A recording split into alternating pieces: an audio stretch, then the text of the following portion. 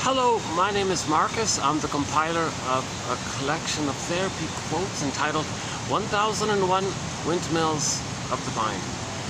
A collection of advanced self-help quotes taken from what's often called the psychodynamic or the psychoanalytic perspective, which long ago, as I understand it, was referred to by some as philosophical medicine or narrative medicine, helping one to be their own story doctor, helping one to find their narrative truth, their true story. We don't want to lie to ourselves, and that's a defense against the pain around losing our real self. So there's the famous gap between the real self and the unreal self, I guess, or the adaptive self, and that's psychic pain. And John A. Sanford has a book entitled Healing and Wholeness. So if we're more whole, so to speak, more integrated, more connected with ourselves, more in touch with our real self, that's healing if we're more whole like that. But with trauma, we split off, bury, deny, disassociate, down a tunnel, down a cavern where the light has never shone. Our real self. Sometimes in myths and fairy tales, that's when the baby's in another land, another forest, symbol for the unconscious.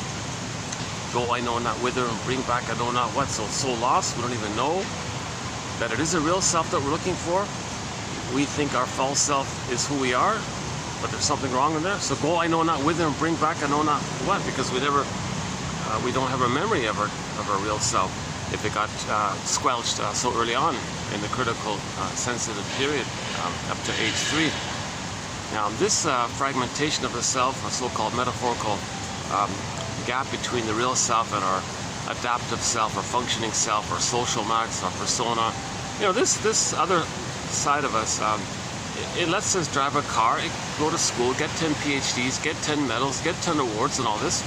That's great and all that, but we live to the extent that we feel, right? If our feelings, okay, which come from the real self, okay, and our real self is our ontological self, our sense of self, right? I feel therefore and the self, this kind of inner life, this sense of embodiment, and then from the embodiment comes the sense of being, and the animating emotion from the beingness is joy. So joy is the serene, inexhaustible fullness of being, and then so joy is like the main animating pleasurable emotions when we're connected to ourselves. But if that inner life is frozen down a tunnel, so what the child does with trauma, he thinks it's too dangerous to have his soul, like his real self. So the baby does an ingenious thing. He puts his soul into cold storage. Okay? So that's the image of the frozen woolly mammoth and the block of ice. Some people call it emotional hypothermia, emotional catatonia, emotional coma. Some people call it petrification, like scared stiff. In myths and fairy tales, when the real self, when a character that's a metaphor for the real self becomes a statue, okay, that means the feelings can't flow, they can't feel alive, things harden up, dry up, so we say somebody turned to stone. For example, Echo turned to stone. So Narcissus and Echo are just two aspects of one mind, of one person. Okay? So if the child isn't loved, he's stuck with that illusion that it's all about him, which babies begin with in the uterus, it's all about them. So if they're not loved, they're kind of in that place, and they're stuck to that place, or they revert to that place under stress, or they never got enough love to leave it, so they're stuck there. So what happened to the real self? Well, the real self, it's denied, and the storytellers would say, well, it's repressed, but it's disassociated. So they would say, they would do it both. They'd say it's repressed, buried, and then like a ghost of it is the Echo character flying off this, mythical little beautiful character, right? And then, but at the end of the story, Echo becomes a statue. So that means that the person's inner life froze up, turned to stone. Okay, so related to the statue image is that the story with the carpenter who took a block of wood, carved out this little figurine of a boy, and then was praying for his little wooden figurine made out of wood boy to be real, to be human, to come alive, to be real, to be alive, right? Likewise with the Velveteen Rabbit story, that stuffed rabbit, kept saying, I want to be, what does it mean to be real, to feel real? Gee, I really want to know what it means to feel real and be real. What could someone tell me, kind of thing, right? Again, a metaphor that with trauma, we don't really feel alive and real. Joseph Campbell, the famous mythologist, concluded his career with the statement, as I understand it, that the hero's journey, his famous expression, the common universal monomyth that all people engage in, i.e. get back your real self. This monomyth, he describes it as, we want to feel real and alive. So we want to get back our sense of self and make sense. And then, by the way, Kristen Wilson says if you're not in your body, you're not making sense. Literally, and it's disembodied discourse that causes all these confusions and problems. Because with disembodied we're grasping for symbolic mother to help us receive the love. We're crying for the love that was missing, hoping that if we could somehow magically get that missing past love, we can know ourselves and have our real self. So we're not making sense because everything past the age of 3 is only symbolic of mother. So we're searching for symbolic of mother. It's never the real thing, and we keep searching. We're disappointed. We're living in the past, dwelling in the past, not loving life in the present. Still in struggle and battle with the mother in the past, and we transfer that to the present. And others are stand-ins for the mother, or others are stand-ins for you, and you play the mother and tell the world what your mother did to you by doing to others what mother did to you, to communicate what your mother did to you. So you anger the mother by doing to others what your mother did to you, to show her up, kind of thing. Or more benignly, you just expect others to reject you, and that's for you to know that your mother didn't love you. Now, what we mean by that is that the needs weren't met. So whenever people say in psychology, I think generally speaking, especially Janus, he highlights this a lot. We recently did a 26-video special run on the work of the famous 70s psychologist Arthur Janus. Yeah, he also makes a big point about this. When this phrase that the baby wasn't unloved, it just means his needs weren't met. That's what they mean. You got to think of it from the baby's perspective. If his needs are met, he feels unloved, rejected, devalued, shamed, unwanted. Like, what's going on? So he has needs. He has a need for a secure attachment style. Now that secure attachment style, tenderness, affection, reverie, mother's presence, positive attitude, soothing, touch, caress, and letting the child feel safe, have a rhythm of safety with the mother. And the child has developmental needs called a secure attachment style. So safe time in the uterus, natural birth, 4 to 5 months, an extended blissful oneness with the mother, skin to skin, natural feeding, eye contact. Yeah, there's a phase between 4 to 5 months and 18 months, and another phase between 18 months and 36 months. So the secure attachment style is sort of 5 parts to it, as discussed 2 videos ago. Oh yeah, go to 2 videos ago. 73, I think it was. This is 6. Today's going to be 6, right? Today's 6, yeah. Yesterday we did 4 and 5. 3, 2773. I think I spent like a good hour on summarizing, as I understand it, this theory about the secure attachment style. Because each of those 5 parts can take like a whole hour in of itself. And very important construct, a theory about the secure attachment style. That's considered a primal need, a raw, basic primal need. The baby doesn't expect to be betrayed, doesn't expect to have attachment trauma, or get the message that he's interrupting his mother's career, or get the message that the mother's resentful around providing love because she never got it herself and now she's supposed to give it. Or the child doesn't expect to be expected to please the mother and serve the mother, take care of her, parentify her, take care of her and serve her and see her and do what she wants all the time. The child doesn't expect to be parentified. He's a little baby who needs a parent. He's not born to be a parent to the parent, to try to save the parent, hoping if he can magically save the parent, he'll have a loving parent who's going to return love him so he can know himself. Oh, cunning tale. Oh, cunning tale. And baby's crying, and mother says, oh, baby doesn't like me. Oh, cunning tale. So she has unfinished business with her mother. Those kinds of things. Oh, cunning tale. This phrase, oh, cunning tale, comes from Emily Dickinson. I've been using her poem about trauma a fair bit recently. A great hope fell. You heard no noise. Okay, back up and say, we're talking about attachment trauma, relational trauma, interpersonal trauma, okay, which leads to stunted development, arrested development in this real self area. When the real self, the authentic real self, the word of the year by the Merriam-Webster Dictionary Company last year, 2023, was authentic. We're born with an authentic real self. It's authentic, it's real. It's emerging, it's not fully blossomed yet, it's just emerging. It's there, and it's growing, it's developing, and for its full blossoming and development to the age of 3, it needs a secure attachment style. So that authentic real self Okay? The child expected mother there, a blissful oneness with her, and a positive relationship with her, and so on. Right? So a baby had a great natural hope for this when he makes the transition from the water world to the land world. There's like a whole new world for the baby. There's like a great hope that that mother will be there for him, kind of thing. So this, still there. Got a guy making quite a lengthy cell phone talk, just in my visual there. Got to be finished by now.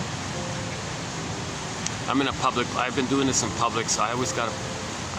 You'll see me distracted a fair bit in these videos when people pass by. I'm near the entrance, by the way, so there'll be a few interruptions, and guests are coming and going, kind of thing.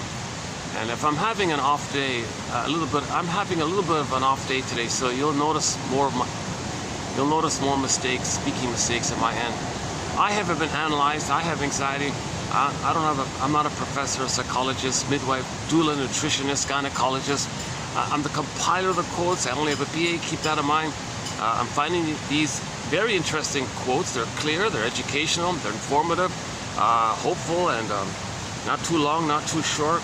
And I think they give us what Jenna Paris calls night vision, a lantern to see what's going on inside. I mean, unknown, dark shadow, we don't see it, like a dark forest. So we don't know where's our real self. So it's kind of lost like that, it's dark. So we need a lantern. These quotes, these 10,000 quotes that we have in our collection are like a lantern. Roughly every video, 10 quotes per avid. Today's a bit of an exception. It's going to be almost, it's like 25 or something, but they're very short. So we'll get to that in a few minutes here. One sec. Oh, I love this place, yeah. It takes me a while to get here. I'm drenched in sweat by the time I get here. But luckily there's a bit of a breeze here today, so maybe it should be okay. Oh, the guava juice was sold out, so I don't have that refreshed feeling. What spinach was for Popeye, guava juice has been for me. If I take a half a liter of guava juice, like the fresh pressed, like the good stuff, the fresh pressed guava juice, oh my God, I feel like my body's been deprived of whatever nutrients are in the guava, and I just feel like really like a relief, and I feel much better, and I can go for like 8 hours or 10 hours straight just on a half a liter of guava juice. And unfortunately, it's usually sold out. They don't get it too often. And at the second shop, it's gone completely. The seller, oh, now he's even standing just right in front of me. Oh, he's even closer to me. Jesus Christ. Talking about him made it worse. Maybe let me just go to another spot for a little while, so I don't feel too distracted by it. Just like my visual, just right in front of me, just standing, talking on the phone to somebody. He's not doing it on purpose. He's just engaged in his phone call kind of thing. But when I'm having an off day like this, I'm more easily kind of distracted by little things. Sometimes I'm rested and I have my guava juice. Fine, I can go through. I can deliver the video smoothly without all these interruptions, kind of thing. So sorry, that's sort of the disadvantage of my videos. I have anxiety. I'm not a shrink and all this. I haven't been analyzed, that kind of thing. So the give back for these videos is that you'll get the quotes posted below. Hard to find quotes, very hard to find quotes. Oh my God. Now today's quotes are actually notes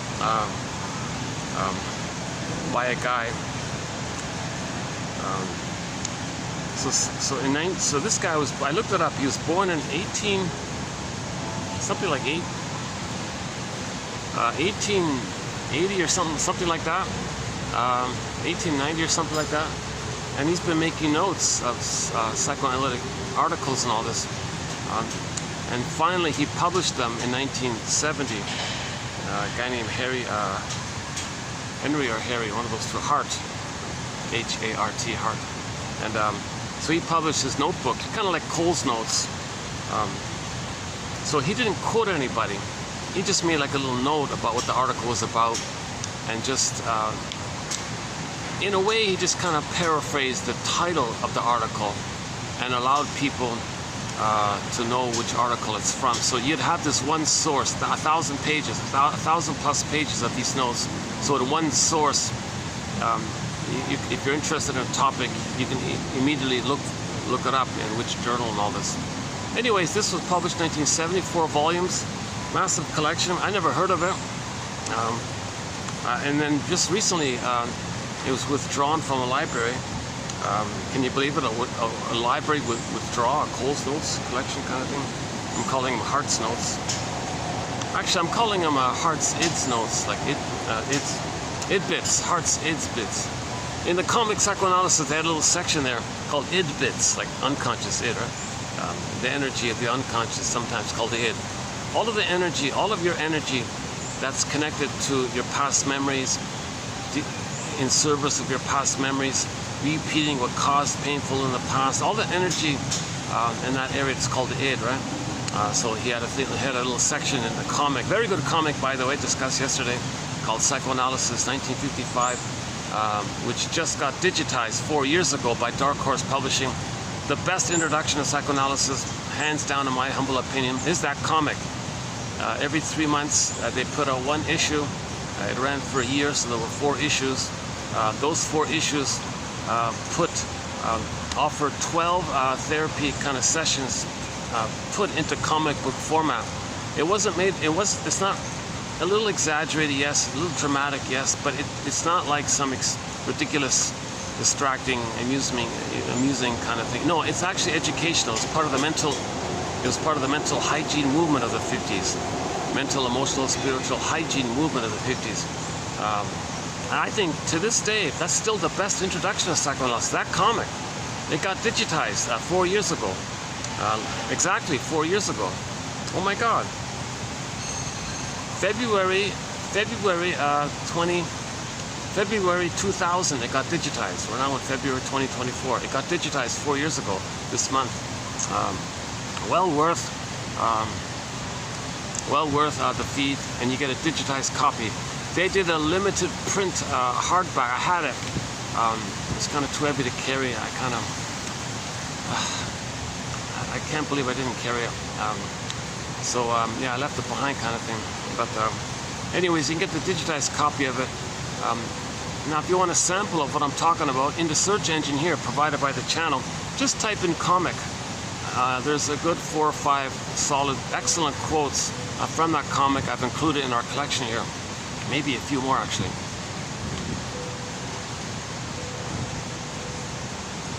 Oh yeah, so in that comic, I remember they had like a little section of like fun little trivia, like psychoanalytic trivia, and in that little trivia section, he called it Id Bits, you know.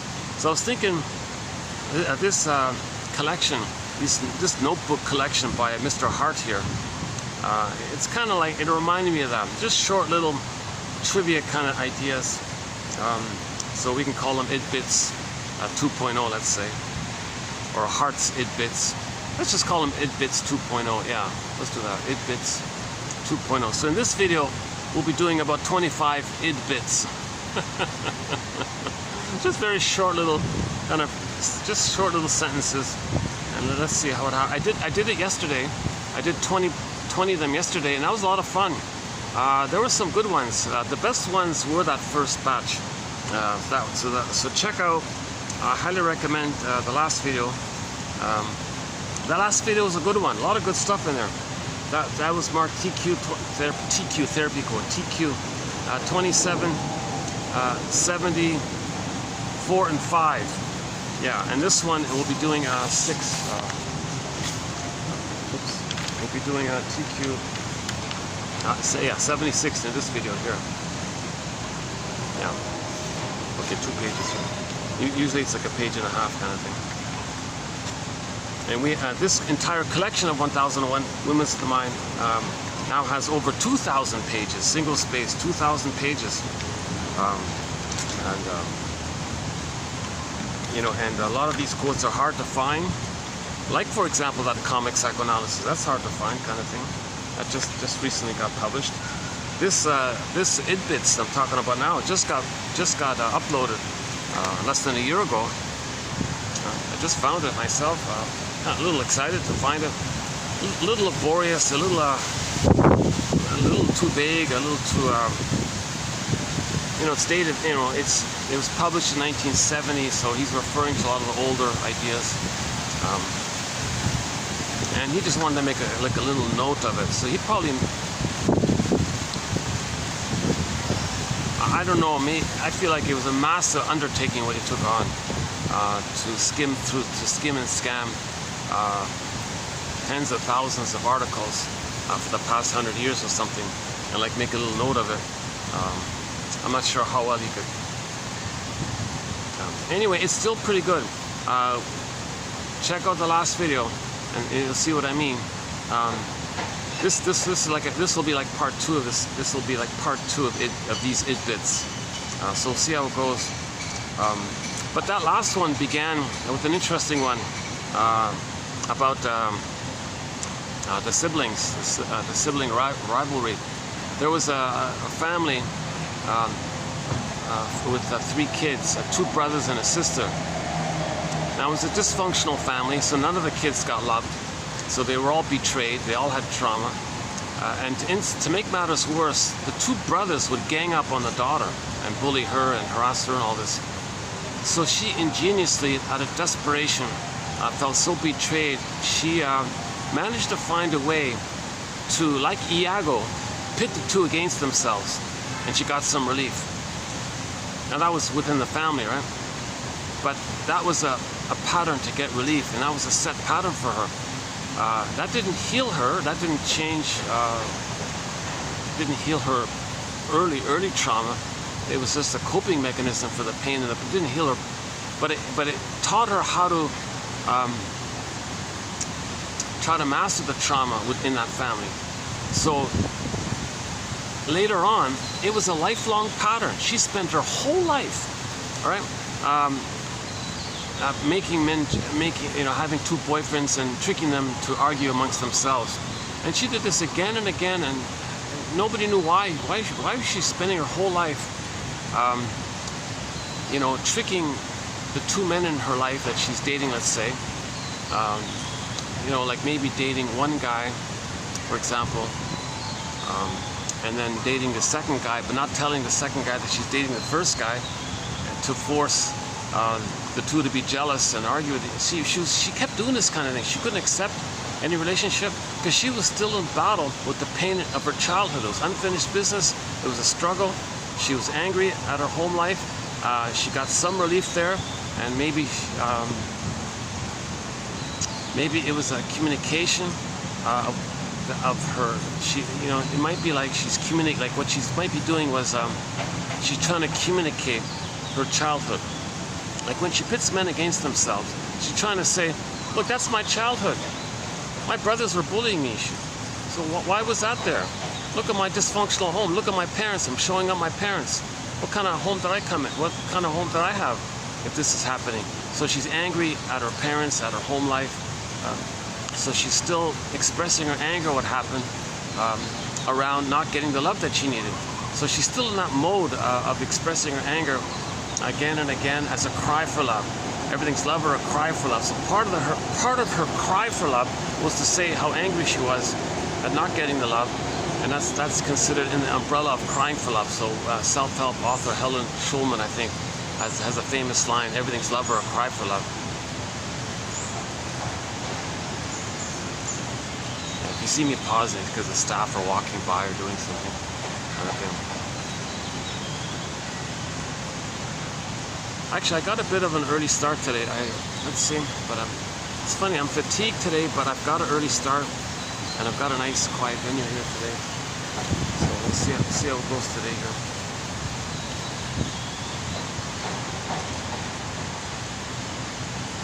Okay, it fits, yeah.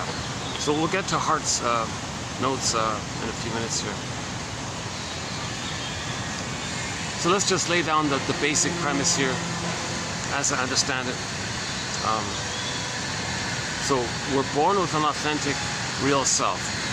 It connects us to our embodiment. It makes us feel at home within.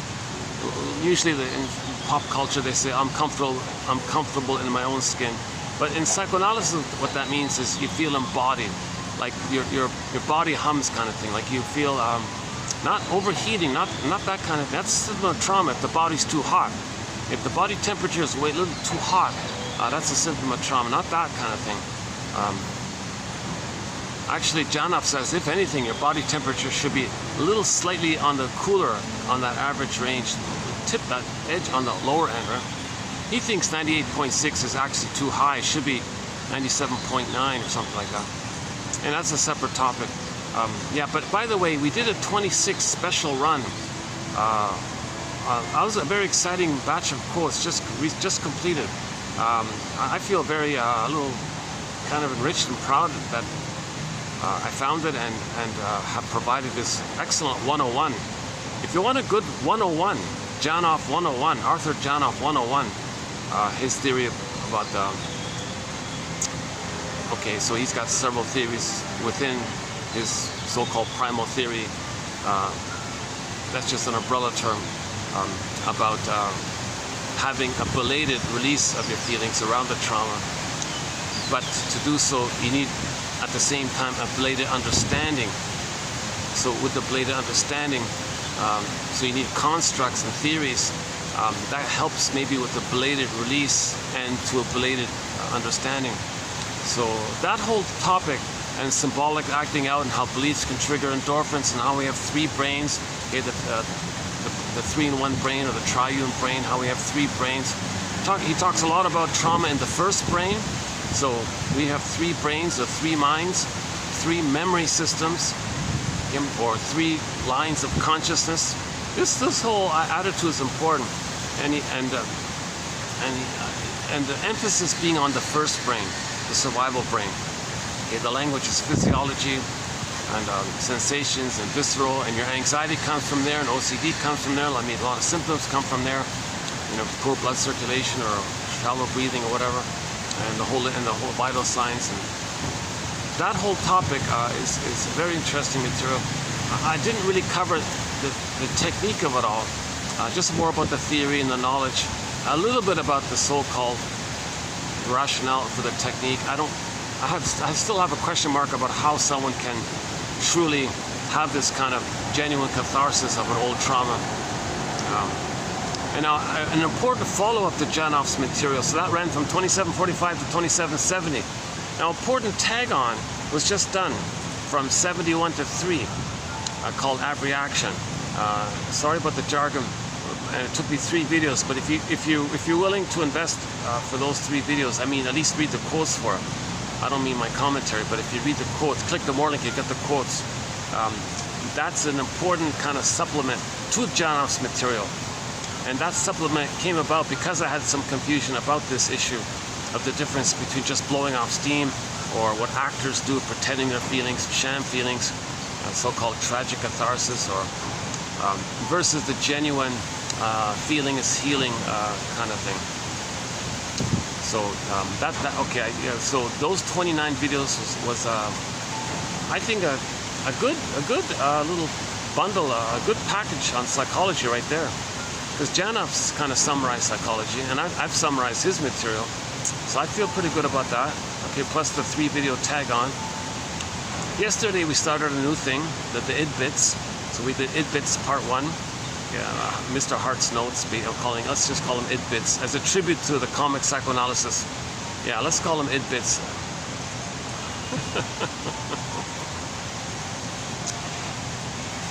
So last video we did some 20 id bits.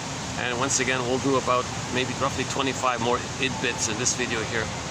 Let's just back up a sec to provide the overall context of what we're talking about here. So this jargon, psychoanalysis, okay, Robert Bly says, forgive psychology for its jargon, just forgive it. Okay, it just means let's know ourselves, let's understand ourselves. Because if our feeling self is frozen, petrified, turned to stone, feeling unreal, you know, and then this real self part is sequestered, like it's repressed, it's deep in the brain, in the first line brain, by the way. That's very unconscious. We're not conscious of what's going on there, but there's memories in there. So that's called repression. Okay, Earth opens up and his core gets pulled down. That's repression. Okay? So another poem by Emily Dickinson, with attachment trauma. So we all know that the baby has to have a secure attachment style. If he doesn't get a secure attachment style, okay, he's compelled to tolerate, put up with some kind of insecure attachment style, but at a huge cost. Number one is real self, okay, Miss Core, the authentic core of a person. Okay, Earth opens up, the maiden, her name is Miss Core, K-O-R-E. Okay, that woman character representing our pureness and all, the maiden, that got pulled down into the underworld. Okay, that means unconscious, first line consciousness, first brain, second brain, third brain. So it went down to the early primitive brain. So the recording, the memory got pressed down. That's called repression. Repression means something about you that you don't know. It's pushed down like that, and it affects your physiology. If you sweat too much or posture, you know, it affects you because it's a pain like this, right? There's a pain so utter, it swallows substance up. Okay, Miss Core gets pulled down, or any kind of image of a character being zooped away, like joy and sadness representing the feelings of a person, got zooped away. Likewise with the golden ball, the vibrancy of the feelings, it went down the well. Okay, the innocence of a person, that could be the baby or Miss Core. So Miss Core got yanked down, the baby sent into another forest, right? Baby put on a little boat down, pushed down this little river to some other, another land, like another forest. So we live in two worlds kind of thing. So the real self is in one world, called the unconscious world. You know, the unconscious world. So this is in the brain, in a part of the brain called the non-reporting brain. So our brain would like to send us information so we can be aware, but when it can't, that's called the non-reporting brain. Okay, and because there's so much pain there, and we can't accept it, so we bury it and numb it. So the pain, okay, and how it works. Janus's little idea of how it works is when the baby doesn't get his needs met, he's shamed. Okay, imagine a screen painting by the artist Edward Munch. I mean, like a baby version of that. So the baby's trying to scream like this, persecutory anxiety. That's his identity. His authentic self, that's all he has. He only has his identity. His whole identity is going to be rejected. Oh, cunning tale. Doesn't even need, he's not going to make it. He's a goner. If mother's mistletoe, malatoon, bottle schedule, where's his mother? What's this? The trust is broken. And now his rage, he takes his own rage, by the way, because of the blur, because of the fusion, and thinks the mother's enraged. The mother just making a mistake or something. From the baby's end, he projects his rage around that and makes the mother some kind of rageful entity. Okay, so the witch one Amy. Okay, now the baby is in a kind of a taking in kind of mode, like they call it the oral, like sucking, like the oral issue, or he's sort of his instinct is kind of taking in the so-called oral area. So he's meant to not just take in food, but like a positive relationship with the mother, the positive warm vibes, the positive memories. He's got to take in positive memories of the mother. So he's sort of in this kind of need to take in mode, right? He doesn't give back or anything. He doesn't say thank you. Like he's just receiving. It's just one way like that. Okay, he's still developing, right? So when that unmet need continues to be unmet, the baby's getting angrier and angry. He's going to become enraged. Too much excitation. So he takes and attributes, okay, as a coping strategy to not feel too much cortisol. He's trying to protect himself from his own system. He does a trick where he projects his understanding of himself as being a hungry, enraged wolf. No, the mother's a hungry, enraged wolf. I'm not. The mother is. That seems to trick the brain to not send the baby too much noradrenaline, all the stress hormones, cortisol, etc. So he still feels like a hungry wolf, but if he thinks that the mother's like that, and it distracts him. It distracts him that he's like that, so he's not in danger because he's numb to himself, and the mother's like that. Then he can deny it and separate it and compartmentalize it and then hallucinate a goddess and be safe with the goddess. It's called the splitting mechanism. Baby's a kind of a genius to figure out how to cope with a traumatizing mother, right? So there is such a thing as birth trauma and prenatal trauma, child abuse in the womb. Janus talks about this, child abuse in the womb, child abuse at birth, you know. So that's a huge topic discussed 2 videos ago, yeah. The 73 one, I think. Oh, hi. Hi. You're preparing, right? Yeah.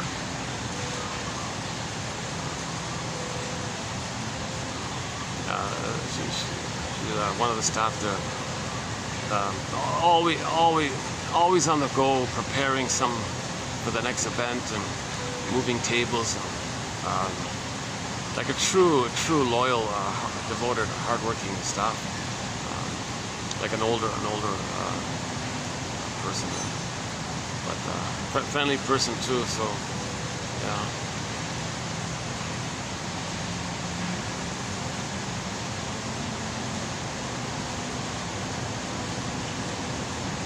Yeah, sometimes when there's like a lot of events, they gotta work overtime and all this kind of.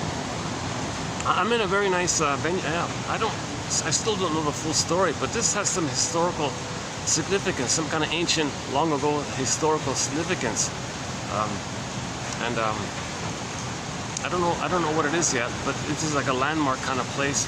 So I don't know when it got converted, but now it's a restaurant with 2 stories. Yeah, you can see it there, 2 stories, just behind the yellow flowers there. There's a building, and they got a couple of swans on one end and some peacocks on the other end, some rabbits for the kids. Oh yeah, back to the rabbits. Yeah. So imagine a velveteen rabbit talking to one of those real rabbits. Hey, real rabbit. We got a peek of this. Let's get a peek of the real rabbit. Let's see.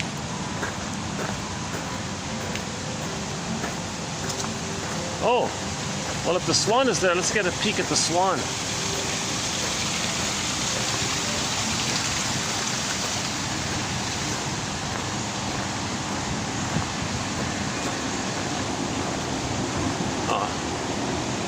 Sometimes he flaps his.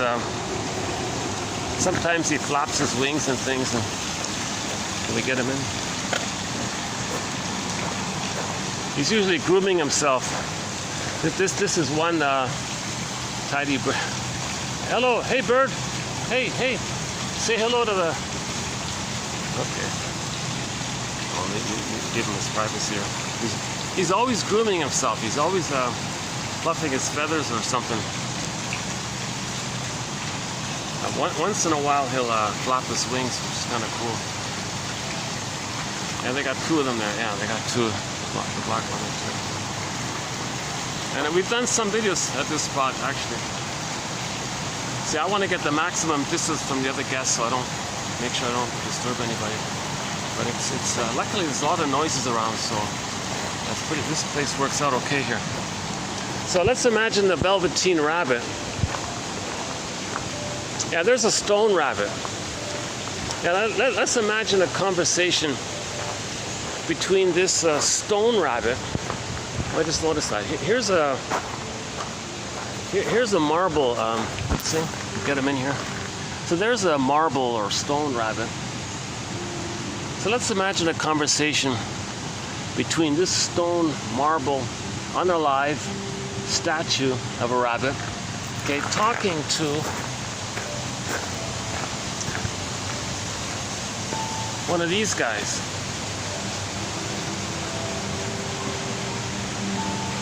Okay, so let's imagine that stone rabbit could somehow, where is he? He would talk to him, these 2 guys. Hey, 2 guys, well, how does it feel to be real? I see you nibbling away, and oh, there's another one over there. Can you tell me what it's like to be real, to be alive? I'm tired of being a statue here. I'm tired of feeling numb. What is it like to munch on little nibbles and eat? And how does it feel? Yeah, come on, yeah. And to smell and to move around and to hop and things. What does it feel like to be real? I want to be real. You're real. Can you tell me what it feels like to be real? What's it like to be real?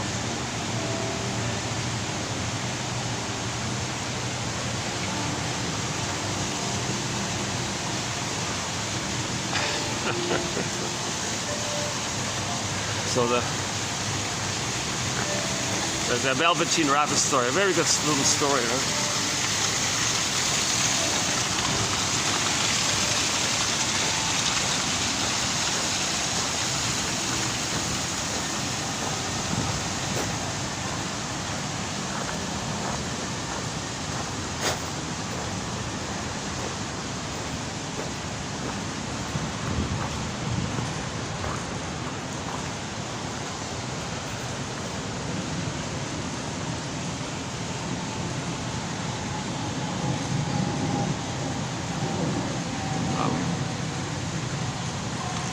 Yeah, so the jargon for the Velveteen Rabbit, or feeling like the Velveteen Rabbit, is alexithymia, no words for feelings, emotional illiteracy, okay, affect phobia, like you're very afraid, you're so afraid of your feelings, because your feelings link to your unmet need. So F and N, feelings and needs are linked, right? Needs met feel pleasant, needs unmet feel unpleasure. Basic link, F and N, feelings and needs. So if you're afraid of your feelings, the feelings are an animation of the condition of your needs. So if the needs weren't met, the feelings are pain. So you're afraid of your feelings because it reminds you of not getting the love, being shamed, being hurt, being and all the pain associated with that. So we don't want to know our feelings because it links us to the unmet needs, which leads to the pain. So the feeling in effect is pain. You know, so we don't want to feel the pain. So simple classical conditioning. No one wants. Baby felt pain with the mother. They don't want to feel pain, but the need is there. So they feel unreal. They feel unreal. So the velveteen or stone or statue rabbit says to the real rabbit, "Hey rabbit, come on, talk to me. Give me some inspiration here. What does it mean to feel real? I want to be like you. I want to feel real. I want to come alive, like the woodcutter guy. I want to come alive. I want to be real." So that's just a metaphor that with trauma, we feel like that stone rabbit, or Echo turning to a statue, or Faithful John becoming a statue in the Grimm's Tale, Faithful John. So that's what we're looking for. We had our aliveness, we had our golden ball, went down the well, we want to get it back. That's the universal common monomyth for everybody. Okay, we had our authentic self, we lost it. Okay, Robert Blythe's metaphor is that we put our real self in the bag behind, and we drag it, and we spend our lives trying to get what we put in back.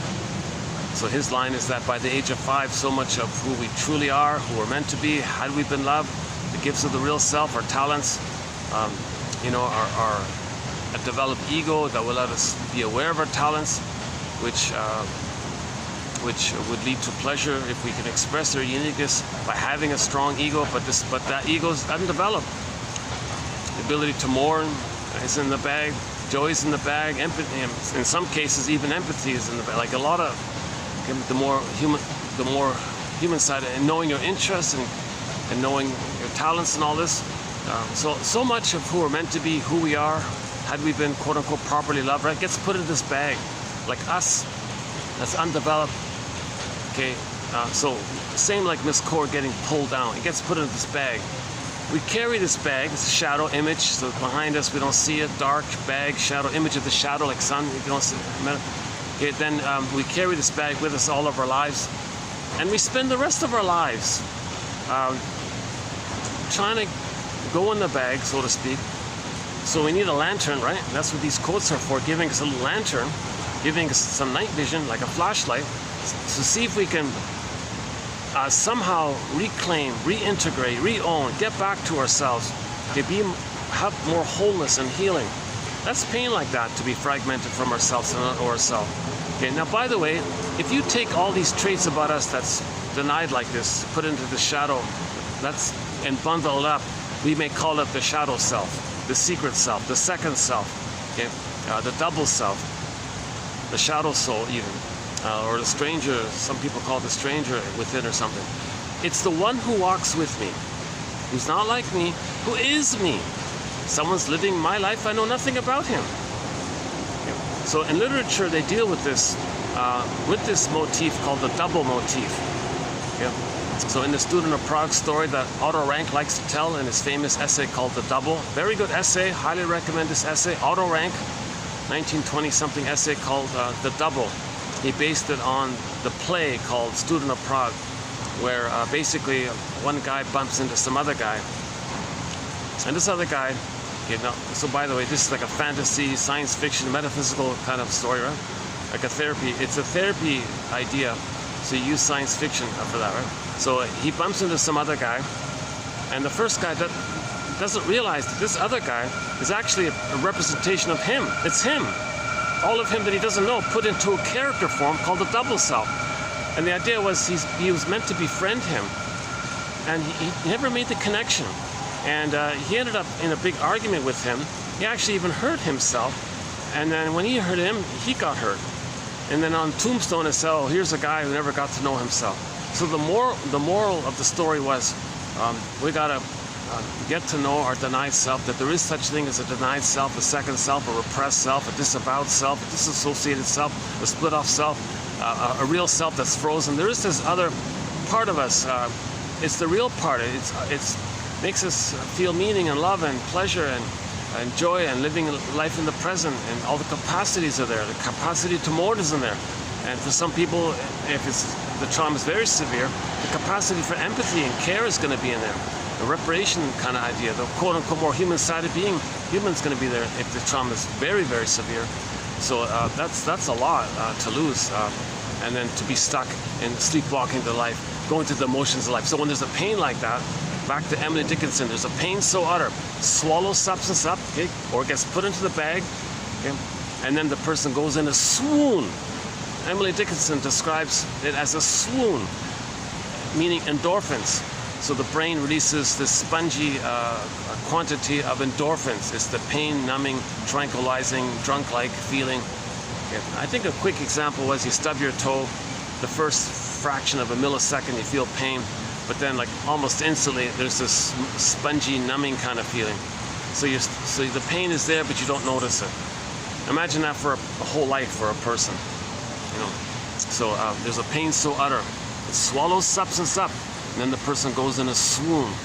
Jesus Christ. Janus describes it as the pain so utter, the baby screaming, it's flash frozen, like imagine an image of the baby screaming, but he can't scream. It's silent, but he can't scream.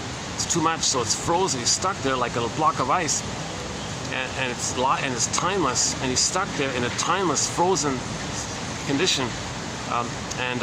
That's pain. So there's a neon light, an electrochemical neon light in front of that little frozen block of ice with our soul, baby self screaming, and it says, unloved, unloved, unloved. It flashes on and off like a neon light. Unloved, that means pain, needs unmet, attachment trauma, betrayal trauma, pain so utter, pain. So this pain instructs the brain to release the swoon, endorphins, pain, endorphins.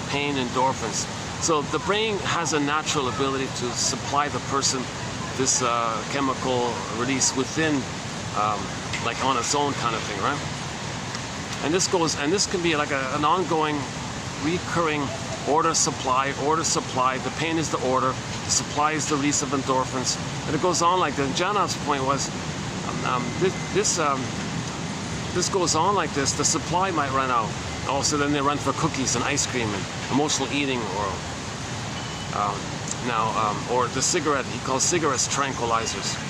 Or you can use beliefs, by the way. Beliefs, that's a whole topic. It took me 26 videos. This whole topic about beliefs, how beliefs can trigger endorphins. I think the chapter title was the guy gave up booze for God, like how that worked, the booze for God thing. The person is addicted to both. Both have the ability to release the endorphins inside. So they're addicted to their own inner chemistry. They don't care how they get it, the method they get it. They need that inner release of the endorphins, either by the substance they consume, or this issue of the power of fantasy and belief and imagination and poetry and suggestion, and then the hope, and then you feel, oh really? Your mother's going to be there, disappointed, pain, endorphins. You replay the kind of cycle like that. So again, the Janus material is an important batch of material. It's not the whole thing. It's just a piece of the puzzle. But he offers a key piece of the puzzle. You know, some people call him, just to give him a little credit, I know his name kind of got damaged a lot in all this, but to give him some credit, some people help out in this area by calling him Freud 2.0. I thought, when I first heard that, what do you mean, Janus is Freud 2.0? What are you talking about? Well, originally, the story, originally when Freud started out, he wanted to study trauma and all this scientifically by measuring people's vital signs, you know, and doing it via understanding our psychology, via measuring our biology. So he wanted to be like very scientific like this. not enough data or something, so he kind of detoured it, put it aside kind of thing. And then he looked at the literature by Goethe, because that was sort of his mentor. Apparently Freud became a doctor originally because of Goethe and all this. So he was inspired by him. And Freud, when he did his writing and all this, it was in the style of Goethe. So Freud's writings won the Goethe Award for literature. Yeah. So we don't know it in English because the English translation is all perverted. It's all messed up. Forget it. The English translation is just wrecked it all. So I wish I could speak German. I would translate it for you myself if I knew German. At least I would try. So unfortunately, there's no definitive, there's no decent translation of Freud. He wrote in German. So that's why we don't have any Freud quotes, because of the translation problem. Now, thankfully, we have the Lepanch and Pantalis book called The Language of Psychoanalysis. I've got some of the best quotes from that book, 1969, Dictionary of Psychoanalysis, Lepanch and Pantalis, because they know German. These are French guys. They took it from German to English, from German to French themselves first, and then they themselves took it into English from there. So we bypassed that perverted translation by those. Let's not get into that topic. Okay, I'll give you a quick example of the perversion of the translation. For 3,000 years, humanity has talked about this issue of emotional catharsis, emotional freedom from trauma. Because when there's trauma, we use a defense to bury it. So there's this bottled up kind of inability to feel because of the trauma. So what do we do now? How do we heal from trauma? So we've been talking about this idea of, well, can we admit it and let the feelings, let the body and the feelings be released from the blockage and the pain of the freezing memory effect? So that topic was called catharsis. And all throughout history, there's two kinds. There's the genuine one, the healing one, right? The authentic, genuine catharsis, like linking your memory and your feelings specific to you and your awareness of it all. And there's a release, they call it a belated release of the feelings from the trauma that was from the outside, and then from the inside, a belated release. And along with it, simultaneously, there's going to be a belated understanding, a new understanding, a higher level of new knowledge and understanding. And your insights come in. So now you understand why you lived the way you did. It's that kind of thing. That's like a genuine or positive or normal catharsis. But also, there's another kind of a fake catharsis that actors do on stage. So people on theater, people on the play, on the stage, you know, they would pretend to act as if they had that emotion. What if I had that emotion? Let me pretend I have this emotion and show this emotion. That's not from their personal memory or history. That's like a showy kind of thing, a sham kind of thing. Or sometimes actors would imitate others who have certain feelings and then pretend they're them and then display feelings while they think they're somebody else, also a sham, right? So I was saying at the time, let's say the director said, okay, pretend you're angry. I'm not angry. All right, just pretend you're the Hulk then. Oh, okay, I'll pretend I'm the Hulk, but it's not. So it looks showy, looks dramatic, but there's no genuine healing. It's just like a showy kind of thing. And it's genuine. And another variation of this phenomena of fake catharsis is just blowing off steam. So the inability to feel, okay, that's pain. That pain and the energy of that pain builds up like a pressure cooker. It steams up, called tension. You see some people holding a lot of tension in their body, very tense and all this. So that's pain from not feeling. Okay, so when you discharge some of the tension and the pain because you can't feel, you feel a little better for the moment, but it doesn't heal. So the steam just fills up again, right? So then you got to blow off steam again. You got to blow off steam again. So you just go through life just trying to blow off steam all the time. You're never really feeling. So is that a catharsis? No, that's a tragic catharsis, or that kind of thing. So there was a confusion about this issue, and so Freud said, let's create a term to just identify the positive one. Let's just focus on the healing one. So he created a neologism, right? A new word in the German language called Abrierung or Abrieren. Two ways of. Let's just stick with the original. Abrierung. So Freud came up with a new term called Abrierung. I'm probably not pronouncing it correctly. Something like that, ballpark. So Freud came up with a new term called Abrierung, and everybody in the German language, everybody who knows German, understands German, they understand, okay, he means the positive one.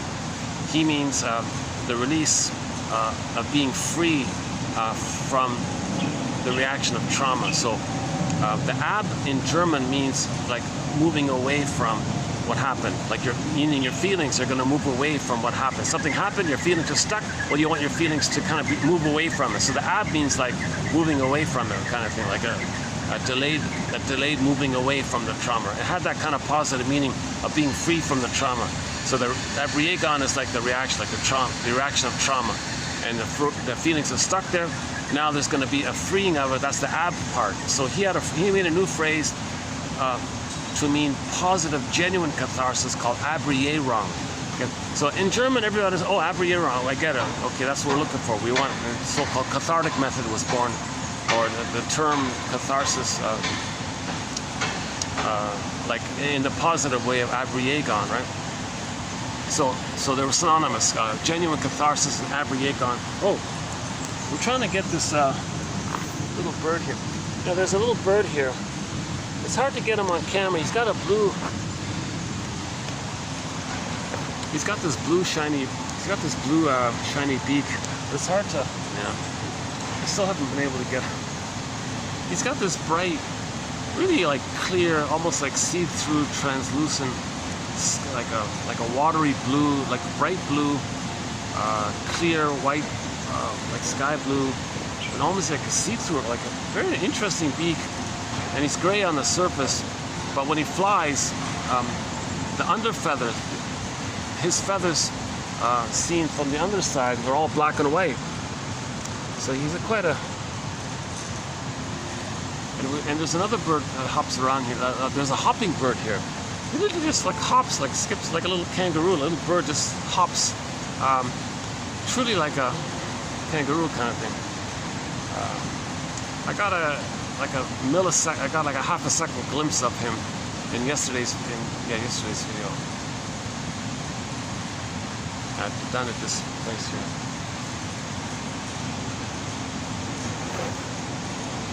Yeah, so that's fine, right? So okay, everyone's okay with that. It gave things to. So Freud gave up the biology side of it all, and then created some new jargon, synthesized with Goethe and Ibsen and all the literature people and philosophers and from ancient times. So he tried to synthesize and give new life and bring it up again.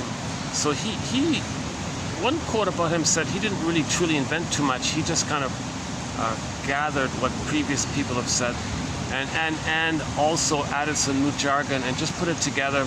And maybe the timing was right, and so there was a huge enthusiasm with his work and all this, right?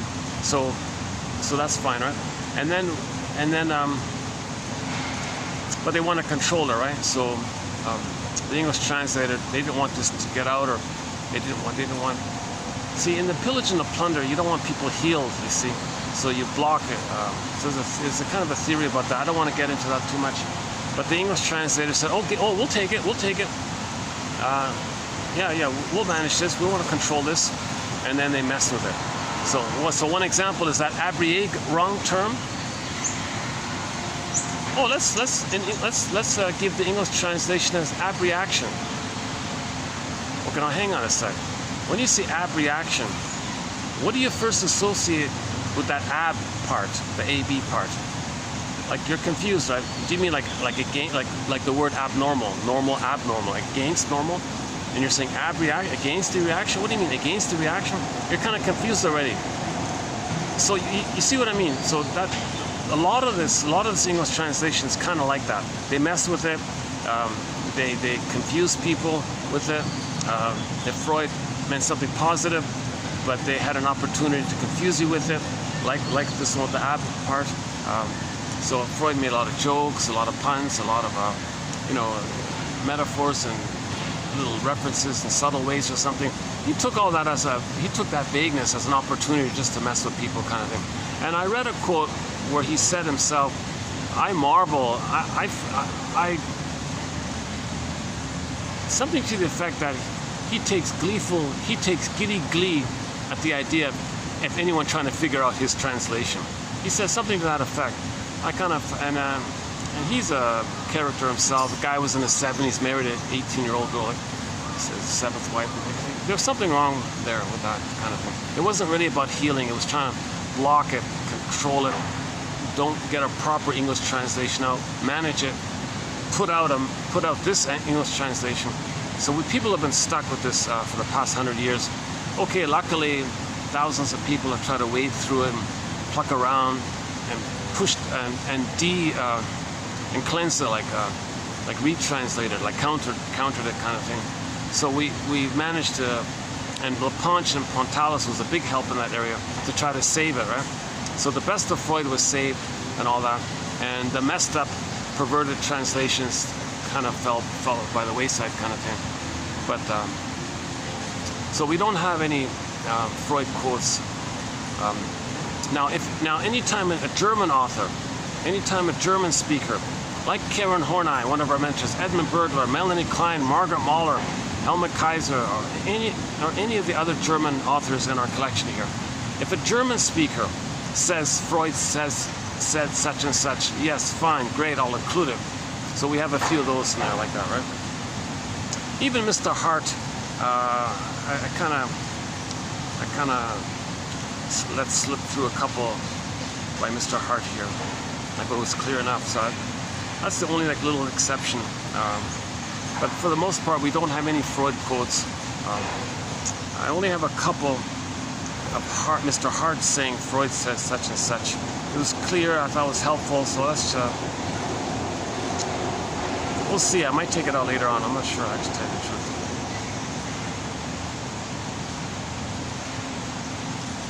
It's coming up in this batch, I think, yeah.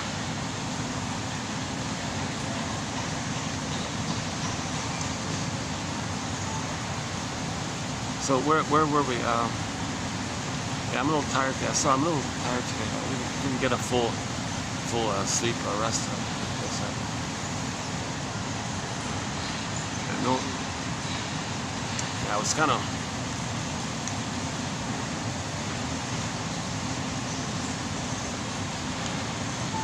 No, I want to take advantage of this opportunity here. Soon the sweltering heat is coming. And I don't know if I'll be able to do this outdoors. It's hard to do it inside. You know, the staff did offer me a fan at one time, so I might be able to have a fan near me, and I might be able to do this when it gets hotter.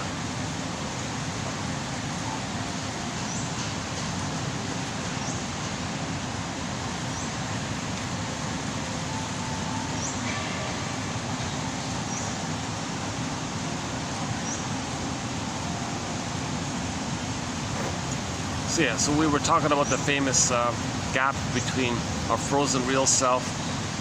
Okay, now that real self, if this freezing takes place prior to 18 months, it's going to lead to what are the narcissistic personality, what are the stinger personality patterns? The narcissistic types, the various types, the bully type, the Iago type discussed yesterday, and so on, that kind of area. If the freezing takes place post 18 months, but prior to 36 months, the psychological work time, that leads to more like the caretaker, pleaser types. The clingers and the pleasers, you know, they accept their humanness. They don't shame others to tell the world what the mother did to them, like the stingers do. They give up their grandiosity. The stingers still cling to it. The problem with the clingers is they never quite got enough support to know their interests and have confidence in expressing their interests. And because what happens was 18 months to 36 months, when the child is learning about things and he finds something, hey ma, look at this, or hey dad, look at this, and the father, mother says I'm busy, okay, then he never knows what he really likes kind of thing. He never got any kind of support or acceptance or communicative matching or improv with the parents, or he never got the message that he can learn and not lose his parents. The message was, if I learn, I lose my parents. I don't want to lose my parents, so don't learn. So they're kind of in that place. So that's why they don't really fully become personally successful or something, because they're scared they're going to lose their mother all the time, right? Now the stingers are in a different category. They rejected the quote-unquote more human side of being human. They just want to play infantile God all the time. Okay, so once again, all babies believe they're little gods. They're on the throne. Okay, so let's mention this part. Our first two quotes in our id bits today. We're going to need this build-up here. So, in the uterus, the baby's eyes are closed. He's floating around in the amniotic sac in the water world. He's considered to be in a blissful oneness with the mother, blissful feeling, oceanic feeling. Now he's got his authentic self, assuming he wasn't shock traumatized at some prior point that froze him up at some prior point, then he's just going through the motions numb-like. Assuming he's not sleepwalking in the womb, right? Like going through the motions and all this. Assuming he is alive and all in the uterus. So he's got his golden ball. He's got his feelings, he's got joy at the console, he's enjoying the present. Plus, the baby's in a blissful oneness with the mother. The power of the mother, he thinks is his power. That's called infantile megalomania, egocentricity, the glorified self, the idealized self. Okay, the baby's on the throne. He thinks the power of the mother is his power. It's all solipsism. The baby doesn't know where he ends and begins and where the mother ends and begins. It's just him, and everything is either for him or is him. Oh, there's that black, yeah, there's that black and white one. Oh, yeah, not gonna see him. He's hopping on the curb there. I'm not gonna see him. Yeah, good looking bird, eh? That's the one that hops around like a little.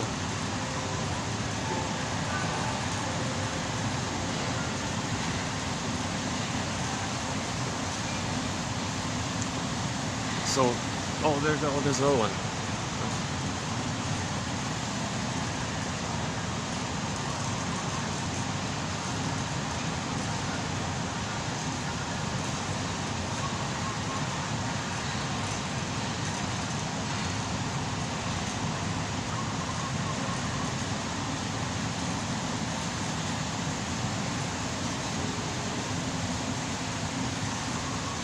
Okay, so there's a theory here that the baby is in a blissful oneness. Robert Bly jokes he's in ecstasy. He's in paradise. Garden of Eden, Shambhala, Shangri-La, Avalon, Nirvana. The baby's in a Garden of Eden. He's in a blissful feeling. His needs are automatically met. Like, wow, is he so powerful? Is everything around him just to serve him? Is he like a king like that? Now, does his thoughts create it? Does he have magical thinking called infantile omnipotence or unconditional hallucinatory omnipotence? Like, is he so powerful and special? Is he like a magic man, a magic baby? Is he like a emperor, king, emperor, those kinds, like some kind of on the throne, right? Yeah. So he feels pretty special. He feels he's one, exclusively special and one with this grand power of the mother. And this grand power of the mother is just there for them. And maybe it is them. And it's all fused, it's symbiotic, it's meshed, it's merged, it's all one like this. And he's alive and he's happy. So Robert Bly jokes, times are good. Right? And hence the joke, we spend the first 9 months of life trying to get out of the womb, and the rest of our lives trying to get back in. Oh, there he is, trying to get back in. Yeah, check out, check out the way this guy hops, eh? Oh yeah, you can't see him anymore.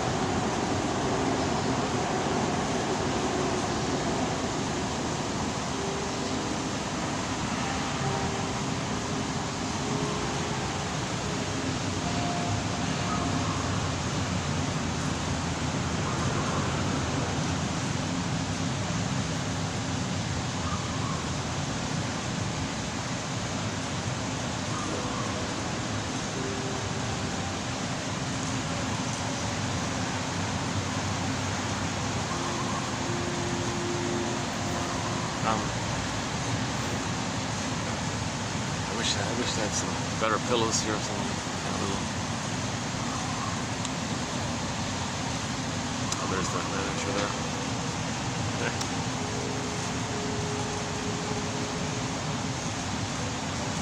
both of us giving each other a kind of a forced polite smile.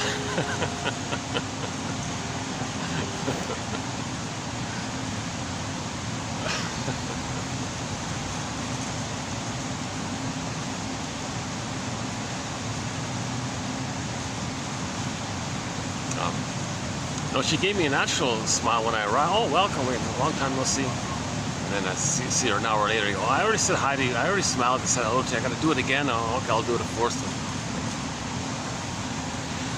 Okay, yeah, sorry for all these little. I do that sometimes. I go off on these little. It's my way of taking a break or something. Maybe it's a little bit. Yeah, maybe it's my way to relax for a minute. Okay, so where were we? Back to the uterus, yeah. Back to paradise. The baby's in paradise, right? He's in paradise.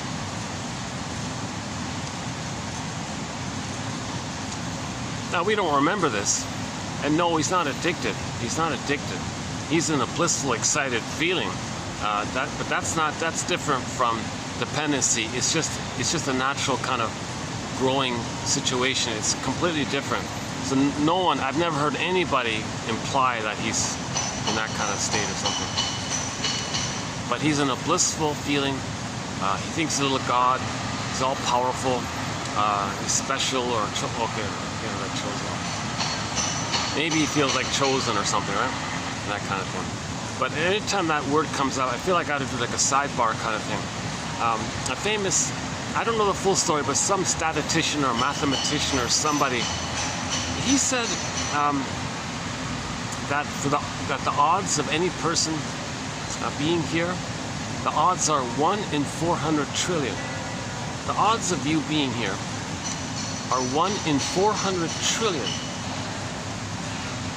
So we're all from the nature, from the great spirit, the great power, this great nature, spirit, and all this. And if we're here from the great spirit, from nature and all this, and the odds of us being here are 1 in 400 trillion, well, from that perspective, we're all chosen. Come on. So, okay, so that's like a positive way of maybe saying it. But in the psychological way, in child development, if the baby's in the uterus, he may feel special and chosen in that sense, right? So it's a little different like that in infantile megalomania, in egocentricity, that kind of thing. And he feels self-sufficient and superior. If he's a little god, he's self-sufficient and superior. He makes everything happen. He has a need, it gets met. He's a god. He has a need, it gets met. Right? Needs oxygen, there it is. Needs food, there it is. The center vein sends everything. Doesn't have to ask, doesn't have to say anything or do anything. Just automatically there. For the waste elimination, it spirals up the other two veins in the cord up to the placenta. Placenta metabolizes everything. Right? So he's everything he needs, and it's smooth, no interruptions, no conditions, unconditional needs met, unconditional love, I guess. So he might feel kind of special or chosen like this. So that's why he feels powerful and blissed out, and he's one with, and the power that's doing this, the mother, he thinks it's him, he's that power, he has that power. So he feels so powerful and special. Okay, and so on and so forth. So it's considered to be a happy feeling. He's safe, in bliss, got lots of power. He's a powerful super baby god or something. I don't know.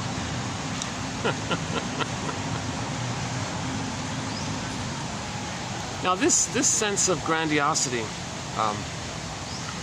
this sense of infantile megalomania continues, by the way, up until the age of 18 months. That's the thing. When the child is loved, it'll naturally dissipate on its own accord, roughly ballpark 18 months. And then at 18 months forward, he has the reality ego that he's a person in his own right, others are people in their own right, and things are three-dimensional, there's ambiguity, things are complex. Okay? So he doesn't think he's a little god anymore, and everything just serves him. He's a person, others are people. So in the godlike place, it's sometimes called utilitarianism or part-object relating. So like, for example, when he's born, the first mother's the breast mother. Doesn't really see the mother like as a full person in her own right. He's just mainly relating to the breast, right? The nipple, the breast. And if he's angry, let's say, and he bites the nipple, he has no concept that he's hurting the mother. So there's no sense of empathy or understanding that others have feelings, because there is no sense of otherness. It's just only him as a little baby king god, everything just serves him. So the mother is just a part, like just a thing to serve him. So he thinks in that kind of terms, right? So that's why the baby needs to be loved enough post 18 months to realize that he's a human, and mothers and people are human, we're all humans, we're all members of this family.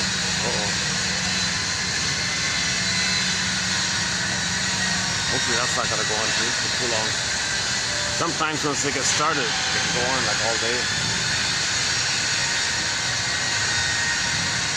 One time I was here, it just went on continuously, off and on. If that's the case, I might be able to move, I'll just move down to where the swans are. Why don't I do that now?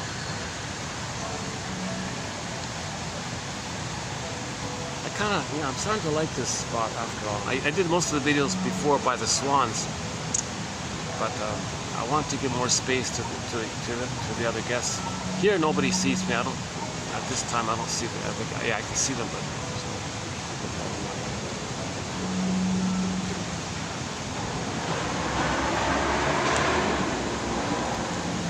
yeah, I keep all my mistakes. I keep all my bloopers and things, and I want to get the quotes out. They're excellent quotes. As mentioned before, a lot of these quotes haven't been digitized. They come from rare psychology books. You know, what if that Hart's Notes book gets withdrawn? Well, at least I saved some of the best notes from it. So I'm saving things. You know, some of the quotes we have here, I found from books that were digitized, and those very same books, I look back, they've been removed. Oh my God, like Masterson, one of our mentors, James F. Masterson. Many of his books have been removed. Are you kidding me? Masterson is one of the greatest psychoanalysts we have, right? Passed away, I guess, 25 years ago or something. 10, 15 books or something. Well, some of them are like article books. But he brings together object relations theory, developmental theory. He kind of synthesizes things, writes clearly, great teacher. So he's definitely a mentor in our collection. So yeah, James F. Masterson. And I thought, oh my God, now his books are not even available like from the digital library. Things are getting removed. And what if those books are all sold out? Like you can't even get a second-hand copy anymore. Well, okay. Well, at least we got the best gems from Masterson's books in our collection here. So it's got like 200. I think there's got to be about maybe close to 200 quotes from Masterson. You know,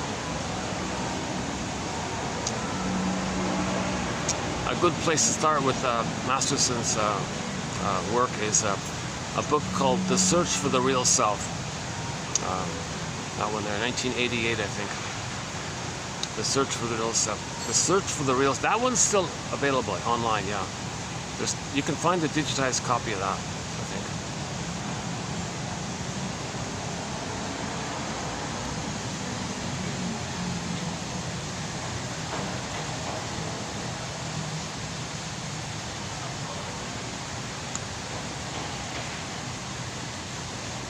Okay, so there's this thing called infantile omnipotence or infantile megalomania or egocentricity. Karen Horney calls it the glorified, the idealized self. Now think about it, pause for a minute.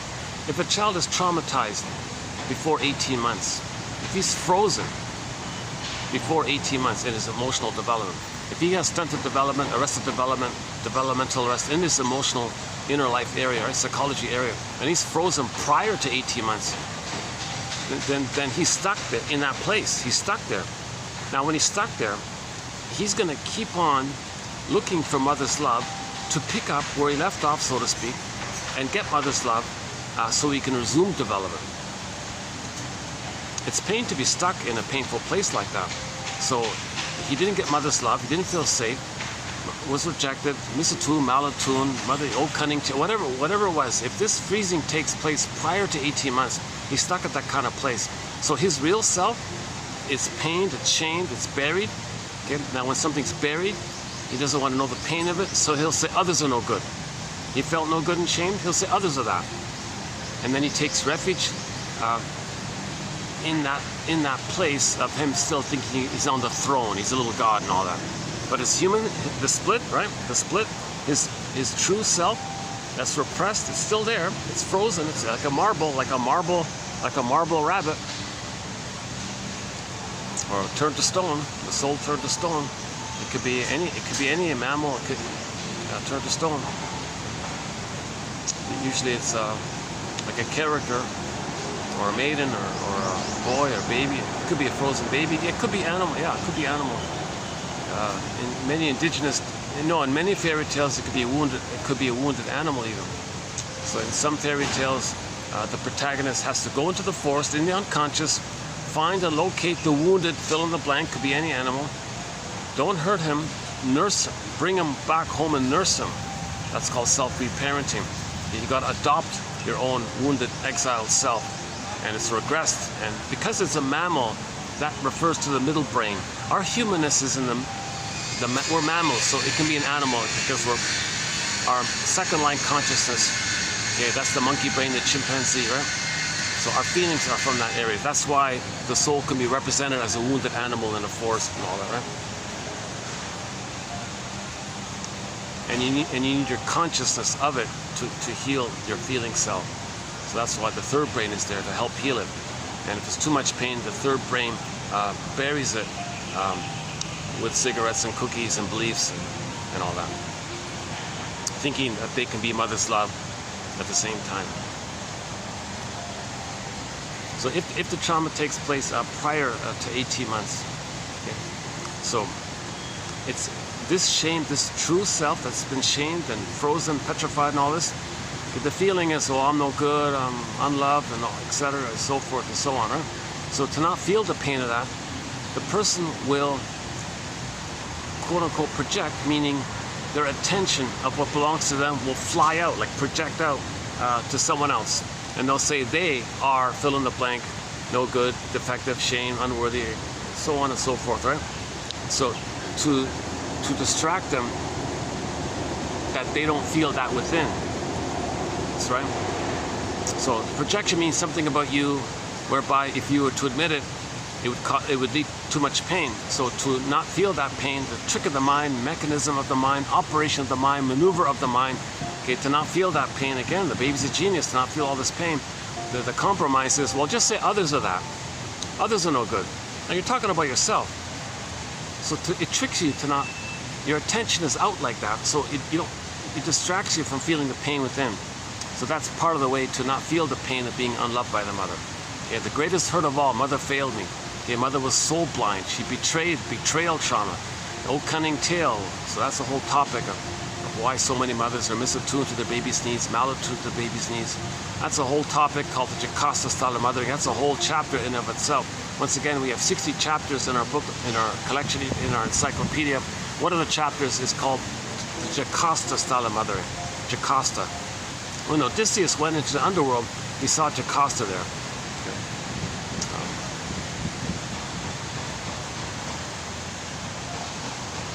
In one interpretation of the myth.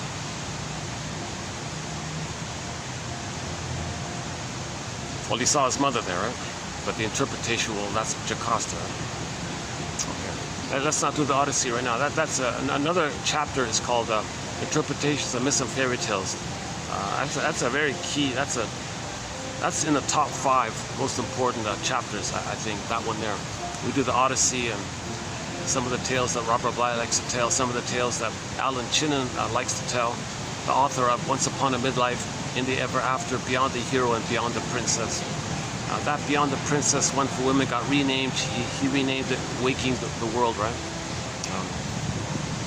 And a little bit about the Restia one, okay, and some fun ones like Wizard of Oz and Piper of Hamelin and some other ones here.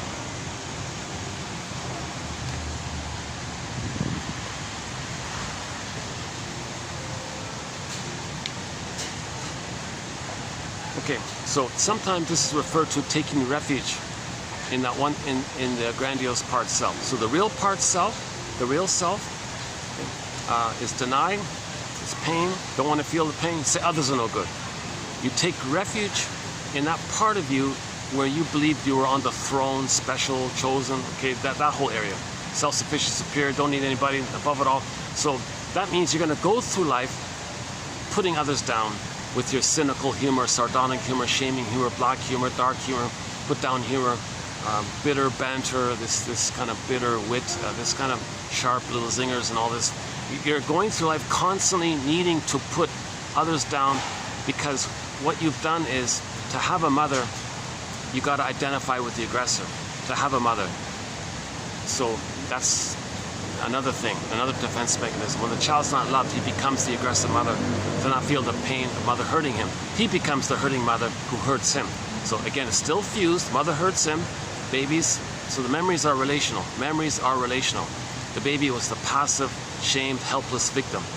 Blurred in one, okay, in the psychology of the active, aggressive, abusive mother from the baby's end, right? So when trauma's before 18 months, okay, the memory is mother shamed him. It's going on continuously. So what he does is, he can't feel that pain of mother shaming him. So he'll find someone else as a proxy for him. Okay, proxy means when someone else feels for you, plays a role for you, does something for you. So he'll find others to stand for him, his innocence. So others will play his soul. He'll see his wounded soul onto others, his innocent, wounded, no good soul onto others. Okay? And then he plays the shaming mother. So originally he was crying for mother's love. Mother said no. Okay? That's the memory. That's the loop, the primary neural circuit loop in the survival first line consciousness brain. That's about survival and physiology, and you're stuck there. And you're stuck there until you can either mourn it or have reacted, or catharsis from it, or if it's before 3, get mother's love so you can move forward. Right? So the person is going to play the shaming mother who shames them. So the memory is mother shamed them, but they're going to be the shaming mother. They're going to play the role of shaming mother who shames them. So they are going to still shame themselves. They go through life with the pain of rejecting themselves, but to distract themselves from that pain, they find others to play themselves and shame them, to replay the cycle, the loop, the infinite timeless loop. Remember, there's no time. In the baby brain, there's no time. Timeless, infinite, no time. All time is that loop time. There's no time. It's just constantly in this timelessness. That Sisyphus image is like timeless like that, right? It's just going round and around. It's just timeless. Any kind of thing like that. So the pain makes the repeat. Okay? The pain makes the repeat. So the repeat is by the pain, and you're in that past. So all time is that past time. The present is still the past. Okay? You transfer the past to the present. You see the present as the past. The present is sometimes called the presenting past. The present is like a new edition or a new replay, a new version of the past. You're still in the past. You're dwelling in the past. What are you doing? You're crying for love. Everything's love or a cry for love. Hold on a second.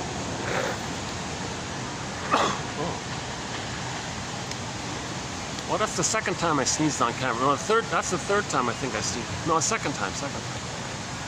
That's pretty good, eh? I've done 1,000 videos. I think that's the second time I've sneezed on camera. I think the sweat is cooling off on me. Maybe. Okay, so that's okay. Sorry about that.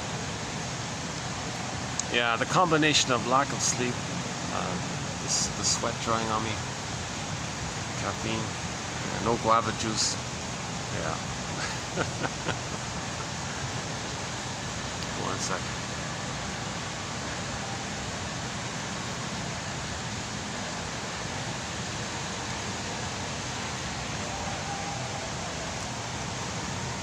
Okay, let's get back on track here. So, something beeped. The exposure is locked. Hold on a second. Is that better?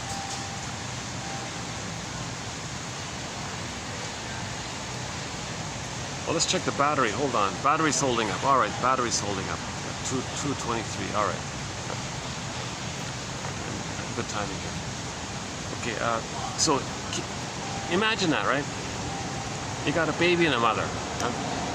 Baby's saying to the mother, "Mother, I need your reverie, I need your attunement, I need your loving presence, I need your soothing, I need to feel safe with you, I need to be in your arms and skin to skin with you, I need like a connection, a safe, warm connection with you. I need a blissful oneness with you, mother. Like it was in the uterus, I need like an extended blissful oneness. It's not just like a land version of it for the first 4 to 5 months. Okay, whatever reason, mother puts the baby in another room, makes them. That's abuse. That's child abuse, by the way. If the baby's put in a crib before the age of 4 to 5 months and mother says let him cry himself to sleep, that's child abuse. People don't realize that, huh? So he'll freeze up inside. And then it creates an image of the mind as of the mother as a monster, because he takes his rage and takes the mother image and morphs it into a monster. You know, like the Cyclops in the Odyssey, or the Boar Queen in the Whitebeard King Balaam story, or so the witch won't eat me in Hansel and Gretel story, etc. Wizard of Oz, same kind of thing. So let's just call this a cry for love, right? Meaning the baby has needs, so let's just call that him saying I have needs. That's like a cry for love. Mother, I have these needs.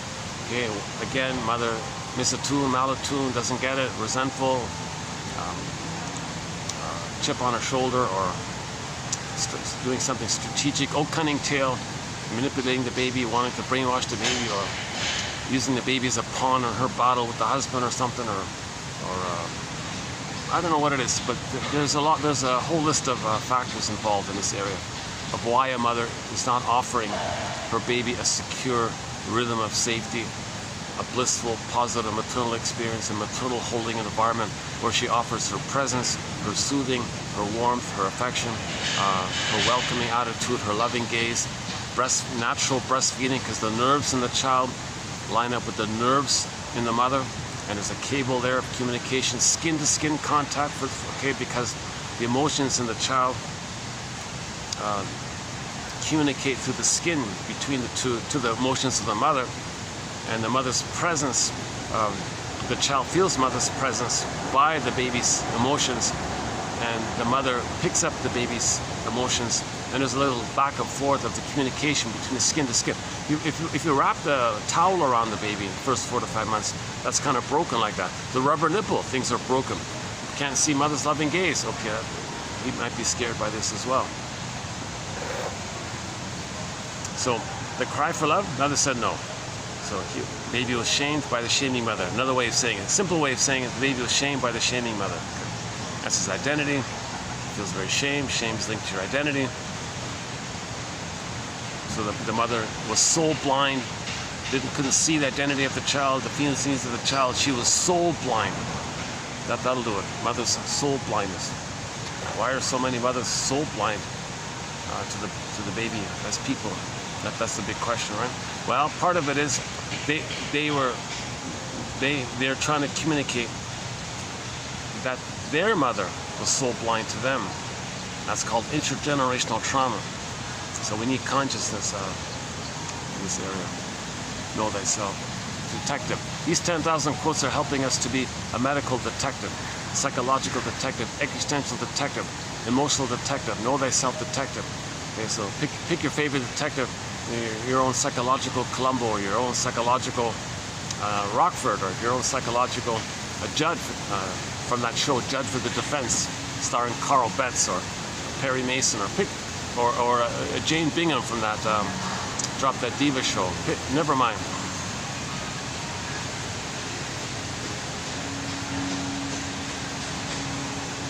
Oh, Heart to Heart. Were they detectives? I guess they were they detectives? I don't remember that show. I remember there was a show called Heart to Heart.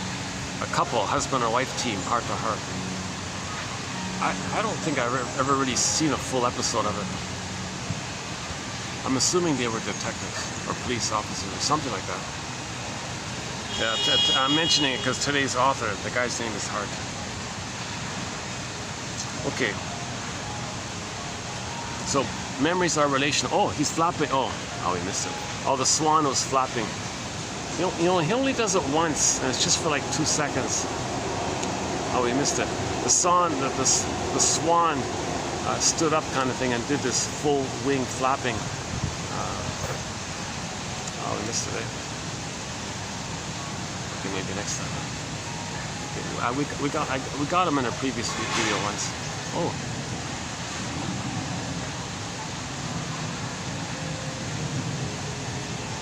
So memories are relational, right? So although it's fused, although it's all blurred up as one, it's still baby and mother. Although it's blurred, there's still two there. Dual mother, infant, dual unity. So the memory is relational. Okay, the circuit like that. It's timeless, that's why it loops around. So you got the mother shamed the baby. Now this is a strain. If the mother does it again and again, many times a day, day after day, week after week, month after month, okay, at some point the child's going to freeze up. If this freezing up takes place prior to 18 months, it's going to lead to one of the stinger personality patterns, as discussed recently. I won't redo that whole topic about the stinger personality patterns. But the main point is, one of the points is when the real self soul, when the authentic core emotional self gets frozen prior to 18 months, okay, he feels shamed by that. It's there, it doesn't disappear, it's just shamed. The shamed self, it's wounded, like the wounded fox in the forest story, an indigenous tale, an Inuit tale, retold by, was it Hugh Lipton, is that right? Called The Curing Fox, yeah. He got that, there's a fairy tale called The Curing Fox. A storyteller found it in an ancient indigenous fairy tale book by the Inuit from up north. So he retold a nice little story called The Curing Fox. So the soul was a wounded fox. The guy had to find this wounded, freezing, starving, hungry fox, nurse him, take him back, and nurse him back to health. When he did, the daughter who was sick became healthy again. So every character in the myth or fairy tale belongs to one mind, belongs to one person. They're not separate outer things. Echo and Narcissus are just two aspects of one soul, right? They're not separate characters. Myths and fairy tales are treated like dreams. They're true on the inside, not on the outside. Every character in the myth or fairy tale is a fantasized personification of some inner psychological element. Okay? Myths and fairy tales are metaphors for psychological trauma, inner trauma. Myths and fairy tales, by the storytellers, they're psychologists. And that's interesting because it's the same motifs. Fairy tale motifs, mythological motifs, okay, in most religious story motifs. Okay. Again, whenever we mention religion or religious stories, it's only strictly limited to the context of when religion is being used as a tool of the pillage and the plunder system. That's another topic, 2725, part 3 of 3, or more on that one. Also by John A. Sanford. He would say that. John A. Sanford would say, if you take a religious story, again, if it's being used in the context of religion being used as a tool of the plunder system, if you take a religious story, don't, so one option is, you can quibble at, was this guy real? Was this place real? Was this time real? Okay. Or he says, put that aside, look for the psychological message. Like in a myth or a fairy tale, you look for the psychological message. Because myths, fairy tales, dreams, and most religious stories, or all of them maybe, ultimately, come from what's called primary process mentation. So the way the mind thinks, it's imaginal, it's exaggerated, it's double-think, it's Alice in Wonderland, flip-flop, double-think. Okay, like Alice says, up is down, left is right, no time. The cat in Alice in Wonderland says, it's mad in there, don't expect any normal logic. Okay, so like think about somebody with the stinger personality pattern. Think about somebody with the bully personality pattern. Okay, mother shamed them, they shame others. Because mother shamed them. Now when they shame others, they're reminded of how the mother shamed them. So because they're the mother, okay, and they gotta have a mother, they feel badly. The bad feeling of what mother did to them comes up when they act like her. So the one they just heard in the present, hocus pocus, auto-hypnosis, double focus, the flip, no timer. The one they just heard in the present, they'll say is the mother who hurt them back in the past. Doesn't make sense, right? But they need to believe it because they need to have a mother. So they act like the mother, and whenever they feel the pain of what the mother did to them, they'll act like the mother, find someone else to do their crying for them. That's the proxy. The proxy does their crying. And they, playing the mother, they say no to the other the way the mother said no to them. Okay, that's called the stinger personality pattern. So all stinger personality patterns have that in common, this doublethink phenomenon, where they identify with the aggressor. Mother shamed them, so they shame themselves, can't feel it, find a proxy to play themselves, the innocence, shame them, to distract them of them shaming themselves, i.e. mother shaming them, because they become the shaming mother who shames them. See, it's wild, right? It's called primary process mentation. Now, myths and fairy tales are an attempt to show some of this. That's the beauty of these fairy tales and mythological tales. They're metaphors of this inner world. It's all imaginal there. It's all pictures in there. Things are wildly exaggerated. For example, breastfeeding is a matter of heaven and hell for the baby. Baby's in paradise. Babies need an extended paradise. The babies need an extended heaven. Okay, so for the first 4 to 5 months, he needs an extended paradise. So if the mother is feeding, everything's okay, great, fine, he's in heaven. If the breastfeeding is normal, he's in heaven. His heaven continues. If the mother slips up, doesn't do it, he can't handle ambivalence. He cannot have something other than heaven. If heaven's not there, okay, whoa, he's enraged, projects his rage onto the bad breast, morphs that image into a monster, and now he's in hell. So breastfeeding is heaven and hell for him. So if he's in hell with the mother, he denies it and hallucinates that he's in heaven with the made-up goddess breast, ideal breast. That's called the splitting mechanism. Again, baby's a genius to do these kind of that's primary process mentation. Klein's jargon for this is the paranoid schizoid mode of experience. Oh, there's this one. Paranoid schizoid mode of operating. You know, I spent most of the summer of 2022 outdoors talking about Melody Klein's theory. Strangest thing, those videos are missing. Can you believe it? The quotes are saved. That's good. So yeah, the quotes are saved. But all that commentary, I grappled with it, but I felt like I managed to get it across somehow. That's a huge topic.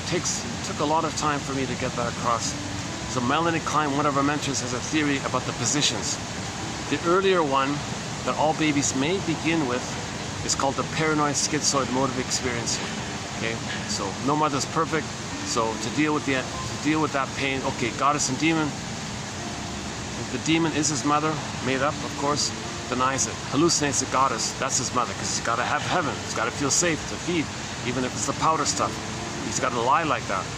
So he's got to believe the mother's good, and he'll deny the reality of the mother hurting him. Then he acts like the shaming mother, and repeats the whole thing with others in a theater thing. So others can play his innocence, he'll be the shaming mother.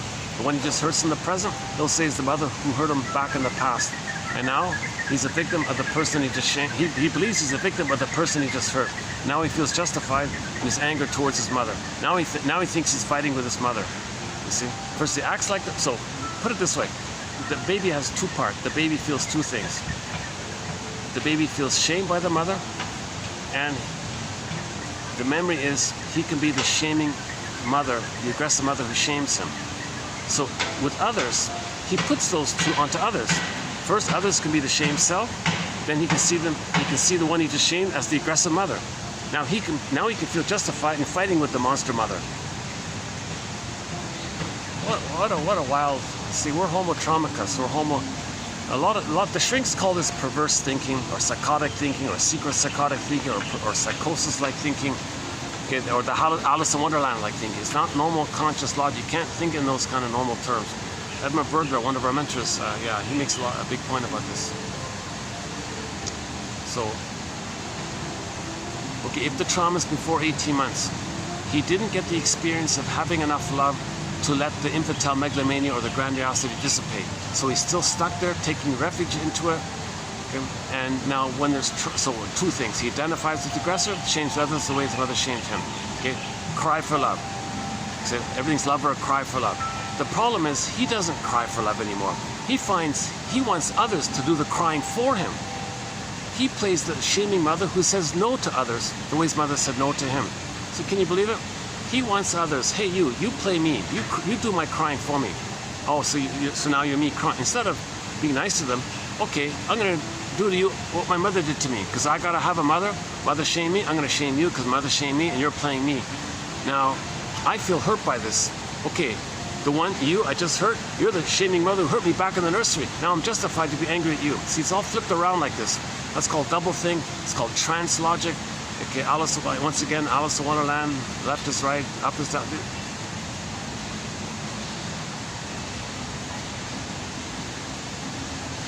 All of this morphing and flipping, you know, it's because there's so much pain. So you're always dodging from the pain, right? I'll play the mother. Oh, the pain. Oh, you're the bad mother. Denial, flip, not me, lie. So people who do a lot of flipping and duplicity and games and rhetorics and propaganda and lies and games people play, all these kind of tricky things people are doing, games people play, that's coming from this kind of place, right? They're just constantly, forever dodging, something like that. They can't be real, like they can't, you might call them pathological liars, I don't know, maybe, or you might call them, and they can't help it or something, because the pain is pushing all this. Janus says about their cynicism. When a person with a stinger personality pattern or narcissistic, okay, like Iago and bully pattern, narcissistic pattern, all the other ones in that category, okay, their humor is very negative. So his line is cynicism. Pessimism. He said, don't think pessimism from the stinger personality patterns is simply something from the third brain. We have 3 brains, right? Don't think pessimism just comes from the idea brain. No. You go back to the first brain, the crocodile brain, the survival brain, the lizard brain, look at that salamander brain, that brainstem, that earliest brain, the memory, the baby records these painful memories in that first brain, that first line of consciousness, that first memory system, and the pain is coming from there. That's the survival place, right? Okay, lizards only care about survival and reproduction, right? There's no feelings of love or care and all this stuff. So the pain is coming from there. So when they're putting others down, okay, it's coming from the pain. So imagine within a little man there called Mr. Pain with a churning machine, cranking it out, and he's churning out little barbs and little verbal shards and little stinger type of comments. He may have a PhD and just be veiled a little bit. It's still put down comments, jabby little shardy like comments or something, right? So all this pessimism onto others. You're no good. You're such a this. You're a fool. You're this. You're that. They're holding in their other hand while they're cranking it out. With their other hand, they're reading, or they're inserting. I don't know. Yeah, imagine a dictionary, a massive dictionary of put-down terms. You're this, like insult, terms of insult or terms of put-down. Imagine like 20,000 entries in there, and they're all like put into little slips of paper, each one. And he just puts it in the cranking machine, and with his other hand he cranks it and spits it out. You're no good this, you're no good that. Okay. The pain is doing it. So pessimism is driven by Mr. Pain in there, cranking it out. The pain, he's always in pain. So when he puts others down, okay, number one, he's the mother, so he has a mother. He's in a blissful oneness with the mother, so there's the shadow for him. He gets pleasure by doing this. Now remember, when he shames others, that's called emotional sadism. Why is he so happy? It's a pathological happy. It's the blissful oneness. Remember the ecstasy Robert Bly jokes about? He's in an excited, giddy state. So when he puts others down, he's laughing hysterically, like a psychotic screeching sometimes. Sometimes you hear that kind of squealing, screeching, kind of icky, like, oh my God, wow. You know, that's, doesn't have to be like that, but I remember one example of that, right? So he's addicted because when he shames others, it keeps him one with the mother. Remember, he's identified with the mother. Remember he identifies with the mother? So he's blurred with the mother. When he acts like the mother, he maintains the blissful oneness with the mother. Now the baby forgot that bliss, but later on, when we're older, we evoke it, right? Like we're getting it. We're getting little blips of it, little so-called hits of it or something, right? So when he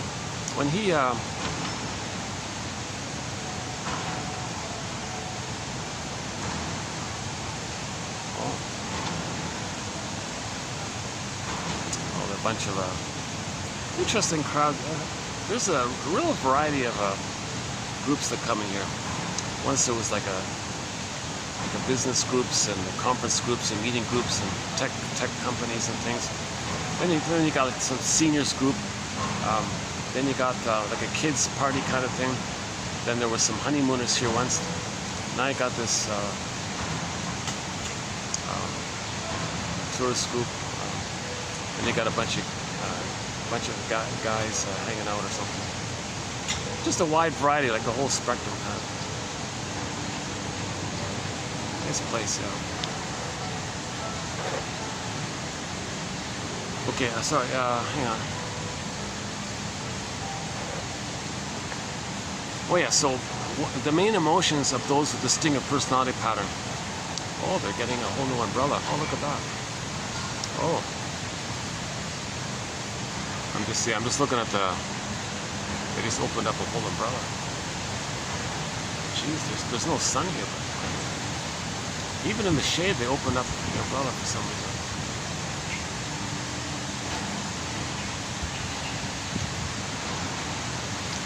Okay, hang on. The main emotions for those with distinct personality patterns are hate, greed, envy, spite, vindictiveness, schadenfreude, grievance collecting. Bergler calls it injustice collecting. Now, they don't have a self, so there's no sadness, so they can't mourn. So if there's a loss, okay, they got to preserve their grandiosity. So they do denial, contempt, and sour grapes, i.e. didn't eat them anyways. They call that a Pyrrhic victory because they fueled their infantile self-sufficient megalomania, self-sufficient superiority megalomania, and their shame self didn't eat them anyways. They're no good. So they can't mourn loss. They can't accept that there was a loss because they can't feel sadness. Why can't they feel sadness? Because there's no self. There's no real self. You need a real self to have real feelings, but the real self is frozen. So they only have this adaptive, this fake self kind of thing. So they can't really feel.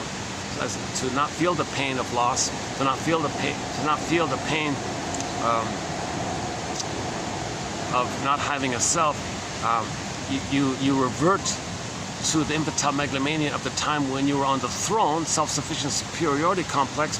Your shame self, others are it, so they're no good. They're no good, and right, so they can't mourn losses. So they usually become a bit bitter, stingy, grumpy curmudgeons late in life. That's the case when they get older and older, right? Not elders and not generative and that kind of thing. So, okay, so infantile megalomania is one of the features of distinct personality patterns. So cynicism gratifies infantile megalomania. Okay, the sadism, schadenfreude gratifies it. So emotional sadism, okay, is just a mask, a defense to not feel the underlying emotional masochism. So the emotional masochism just simply means that the baby gets pleasure of the blissful oneness of the mother, but he's got to blur it in with the pain of it all. That's called emotional masochism. So to not feel that, he is the active aggressor, and others can play his emotional masochistic self. He plays the sadistic mother and shames himself, seen into the proxy as a defense to not feel how he's the emotional masochism underneath. So emotional sadism, okay, shall I compare thee to an onion? It's just a layer over the underlying emotional masochism. So any kind of sadistic kind of, emotional sadistic kind of thing, that's just a layer over to not feel the genuine issue, the real issue of the emotional masochism. Okay, mother hurting the baby, in other words. And you have to have an attachment with her, that trauma bond with her. So the trauma bond with the mother, that's the emotional masochism. So if it's too painful, then you're negative towards others to distract you of how your mother was negative towards you.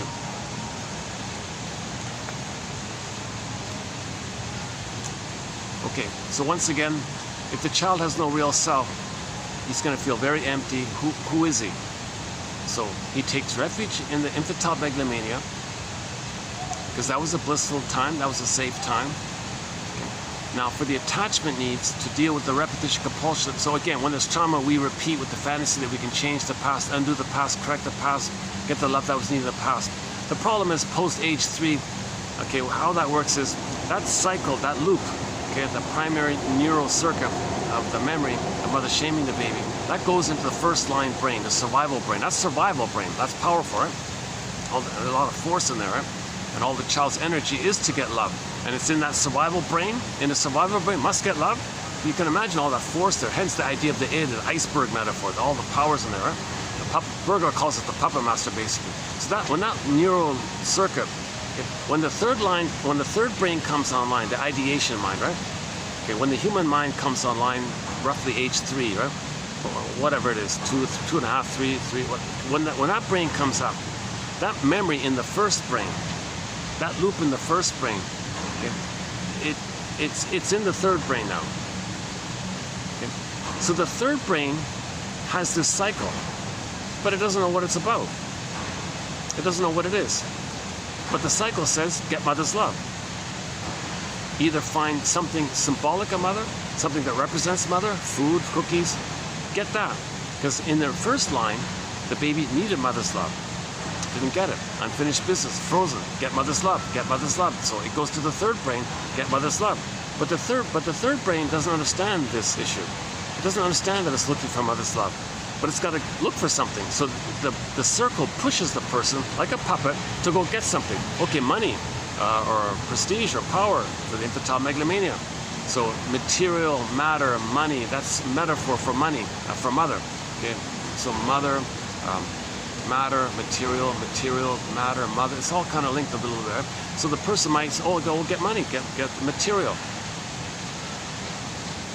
Even if they get it, no amount of money, a billion, trillion, gajillion, it never translates to having been loved in the nursery. No time machines, no morphing machines, so it doesn't work. But the person is operating out of that cycle, that loop, that timeless, infinite, no time, forever, no time. In the unconscious, there's no time. The gods live forever in the unconscious, so like forever. So in the third brain, it's responding to this push, this loop cycle thing. In other words, Sisyphus is in the third brain, not Sisyphus. That neural circuit. Let's just stick with the neural circuit. So the third brain being pushed by the pain of the neural circuit, but the neural circuit says get mother's love. So the third brain, okay, get mother's love. Now this cycle of crying for love takes two forms. If the traumas, as just mentioned, if the traumas before 18 months, they don't cry for love. They find proxies to cry for love, their love. They're the shaming mother who says no to them. So that's how they cry for love. They get others to cry for love, and they say no to others. Okay, so it's very veiled like this. Shall I compare thee to an onion? So it's more veiled, it's more masked. Okay, so that's one way. If the trauma is post 18 months and they hold on to their soul, then when they cry for love, it's more benign. They just accept themselves as being unloved and just prod others, expect others, goad others, make themselves difficult, and find themselves being rejected by others. Give people impossible demands, impossible tests, expect too much, and others say no. So that's replaying it. That's called direct. So mother shamed the baby. If the trauma is post 18 months, you maintain that. Okay, so you just re-experience and recreate that thing that happened originally. So others will reject you, say no to you. I can't give you this. I'm sorry. You want too much. You demand too much. So you just replayed it. You wanted too much. They said no, and you'll do it that way. You'll choose people who will say no or goad them to say no. And so you're always going to do it directly, because that's the loop. Okay, it's a struggle with the mother, it's a battle with the mother, it's unfinished business with the mother. But post age 3, trying to get from somebody in the present what should have been given to you back in the nursery, it's impossible. No time machines. Nobody in the present is the good breast mother in the past. So it's always going to fail. Right? Even if somebody's nice or well-meaning, it's never enough. So you try again and again. Gee, this guy wants too much, or this lady wants too much. One Miriam Minerbo on YouTube said that her client told her that when she dates fellows, that if the guy doesn't give her everything, click, he gives her nothing. Like, it's an impossible kind of scenario. What the baby needed was a blissful, paradisical, blissful union with the mother. No, nothing in the present can do that. It's past that critical time. The brain doesn't work like that anymore. There's conscious, the third brain is there. The needs needed to have been met prior to the third brain coming online. It's an earlier thing. But we do have the new brain. Now, some people try to bypass it or take mushrooms. You can't do it. In healing, you need the third brain to integrate the pain from the first two brains. All three brains have to have a communication. Okay, the shortcut for this is the left hemisphere and the right hemisphere. There's the corpus callosum, like the highway there. There has to be like a continuous receiving of messages and communication. Like Hermes flies across. From the unconscious to the conscious, old brain to new brain, Hermes flies across. And we get the message. So we're integrating, we're accepting, we're feeling, we're so-called like catharsis, belated feeling, belated understanding, belated feeling, belated understanding. And we're healing that way. So we're becoming more whole and healed this way. The fragmentation is the pain. So we want, okay, so back to the cry for love. That's nice. Well, they got some, I hear some classical music in the background. That's good. The building, the neighbor building.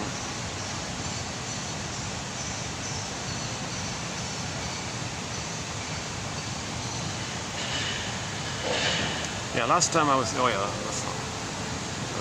let's not go off on the music tangent. I'm actually trying to build up to the first two quotes here in today's video. So,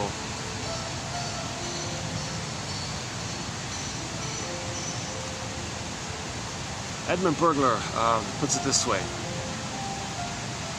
When there's trauma like this, it makes us neurotic because we're going to dwell in the past, linger in the past. Remember, if you don't have a past, you can't enjoy the present. If you don't have a past, you're lingering in the past. Well, where's my past? Where's my memories of being loved? So I can enjoy the present. So pathological nostalgia, pathological reminiscing, dwelling in the past, lingering in the past because you didn't have a past. In the Greenberg film, the shrink said to the guy, quote, "You have trouble living in the present. So you linger in the past because you feel like you never really lived it. You gotta have a loving past to enjoy the present. No loving past, you can't enjoy the present. That's why you're stuck in the past, lingering in the past, trying to get mother's love. So you're still looking for mother's love. It's a cycle like this, but post-critical phase, age 3, nothing can be that. It's past that time. It's a one-way thing. Once it's done, it's right. So what the third brain is doing, what the human mind is doing, is it's being looped by this. It's being the loop of in the first brain. It's put into the third brain. Now the third brain is doing the same thing, crying for love. Again, in the benign way, just get disappointed by others, or the other way, find others to stand in for them and disappoint them, and get them to cry for love. So the loop is still going on.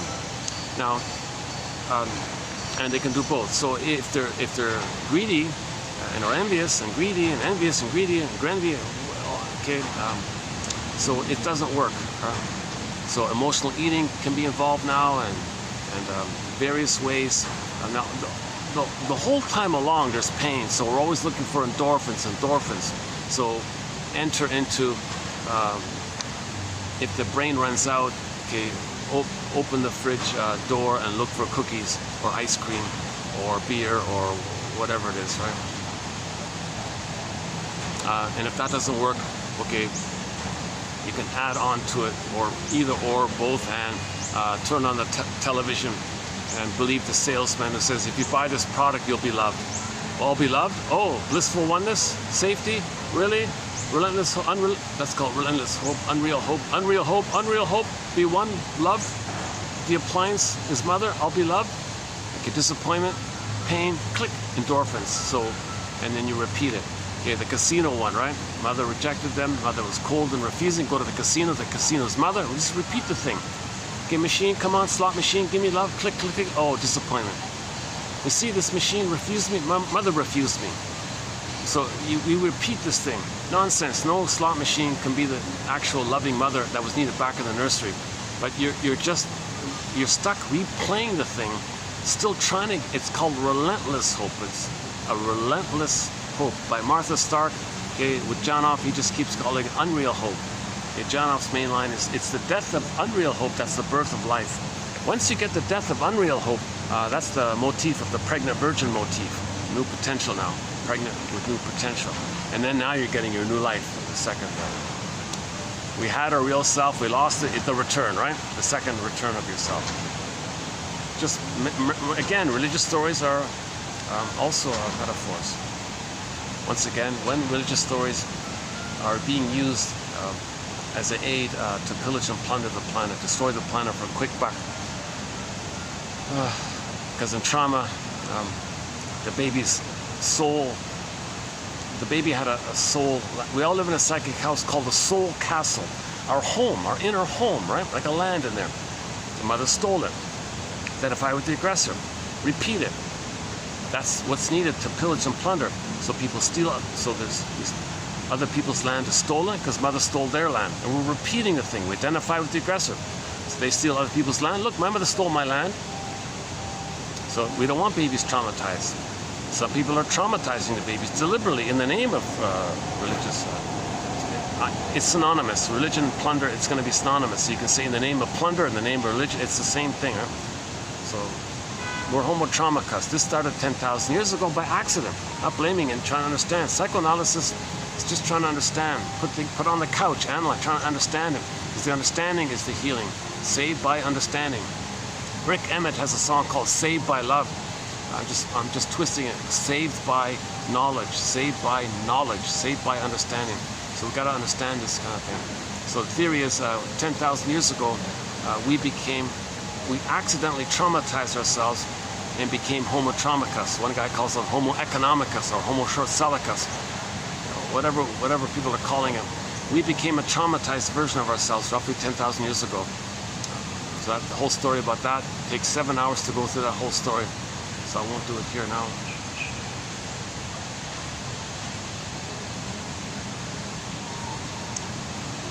You know, the one good thing, if it does get hotter here, and if I can get a fan beside me here, it might work, yeah.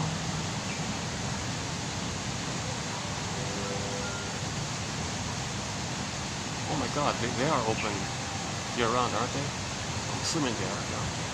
Oh yeah, they must be open year-round, yeah. Well, hopefully they're not just open only on the tourist season.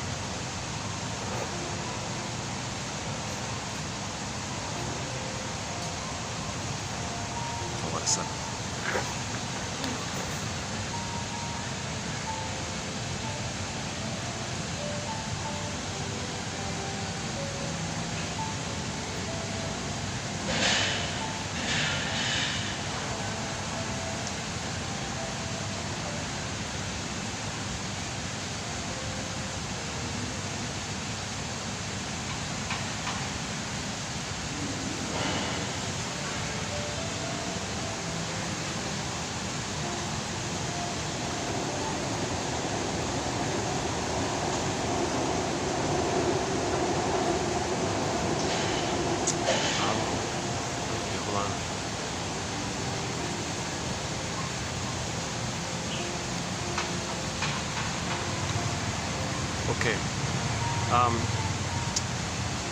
2 videos of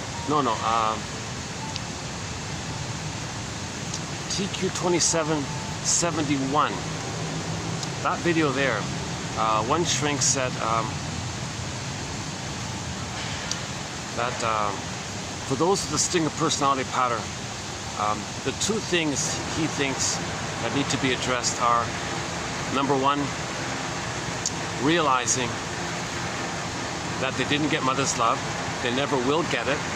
Okay, so the greatest hurt of all, mother failed to provide a secure attachment style, to admit the reality of this, and that because of that, the person regressed to the time on the throne in the uterus. That's called solipsism. I mean, this illusion that you're a little god like that, and you see with the attitude. If the attitude is always survival and cynical, my greedy, your greed. So a lot of people with stinger personality patterns, that's one of the many slogans in that area. One of them is my greedy, your greed. You can see it on YouTube. So that comes from the point of view that the baby felt like a hungry wolf, right? Sees the mother as that, identifies with her, and says, if I'm not her, if I'm not greedy like the hungry wolf, then my mother's going to eat me. Okay, they see at the same time, hocus pocus, they see everybody as the hungry wolf. Well, my greedy, your greed. If I don't eat or be eaten, they're coming from the survival mentality. Now this survival mentality, like, come on, like, it took billions of years to grow the mammal, the feeling self, and the consciousness to heal when we're wounded. But why are we so damaging babies? Like, abusing the baby in the womb, abusing the baby at birth by removing them, putting them on a scale, and separating the cord, and traumatized. Where's the mother now? Putting him in another room. A stranger comes in with the powder stuff, or in some cases the CIR. That the most brutal of all cruel, violent traumas on a baby is to inflict that CIRC. Baby's so tender, the senses are so open and pure, and you're going to inflict that violence on a baby with the CIR thing. Of course, they're going to be instantly traumatized and identify with the aggressor and have the hostile. And one guy calls it the hostile mind. It'll be very hostile because they will reject the humanness. So they're adamant to believe that they're special or chosen or superior and all this, because that's a defense against such severe pain. So that's one thing that psychoanalysis says. Psychoanalysis has been saying all along, as I understand it, can we elevate the consciousness to get it through somehow that that's trauma. So one bit about this is the radio program called Radio Curious, hosted by a lawyer guy. He interviewed the Janoffs, Arthur Janoff and his wife, France Janoff. It's mainly the husband, right? Does all the work. And the lawyer asked Janoff, is CIRC thing trauma? Like really, you gotta ask that? Anyways, that amazing that he's even gotta ask that. Janoff, oh yes, oh my God, there's no doubt about it. Of course, that trauma. Babies need safety. You remove them away, and some stranger does that thing. Of course, that trauma. That's no baby can feel that, process that, understand that, forgive it. No baby can handle that. That's way too much pain. Okay, you're giving the baby PTSD right off the bat. Even that's called birth trauma. That's a very severe birth trauma. So they're very desperate with the belief that they're an infantile god. So they'll be very desperate to cling very viciously, aggressively, with all their aggression, all their hate. They gotta cling to the belief of the superiority complex. Because that's a defense against the pain of the CIR trauma. So that I don't know how to contribute to promoting awareness that that's trauma, other than to say, listen to Janoff. He was a very popular psychologist in the early 70s, Arthur Janoff, a household name due to mega endorsements by famous rock stars and pop stars and celebrities and actors and actresses and famous musicians of all sorts. And Janoff became an instant household name, an instant multimillionaire. People were flying all over the world to California. Oh, Janoff, please heal us from our birth trauma. And he tried his best. And okay, I won't do the whole Janoff story. But anyways, before he passed away, he did an interview. It's funny about that. Another funny thing about him, they scrubbed all his interviews done in the 70s and 80s. He somehow lost favor somehow, and they banned them. And I also felt victim of this. I never thought anything about him. I would even see that book, Primal Scream, in the bookstores and all this. Oh my God. I also thought it was just some typical self-help scam flake kind of thing. But when I heard that interview, wait a minute, you mean, hold on a sec here. It's not that simple here. So I looked at his books and discovered that he wrote 16 books. Not just that first book that made him famous in 1970 called Primal Scream. He's got 16 books following him, updating, enhancing, enriching, going deeper, like clarifying. It's a very good, quite a journey there. That's why I'm excited about the 26 videos that summarized his journey. So I would highly recommend reading those quotes, the Janoff quotes. Yeah, once again, 2745 to 2770. Plus, I recommend also the supplement, 2771 to 73, about the catharsis topic, the feeling is healing topic. So those 29 videos I highly recommend. So maybe that's all I can say. I'm not a doctor and all this, but just check it out. Just look it up on YouTube. Radio Curious Janoff. J-A-N-O-V as in Victor. It's a 20-minute interview. The lawyer directly asks him, is that barbaric, violent procedure, does that cause trauma in the baby? And listen to his reply.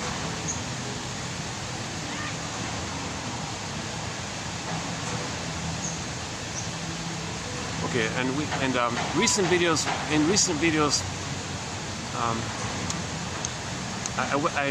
I've discussed the importance of the secure attachment style in recent videos. So let's not redo that, because that takes like over an hour to do it semi-justice. About the natural birth, La Boyer, the natural birth, the extended blissful paradise, the skin to skin, the breastfeeding, and the loving gaze. This whole area, and this, especially about the hormones at the time of birth, House and Kennel's work. Okay, and then maybe this issue about the position mothers should be in when they deliver babies. This whole topic, you know, and the contractions and all this area, and so let's not try that. And once again, my disclaimer: I'm not a doctor, I'm not a gynecologist, I'm not a midwife, doula, nutritionist. I'm just finding interesting quotes. I'm sharing them. My hope is that 1 out of 10 will be of interest. 1 out of 10. Okay, you can discard the other 9. I don't. Just one. If you find 1 out of 10 that you like, I consider that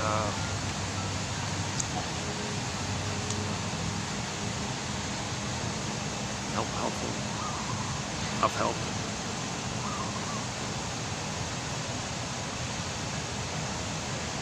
So Robert Bly says, read psychology every day for 10 minutes.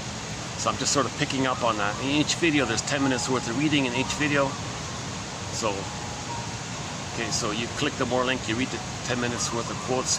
Hopefully you can pluck out one, copy it, write it down, discuss it. What does it remind you of? Make a note of it, freeze, put it aside, let it incubate, come back to it. And do that every day. Every day. So we have 1,000 videos here, so roughly 3 years. One can have their own customized 1001 Windmills of the mind. That's a pretty good exercise, I think. It's not the full answer, but it's a step towards healing. Okay, psychoanalysis looks for an egg and a basket that's missing. So these quotes are trying to weave a basket. So first weave a basket, then an egg, feeling, new potential, life, new birth. Okay, can come up. In one fairy tale, it's the Firebird. The protagonist hops on the back of the Firebird and rides the Firebird. That's called emotional knowing. So we want the emotional knowing, the belated feeling, but we need the nest to hold the belated feeling and the belated understanding. So we need to weave a basket for all this. Another common metaphor for trauma. Okay. So back to Emily Dickinson. A great hope fell. You heard no noise. The wreckage was within. O cunning tale that let no witness in. Okay, so in trauma, we don't know it. That's the scarecrow. Okay. We can't know it. Remember, the scarecrow wants a brain, doesn't know anything. We don't know it. When there's trauma, baby doesn't know it. What happened? Oh my God, he can't know. He'll never know it. Doesn't know it. The scarecrow has no brain. Okay, with trauma, we lose the path with heart. We lose loving life. Love, heart, love. So the Tin Man is looking for a heart. We're not loving life. So, okay, and then the person feels disembodied. Okay, that's the cowardly lion in another corner. Okay, now once again, fairy tales are all metaphors for one mind, for one psyche. So Dorothy's like part of the psyche, part of the system is trying to heal, line things up. Or we can, since Dorothy is part of the ego, we can say also be like Dorothy. Be like Dorothy. And recognize that if the person does feel not fully animated and all this, embodied and all this, and they're not loving life, that's the Tin Man. Okay, first things first. First things first. Give the scarecrow a brain. That's what these 10,000 quotes are for.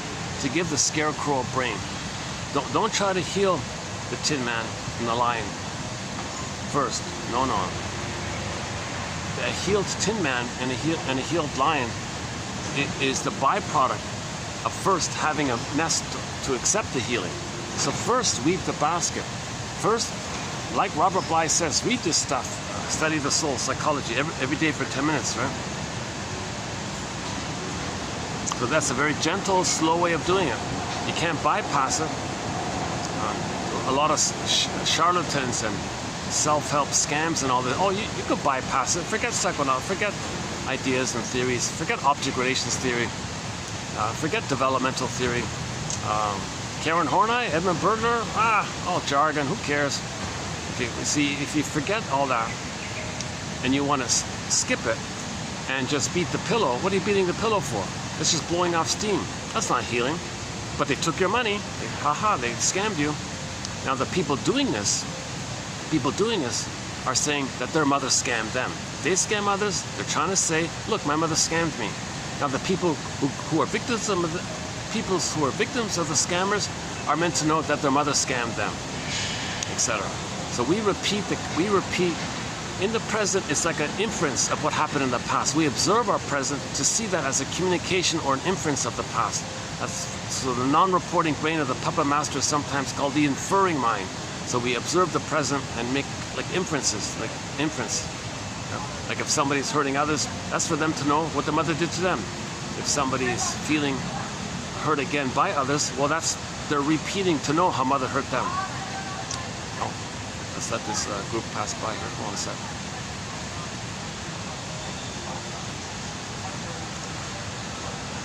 Let's do this.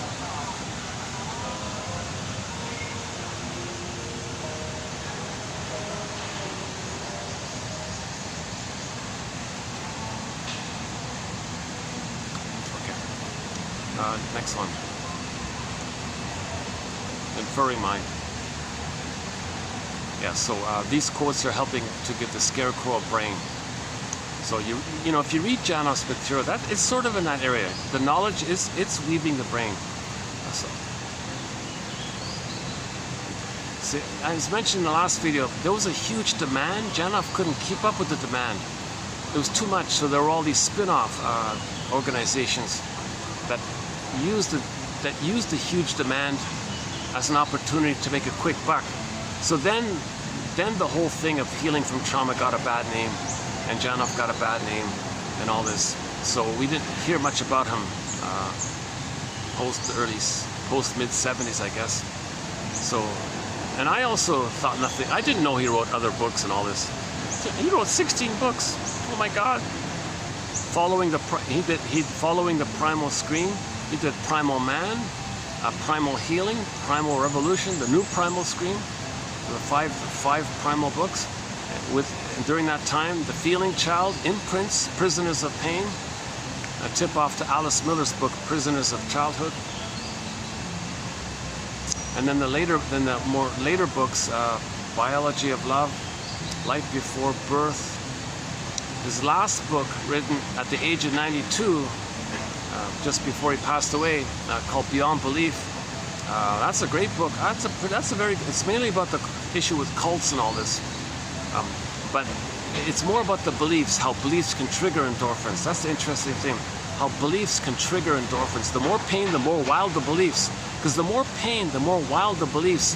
These wild beliefs, he doesn't say this, but when you feel a lot of pain, you're going to get more wild beliefs. You're going to be saved by some magical thing someday or whatever. That kind of thing.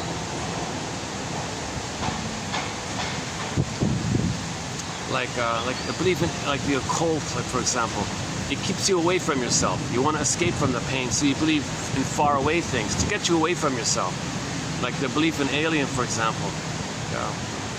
Because for a baby to be traumatized, that's an alien thing to happen. That's a strange alien thing. No baby should be traumatized. The mother's an alien. No baby expects that. That's an alien. That's a strange thing to happen. Plus, it makes the baby alienated from his real feelings. So this strange thing that makes his feelings strange to him and all this. He may think and he may believe in strange things as a communication of this. The pain creates the beliefs, but the beliefs make you unaware that the pain created it, but the beliefs are a representation of the pain. So the beliefs reveal and conceal. They reveal and conceal the pain. That's a compromise like that, and the beliefs are there to make you numb of the pain while the pain created those beliefs. So this whole topic was mainly covered in that Beyond Belief book. Hard to find book, unfortunately. Another reason to get those 26 quotes, because maybe, what if now you can't find it? Actually, I looked back and you couldn't get it now. That's a scary, it's funny about this. A lot of good books are being withdrawn. At the same time, some new books are being added, like on the free websites and all this. And some free websites are being shut down and all this.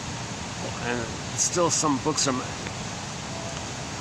managing, some material is managing to be freely uploaded because of copyright expiry or publishers out of date, whatever. I don't know the full details.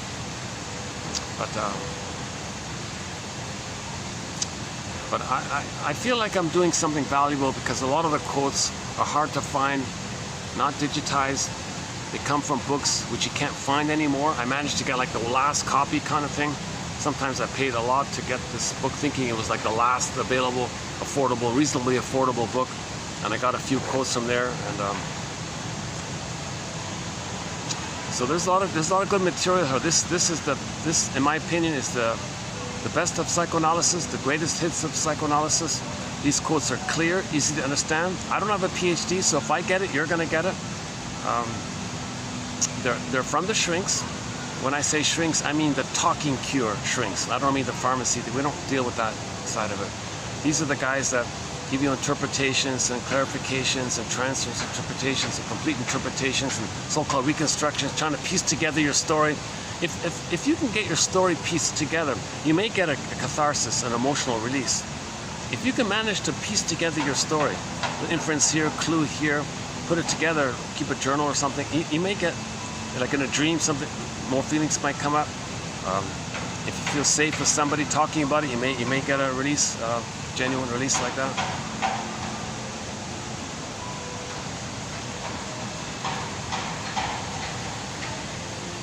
Okay, I want to focus.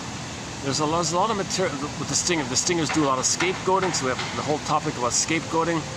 Okay, if the two stingers get together, taking turns playing big shot. See, if two stingers get together, you get to play infantile God, I get a turn. I get to play infantile God.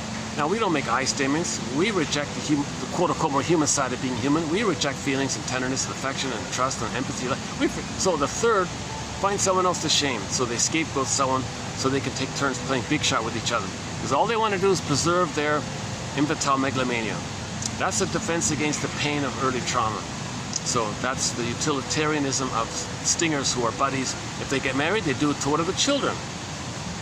They actually will scapegoat one of the children to create the conditions, let it happen on purpose, let them be naughty so they can have the excuse to express their anger and blow off steam on the child. That poor kid is scapegoated. Now, if that's insult to injury, if that happened, let's say that happened to the daughter, and then there were two sons on the scene, same thing happened to the two sons, and the two sons ganged up, did it to the daughter again. Daughter thought, okay, I gotta fight back to get the two brothers against themselves. But that didn't resolve the problem with the mother. So the woman is spending her whole life pitting men against themselves to get some relief. So that's the first quote in yesterday's video. Yeah, I recommend that first quote. Go to the last video for a discussion of that, because I tied it in to the comic psychoanalysis, because in that comic psychoanalysis, they addressed this. In the comic psychoanalysis, they addressed this issue. Now, interesting thing about the shrinks who did that, the first topic was that topic, because that says to me that was really on their mind. That was like the most important thing they wanted to get out, kind of thing. This issue of, oh wow, oh look at that. Oh, I've never seen that before. The two birds are kind of jumping up and down, doing this kind of dance together. Must be some kind of a, let's see, hang on. They're bowing to each other. They're like two sumo wrestlers or something. Hang on. Oh no, that's something. They were jumping up and then like flying around each other. They landed and did this little bow kind of thing. They flew up, twirled around at each other. Now they're walking away. Yeah, look at that. Maybe it was some kind of dating ritual or something.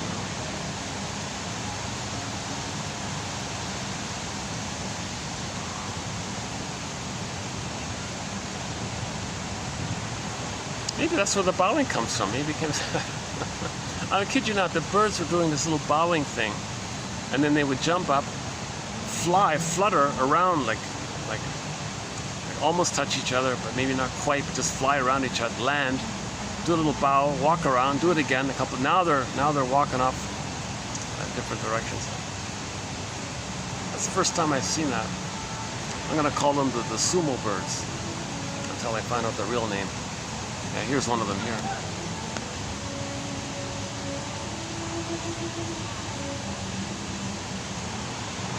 And there's the, oh yeah, you can't see him.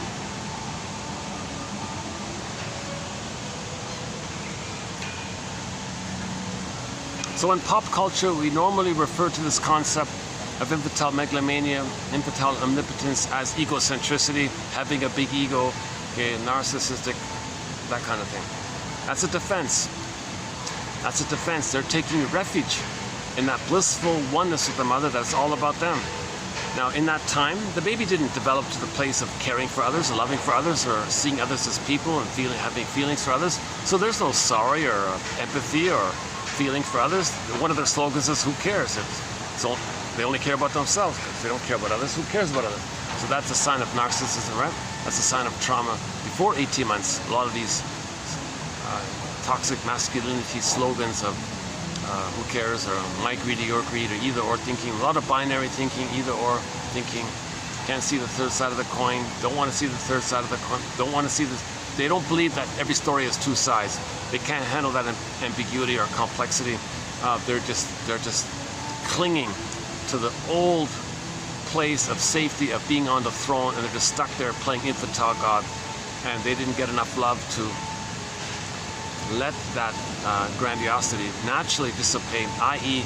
the scarecrow has no brain, in other words. So they don't have the reality that they're not little gods. They don't have the reality that they're wounded people, like we're all wounded people, we're all members of Homo Traumacus, we're all one family, okay, we're all cousins. Literally, says Jane Elliott, on average 30 to 50 times removed, we're all literally cousins from that massive family back in northeast of Africa somewhere. And we're all from that hominid. Only one hominid made it. That was us, Homo bodoensis. So before we grew the cortex, the third brain, okay, so we were called Homo bodoensis. So Homo bodoensis looks just like us, but without the thinking cap, without the third brain. So when we grew the third brain, we're the only ones that did. Then we called ourselves Homo sapiens, spread around, okay, while we were in different places. Okay, sun exposure, food diets, trivial biological variations, some superficial changes and all this. Then we were traumatized while we were settled in different places. And the whole issue that maybe there was more trauma. It just happened to be the case that there was more babyhood trauma in places where there was less sun. So now those felt more robbed, so they do more robbing. And they have a slogan called Principle of Discovery. If we, with a shade of beige tone of skin with less sun, find something that belongs to us. Because mother took their soul, they take other people's land. The soul is our inner land, they take other people's land. And this whole topic of the stolen land topic, okay, our song for this is Bruce Coburn's. Now from the sadism side is the studio one. From the more helpful, well-meaning side is the live one. The hand drum one, the live version. So there's two versions of it. The sadistic, cruel side, that's the studio one, called Stolen Land, and the more meaningful, well-meaning side is the live one. It's like two different songs.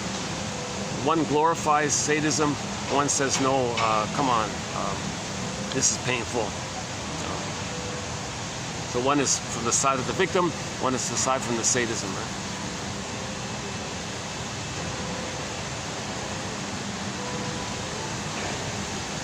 Don't get me started with the Bruce Coburn, because when we talk about the plunder system, he gives us the best song. As far as I can tell, he gives us the best song describing in one song. He summarized the whole pillage and plunder system in one song. Okay, the song is called his best song, #1 best song. Call it, okay, to fill in the blank. Read the lyrics to that song. Remarkably, in one song, you understand the whole pillage and plunder system. And then the follow-up was Stolen Land. Yeah. And there's two versions of that. One for the aggressors and one for the victims.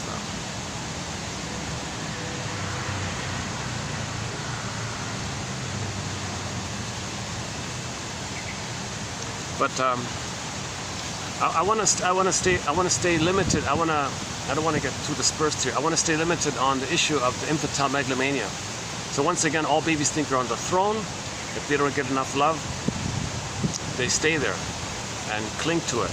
So in the Pied Piper, it's when the guy sings, give me prestige and fame and power and glory. Who cares about feelings? So when he did that, the mountain opened up, the Pied Piper issue. Yeah, that's not punishing anybody. That's just an image of what goes on in the soul, right? So what goes on in the soul, if you don't care about your feelings, the mountain opened up, and whoop, the children got locked into the mountain. The mountain sealed up. They tried to listen at the mountain. They couldn't even hear the children. That was a deep pain. That was a deep issue. See, in the beginning of the film, I'm talking about the 57 fantasy musical. Terrible music, by the way. But a good film. Very good film. I highly recommend the film. For the message, for the imagery. Very good film. 1957, The Pied Piper of Hamelin. Okay, everybody's confused about the phrase, oh, he's a Pied Piper. Okay.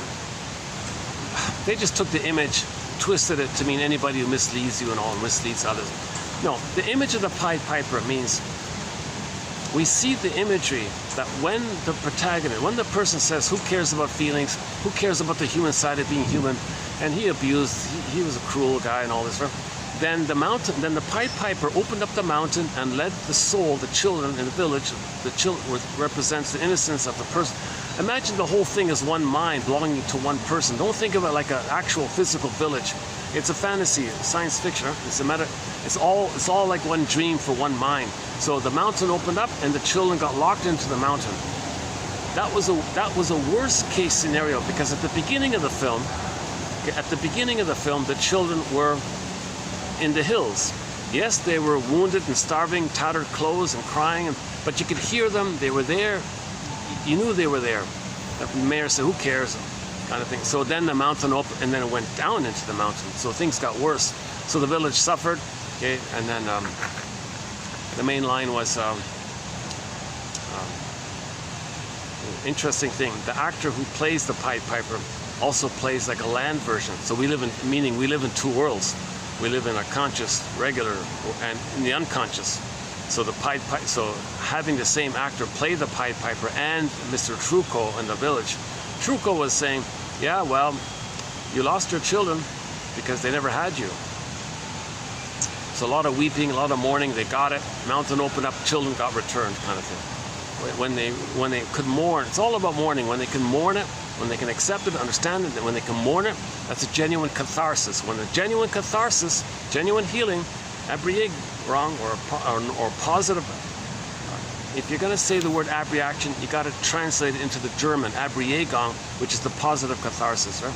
So then there was a genuine positive catharsis of the children coming back, meaning the person has their feelings and they can love life in the present.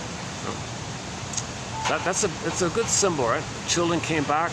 Okay, in the Disney film Inside Out, Joy and Sadness came back. Okay, Miss Core that got pulled down came back, became Persephone. Okay, in Iron. Okay, so they found the key under Mother's pillow and unlocked the cage and got Iron John the golden ball. Okay, Odysseus got home to Ithaca, his inner home, and was reunited with his feelings, Penelope. So healing does happen. This is called the hero's journey, and this is the monomyth in every myth and fairy tale.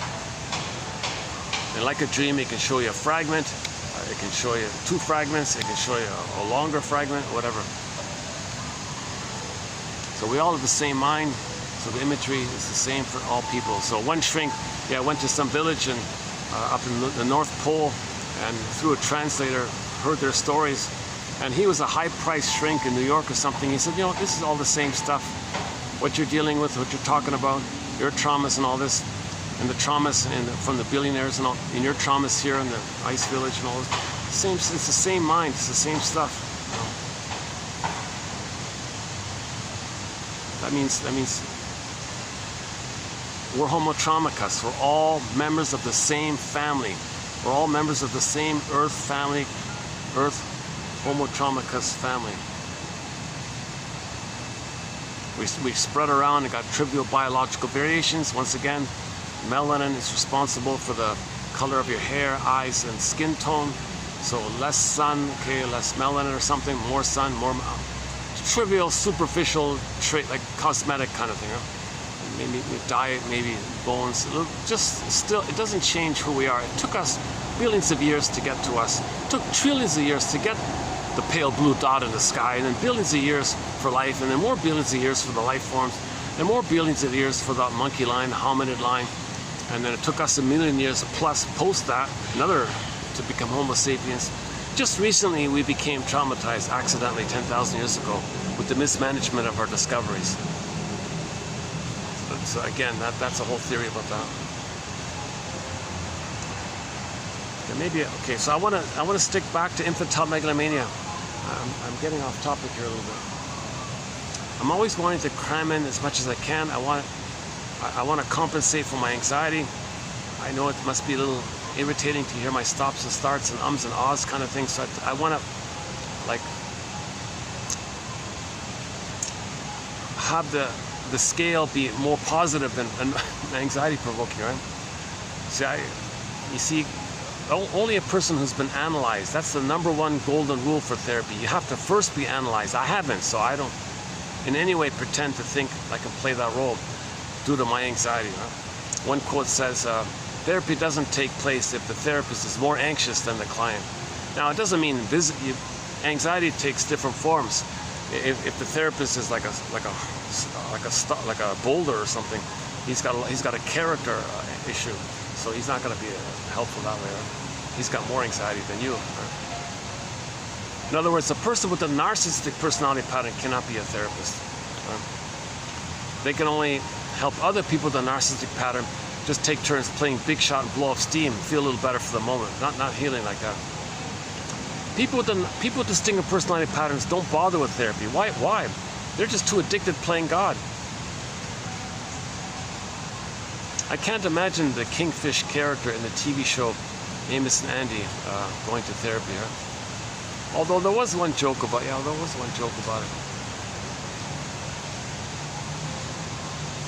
Yeah, let's talk about the Amos and Andy show. I'm in the middle of watching this old 50s, 1951 to 1953 comedy, classic comedy called Amos and Andy. It's a strange comedy about two lifelong buddies, where one is always scamming the other, and the whole humor around it. I don't really like that basic premise. Sort of a waste to do it that way. But it's a vehicle to showcase their antics.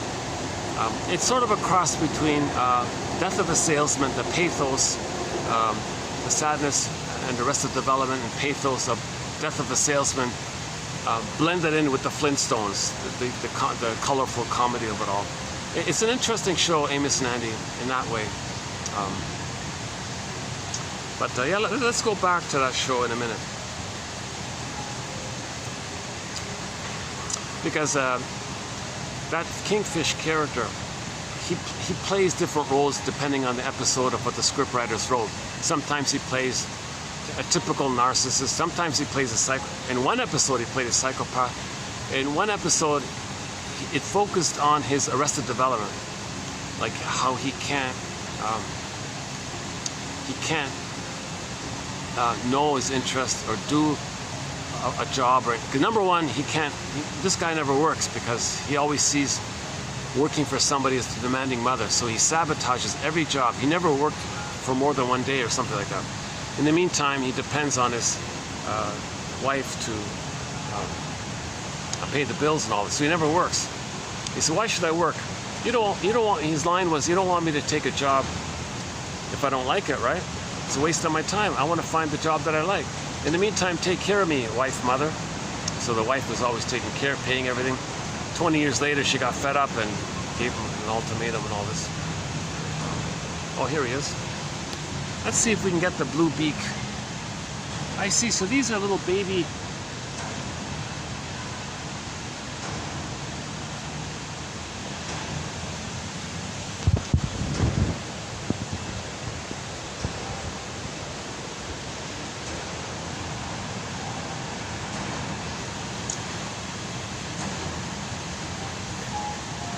So, and he had a real narcissism about demanding others take care of him. And he felt entitled that others take care of him. And he would rob his friends, scam his friends, cheat his friends. And he didn't care because he felt entitled to get a positive mother, but it was symbolic money, and he was demanding. So he was like really narcissistic and really entitled, and sometimes psychopathic because he really didn't care about the effects of what happened to the other person. And one time he tried to steal his friend's identity to get his friend's possible inheritance. Like, interesting about that kingfish character, because the name was interesting, kingfish, right? Because the king and the fish are both symbols of the self. The king is like for the embodiment self, and the fish is like for the feeling self. I feel, therefore I am. You have your amness, you have your feelings. King fish, right? So he didn't have that. He played the synthetic regression of thinking he's on the throne, an imaginary king. He doesn't have his authentic self, king. I feel, therefore I am. So he's always searching for the entitlement of being on the throne. So he was the head of the lodge, like the Flintstones lodge kind of thing, and had everybody at his beck and call. So he was very bullying and charismatic and entertaining at the same time, and took advantage of other people's vulnerability and weakness. His friend didn't have any schooling, so could always cheat him. There had some lackeys around him. It's funny, there's a guy who represents his lost innocence, which he hates. It's funny, there's a guy named Lightning in that show who represents his innocent child side of him, and he always attacks him and hates him. See, because he identifies with the aggressive mother, and he's attacking himself. So when Kingfish attacks Lightning, this nice, kind, innocent, childlike character, he's always very rude and aggressive towards him. That's for him to know how his mother treated him, because Lightning represents his innocence, and he identified with the aggressor. So now apply that attitude of his mother being like that to the employment. He could never work at any place because he immediately, I'm not going to work for you because that's my mother. He's in rebellion with the mother. So he's stuck with this battle with his mother, this guy. So he has a huge mother complex, this guy here. And it made him very focused on how to deceive and how to pick up clues, and so he could read people and say the right thing, so he could be funny and so-called charming, and I guess in that way, entertaining, charming, I guess. I mean, the whole routine gets tiresome after a while, but it is a show about Arrested Development, right? So he's the main protagonist, this Kingfish guy. Oh, hang on a sec.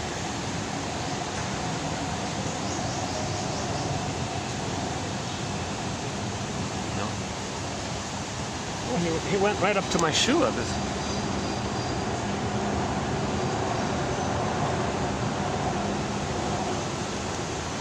I'm trying to get his droopy. I have got no food on it. Yeah, I've got no food in my bag. I'm not sure what is.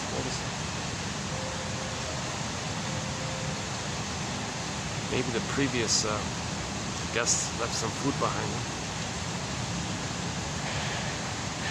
Yeah, because when I arrived, there was plates here. People just left. Maybe they noticed some food smells or something.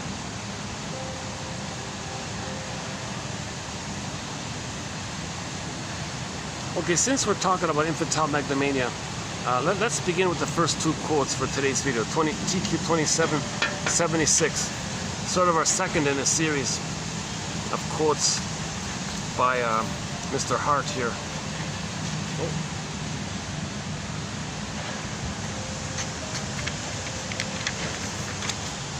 Okay, let's do it this way. Not sure if it's showing up here. Let's just read the first two here. An analysis fails because we are not capable, or we failed to help the client lose their neurotic, childlike sense of omnipotence. Make a person understand that they have it, why they have it, and mourn the loss of love that led to it. One must expect a rather long phase of working through before the client becomes able to renounce his magical demands, like the Kingfish character. He had a lot of magical demands. He felt immensely entitled, immensely enraged, and immensely entitled to scam his friends and deceive others to make money and all this. A number of unsuccessful analytic cases are to be found in those whose magical demands have been analyzed insufficiently.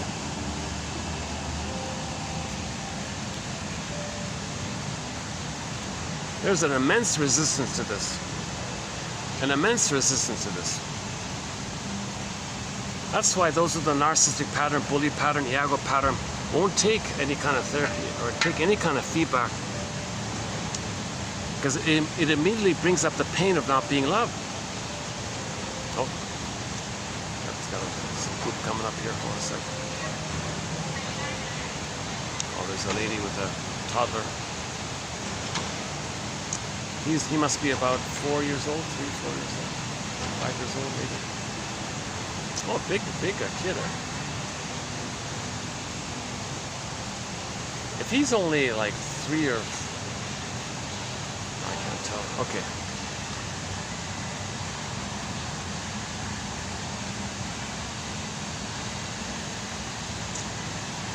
So there's a huge grieving there, because if somebody gives up their false self, what do they have left? They reject their real self. They only have their false self. Now they got to give up their false self. That's going to bring up a lot of pain.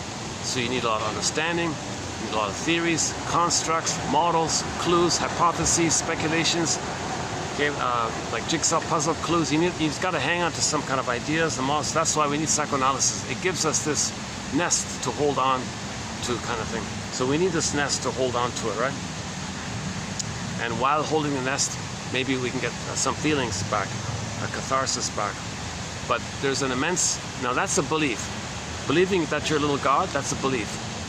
That belief represses the pain of not being loved. But the pain of not being loved created the belief of you being a little God in narcissism.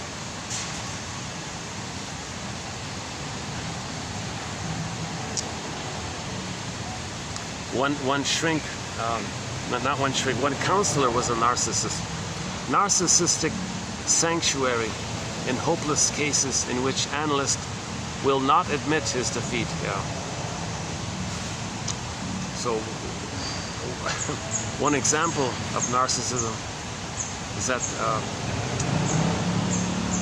the therapist couldn't help the guy, so he would just label him, oh, too difficult, brain damage. It's his fault, not my fault. So that preserved his narcissism. He'll make some excuse called rationalization. So a person with a narcissistic pattern is filled with what's called rationalizations. It doesn't mean being rational, it's the opposite. It's wanting to give the appearance of, it's a smoke screen. It's wanting to give the appearance of being rational to hide your narcissism. Because that's your identity. Okay, Winnicott's a guy named Winnicott, his famous line is, the false self is only meant to protect the true self, not replace it. If you get that idea, you can heal. But if you say, what true self, what real self, what are you talking about? I only have the false self. I only have this attitude that it's all about me, everything's for me. That's the way the world is. You make excuse after excuse, my greed, your greed, and all sorts of slogans. You buy the slogans, because those slogans numb the pain. These toxic masculinity on the quote-unquote slogans numb the pain.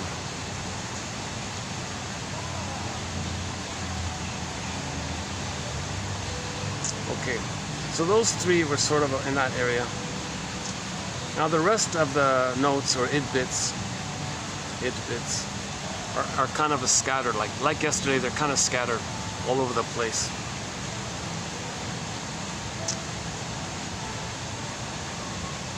So why don't we do the next? So let's just continue then.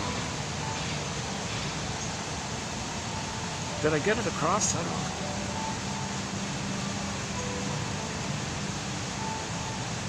His Majesty the baby. His Majesty the baby. Right? If he's not loved, he's stuck there.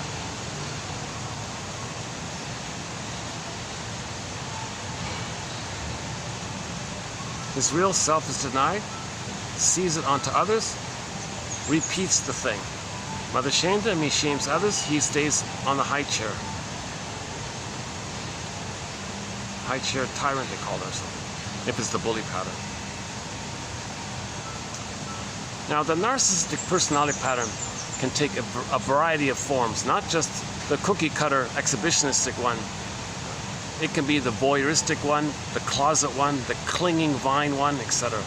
And of course, the more severe pain one's the bully pattern, and the more severe, even more severe, is the Iago one. That's talked about yesterday a little bit. Okay, let's do the next one here. So transference, okay, this phrase transference means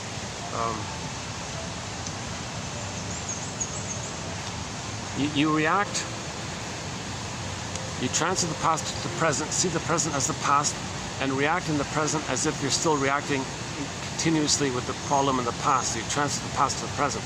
So if you're arguing with the mother and saw her as a critic, and you see the person in the present as potentially an authority, meaning parent, going to be critical, then you clam up because you think everything they say is a criticism.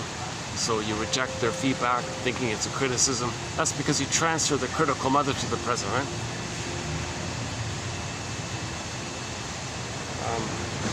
So transference, like Janus, one face turned to the past, the other turned to the present.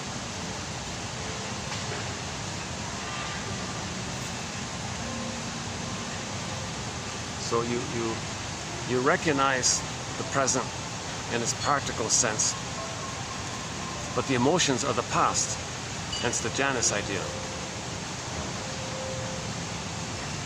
Now what if the therapist engages in transference?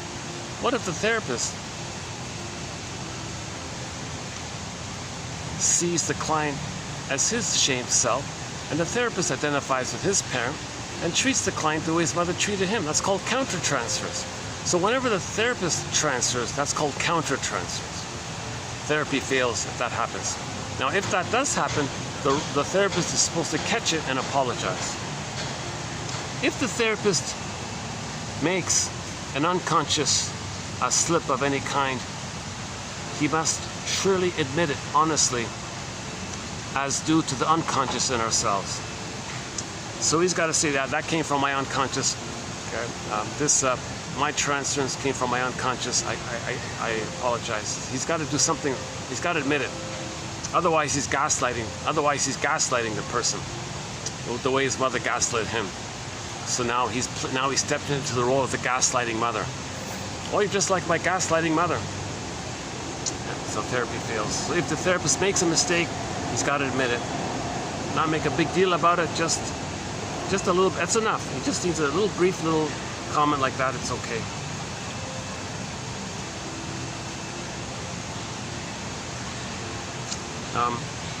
Okay, so let's do more on counter-transference. Okay, so counter-transference. Analyst's unconscious attitude to the client. So his unconscious attitude to the client.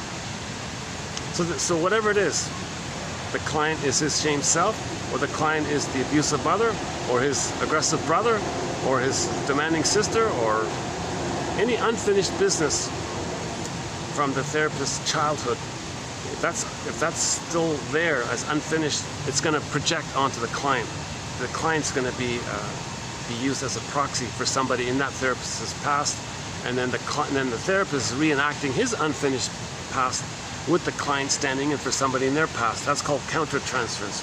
Repressed elements in the analyst which attach to the client.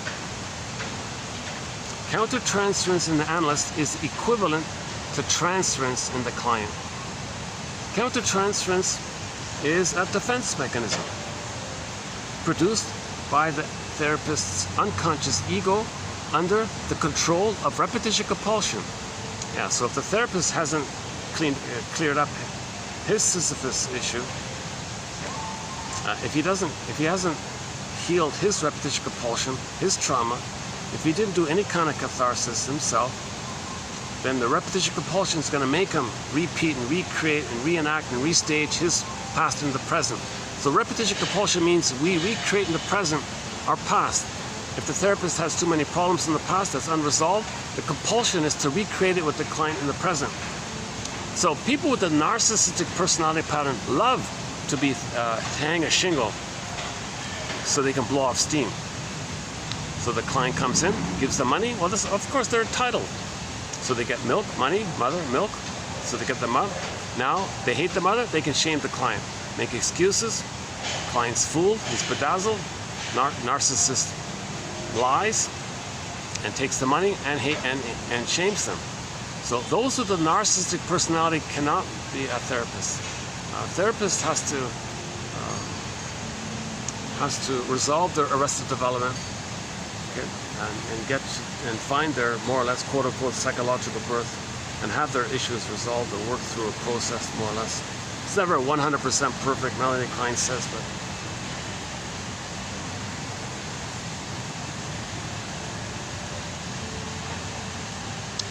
okay, analyst. The analyst fails when the client can never be launched into the free production of his material. Okay, so the one thing that's supposed to take place is called the free association. So just freely say what comes to mind. Free association. This reminds me of this. This reminds me of this. So you wake up in the morning, had a dream. TTAQ, title, theme, affect, question. It's like this in my soul today. What does this sequence remind me of? What does this sequence remind me of? So you can do it yourself. You can free associate yourself in your journal kind of thing. Or you can share it with somebody and he asks you, oh, that dream you had, what does that part remind you of? You know, you feel safe with him, so maybe more can come up. Unconscious, make the unconscious conscious. When you feel safe with somebody, more comes up. Well, yeah, let's go back to the. Yeah, let me clarify. Let me try that again with the kingfish story. So there's an episode of the kingfish story where the wife got fed up of him never working, and she had to support him the whole time. And the argument was, and the sympathy was, that he didn't know what he would like to do. He didn't know his talents. He didn't know his interests. He didn't know what he's good at or something. So why take some other job and waste it and waste his time? Why doesn't he just wait until he finds his true calling kind of thing? So the wife went along with it. Okay, I'll support you and all this. I'll pay the bills. So this went on for 20 plus years, right? So then it came to a head kind of thing. And during those 20 years, he could never hold down a job for longer than a day. I think because he always sabotaged it, always created a problem. He would collapse, he'd get hysterical because the employer was seen as the demanding mother. There he is, back with the demanding mother. He can't cooperate anymore. He tried to please his mother, do what the mother wanted. Now the employer's the mother, so he would sabotage it, make some excuse, find some way to get out of it. So he was still always escaping his mother. So that's part of it, right? So he has arrested development. He didn't get enough love to know his interests. He's still in the place of the mother demanding that the child take care of her. So probably I've never seen Kingfish's mother, but I'm going to assume if there's an episode of that, it's going to be some demanding mother shouting at him, making him obey and all this. You know, a clue to it is the mother-in-law, because sometimes he fights with her, but at the end, the mother-in-law will dominate. And his wife can dominate. And the two of them together can dominate him. Although he tries to fight back at the end. So he doesn't really have his authentic manhood. So he has these lackeys. A guy with grade 2 education who's loyal to him, who's home, has no family. The poor lightning kid who he's kind of like slightly, not disabled, but slightly handicapped or something. Not.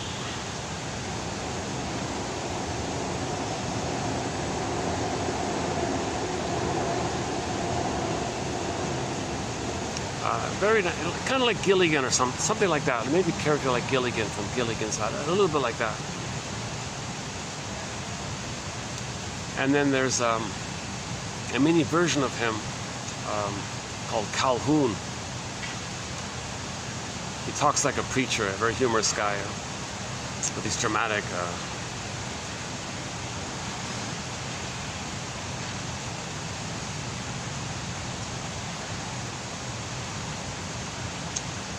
So Calhoun admires Kingfish because they're both kind of con men kind of thing. So Kingfish would, episode after episode, for the most part, it's about him feeling entitled. It's about him being given something. Now he's supposed to get mother's love freely, right? He never got it freely, so he steals it, cheats it, coerces it, gets it, because he's supposed to get it freely. Back to that. Oh yeah, we had a quote about the shoplifting one. Was it from Janus or somebody? It might have been from Janus, yeah. Type in the shoplifting in our search engine. That's not a bad quote. I forgot who it's by. But the main idea was that the child is supposed to get mother's love freely. The child is tired of begging and pleading and trying to win mother's love. Got to do this for mother's love. He never once got mother's love freely, unconditionally. He always had to do something for it, right? It was always on a condition. He got tired of it. So enter the TV show Nashville, the musical show called Nashville. There was a young lady there who was very wealthy and all this. It wasn't about money. But she would go, and oh yeah, we saw her mother. She was a very depressed kind of woman, all this. So we could see the source of it all, that the mother wasn't very maternal, right? Okay, so she'd go to the store and go to the feminine section, and she would always nick like lipstick and like feminine kind of thinking that it's meant to be something between the mother and the child, that cosmetic kind of area. So it was, and she wanted it for free. The point is, it's supposed to be given to her freely. So she felt entitled. I want mother's love, even if it's symbolic mother. It's got to be given unconditionally. I don't want to pay for it. So she would go to so this singer, this music in the Nashville show, it's simply called Nashville, right? The singer would go to the store and regularly and wanted to receive a symbol that represents mother's affection and tenderness and kisses and sweetness. And so she would just take it because she's tired of trying to win it, because we saw the mother in that show. She was a depressed, narcissistic, selfish woman, all this. So we kind of saw it like that. So that was the source point of why she was a shoplifter. The woman had $1 billion or whatever. It wasn't about money. It was about the psychology of wanting the feeling of getting something maternal without paying for it, right? So Kingfish was like that. I want to get support. I want to get things without paying for it. If I got to rob, so he robbed his friends, he robbed others, he was a con man. He was a professional master salesman con man. He could sell a broken car to his friends, right? He could sell, one time he sold a billboard, like a cardboard picture of a house. And managed to sell and make somebody believe that that was a real house and somebody paid for it. These kinds of things. Like, he was a master con man, and Andy was the main victim of this. He was the target of all this stuff. Now on occasion, Andy turned it around and sort of a little comedy in that end. So Andy wasn't that. Andy was lonely. He wanted a big brother. He wanted a father figure. Andy's considered like the lonely one or something. He was a playboy bachelor, Andy. So Andy was similar because he couldn't really love a woman kind of thing. And for Kingfish, his wife was just basically the mother. She was a stern, orderly, motherly kind of person who took care of Kingfish and put up with his antics and put up with his sloppiness and laziness and all this. So and the wife, Sapphire, yeah, very likable character, and Sapphire's mother kept saying, "Come on, Sapphire, why did you marry this bum? I mean, why did you marry this lying con man? I don't know, he's kind of makes me laugh or something." That's part of the charm kind of thing, right?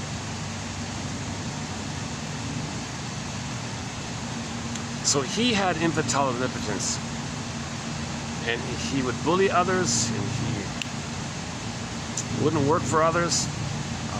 thought he knew it all, thought he had all the answers, felt entitled to get something for free because he's supposed to, like the shoplifter, he was trying to get it. So he had arrested development, still looking for mother's love. So when a person doesn't get mother's love, they try to get it in some other way, however that may be. In this case, conning others to get the money from them, or food, ice cream, cookies. Okay, that's just a trick to your brain to release the sugar, salt, and fat. The concentrated food makes the mammalian part of the brain perceive that the person is safe by all that food. Then from the safety of the food, the person gets serotonin. In the way, a baby gets serotonin when he's safe from the mother, but you get the serotonin. But kingfish didn't get the serotonin from being loved. He gets it every time he cons somebody. Every episode he cons somebody. So it's a loop like that. 20 years of doing this. That's why the mother, the wife mother, laid down the ultimatum finally. And even in that ultimatum, she told him to work as a salesman.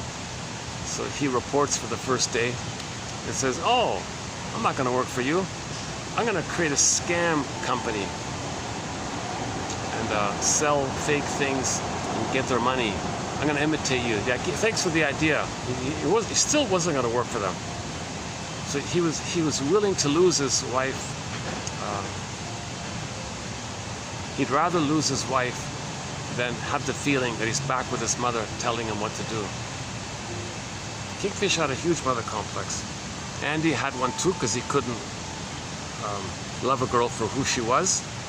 He was either a playboy or would try to marry a woman whom she thought had a lot of money, hence turning her into the mother to take care of him. So in a way, Andy was like a mini covert, kind of a covert kingfish himself. The lightning represents the innocence of it all. The lost innocence of it all. The reminder of the hidden childlike innocence of it all. So I always felt sad to see kingfish, shout and bark at lightning. Just so shy and gentle, hesitant, and he would like violently slam the door in his face or order him around, and lightning would still, like a little child. This kingfish should treat him better, because then he would accept what he saw in him and himself better, right?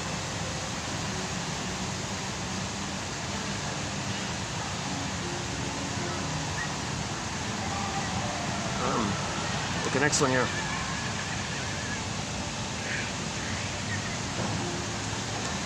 Okay, Hart is quoting E Bergler here. A typical analytic interpretation doesn't hit the decisive spot because unconscious wish and unconscious defense are chronically confused. Some people think the problem is,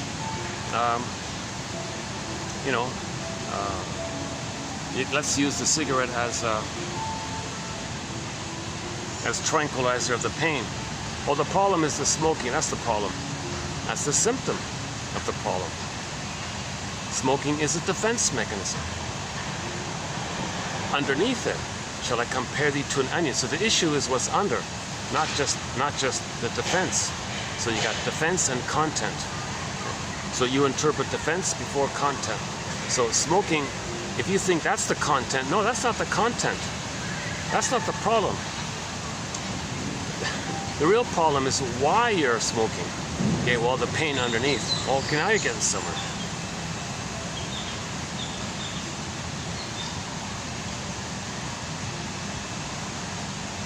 So emotional eating. So you think emotional eating's the problem. Oh no. That's a defense against the memory of not getting mother's sweetness. So you eat cookies as sweetness, as a metaphor for mother's sweetness. Or maternal spirit missing, you eat alcoholic spirits to symbolize maternal spirit. No, the real issue is the missing maternal spirit, the missing maternal sweetness or tenderness. Not the cookies, not the booze, etc. Those are defense mechanisms. They're tranquilizers. To repeat the pain to get the endorphins, or to get the serotonin for a blip, to get the pain to get the endorphins, to repeat the cycle. One cannot hope to one cannot hope to pretend the past never existed. Okay. So people say get over it, you survived your childhood, get over it. Okay, it doesn't, these cliches don't change that grooved in imprint in your survival brain. That's pretty powerful like that. That's why Janus was saying you gotta do this so-called primal healing. You gotta like talk, feel, and maybe the body can shake it off kind of thing. You can't just repress, bury, because then it's building up steam, tension, and then you're blowing off steam all the time.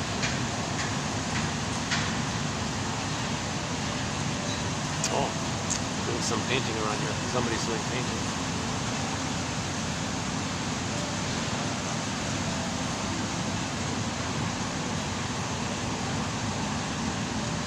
Yeah, this is working out. This spot's working out here. You know, this might actually be better. Even though I'm at the parking lot. I thought there'd be too much traffic with the parking lot and the entrance right here, right? But if I keep it to this time, to this early afternoon, what is it, 4:10? If I keep it to this time, like between 2 and 5 kind of thing, I can deal with the minimal traffic. But if I'm sitting back there with the swans, there's all these groups just near me. Plus the people want to walk over to look at the swans, so I think this is better if I come here. Why am I telling you this? Okay. Okay, woman in analysis for a long time dreams of visiting analyst in hospital dying of pneumonia, but he reproves her for not analyzing her motives for coming. When I first saw that, it gave me a little smile, so I thought, let's include it.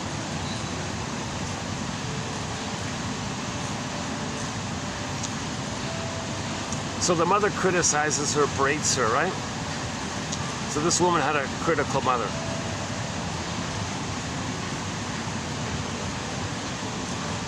No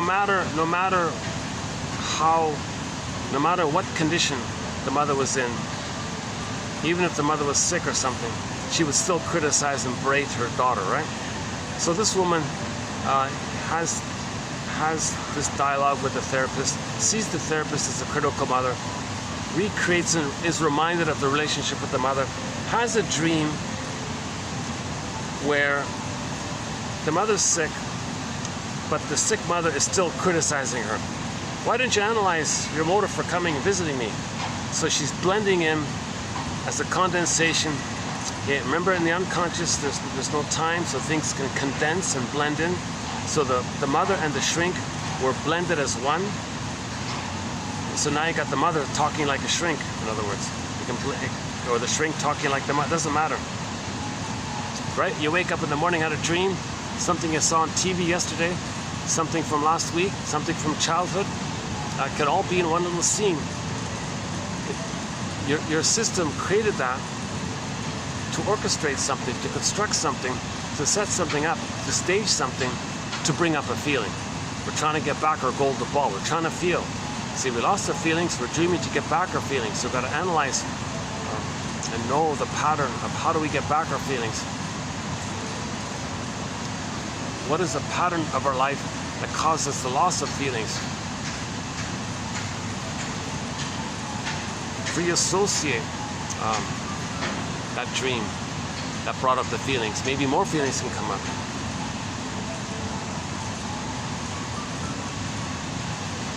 So my understanding is this woman had an extremely... So maybe when she was a little girl, the mother was sick. The daughter, the kid, Mommy, I need something. Oh, stop it. Do it yourself. Why are you coming to bother me here? Leave me alone. That was forgotten. She goes to the therapist, has an interaction there, goes home at night, has a dream that she's visiting the therapist, i.e. the mother, in the hospital, i.e. the mother in the bed. And the therapist mother's criticizing her. Why are you coming here? What do you want, child? What do you want? Yeah.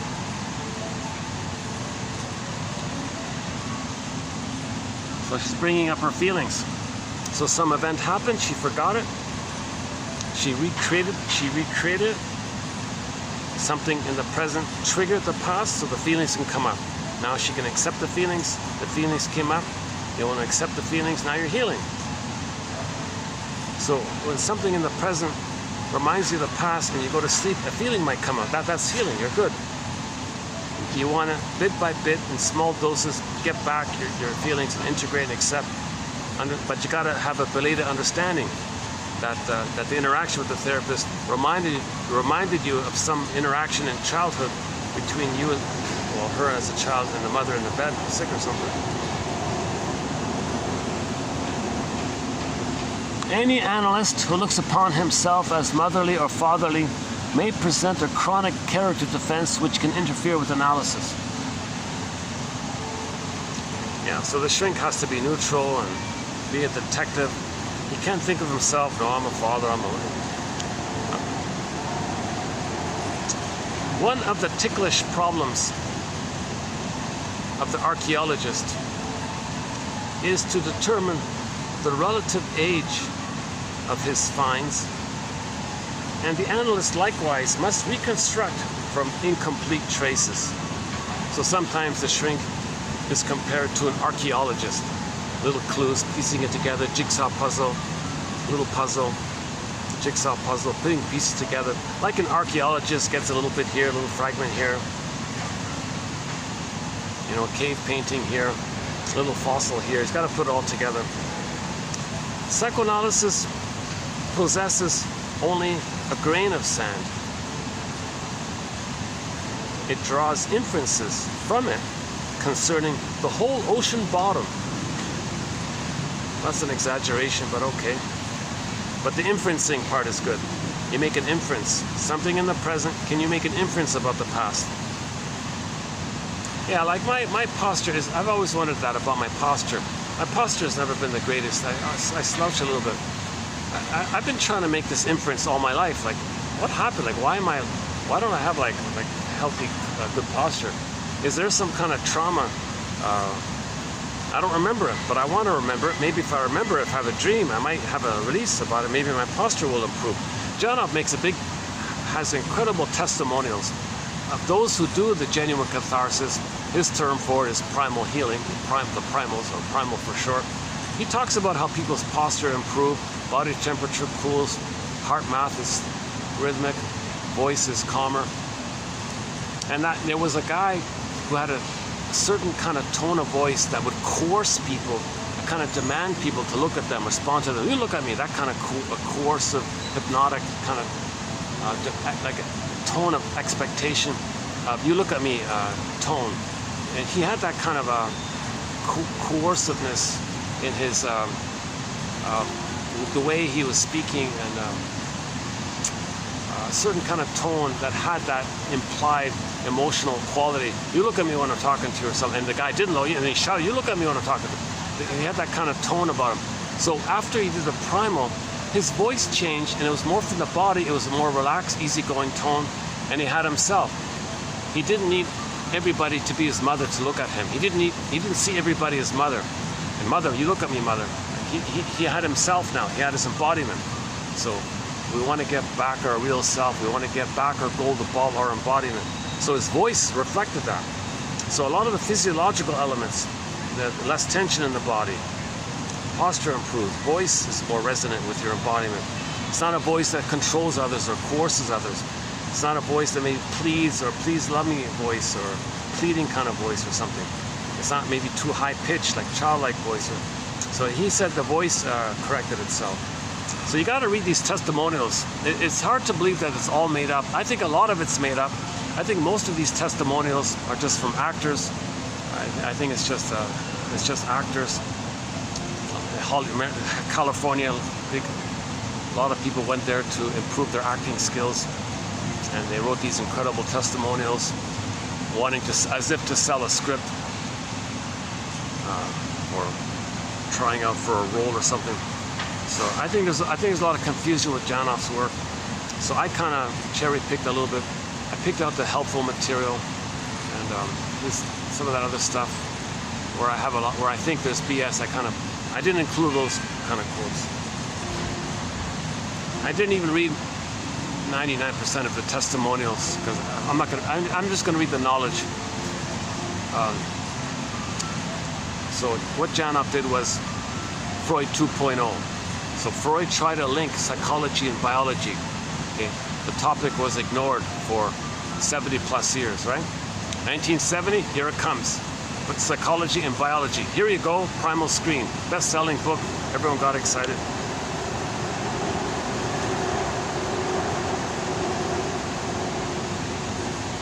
The therapist may be less clever. The therapist may be, the psychoanalyst may be less brilliant or clever than his client, but he has more moral courage to face realities and repressed thoughts. Yeah, so some clients are extremely intellectual, meaning some people have a lot of book knowledge. They use that knowledge as a defense mechanism. That's called intellectualization, the defense of intellectualization, using theories and philosophies and ideas and tricky words and jokes as a defense against feelings. You're supposed to use your knowledge to help you get your feelings. Some people use knowledge to push away from their feelings. So some clients may have more knowledge than the shrink, but they use that knowledge to push away from their feelings. The shrink has less knowledge, but he uses that knowledge to get his feelings. I like that quote. That's a good one, I think.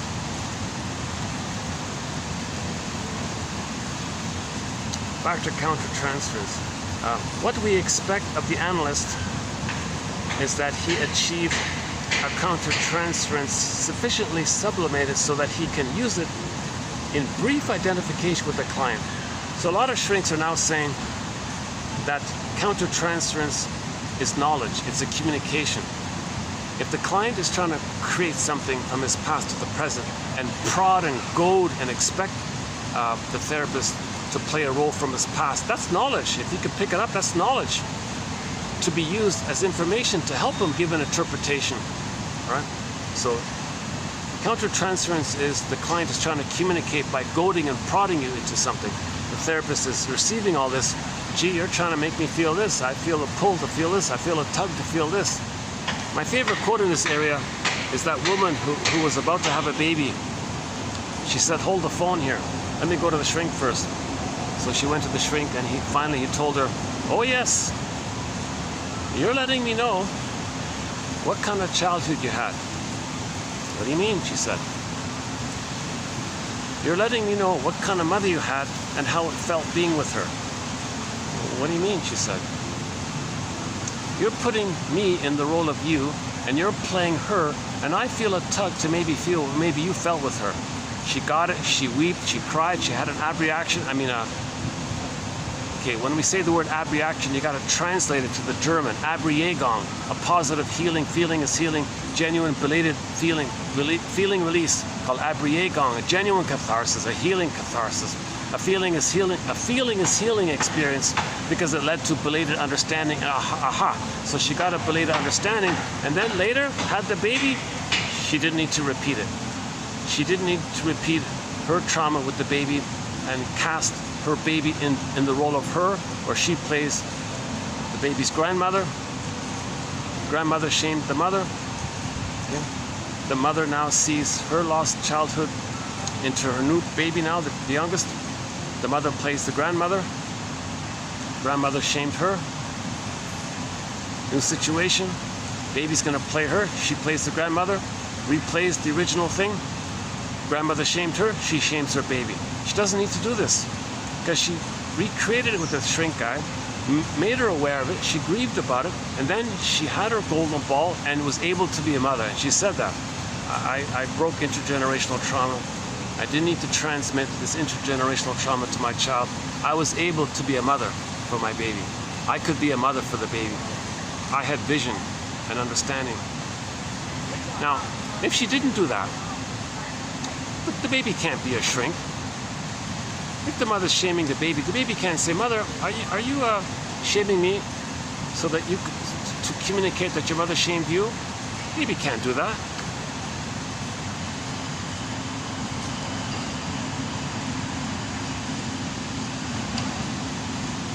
Okay, next one, another one from counter-transference. Being too afraid of losing the client. Okay, that's a sign of counter-transference. Cultivating the client's dependence by unnecessary reassurance is a sign of counter-transference. Okay, so the famous shrink, Karl Menninger, yeah, we don't have too many quotes of his. My favorite quote of Menninger is this one. Menninger said to a lady came in with her complaints. Menninger said to her, "These complaints you're telling me about, we may say that this is what your traumatic script is doing to you. Let us as a team, as co-detectives, and you're going to be the lead detective. I'm kind of like a mentor detective or something, but you're going to do the main detective work. I'm just going to help a little bit. As co-detectives, let us see what we can do with that script. We want to unpick the threads of a traumatic script, use those threads to weave a new healthy." Oh, somebody's looking at me. What is that? Let me change that. Let me block out the view here. Somebody's kind of like just staring at me, a little distracting. Let's try it. Oh, they're still looking at me. Hold on a second. They're just curious or something. Can I do this? Let's try this. Oh, that's okay, right? Okay. Okay, yeah, that's okay, right?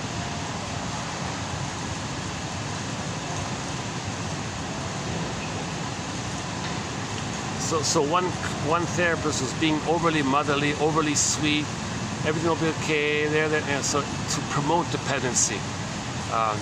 So he wanted to use the client as a source of income, as a constant presence. It fits his neat schedule or something. So that's counter-transference, to parentify the client as someone who should take care of him.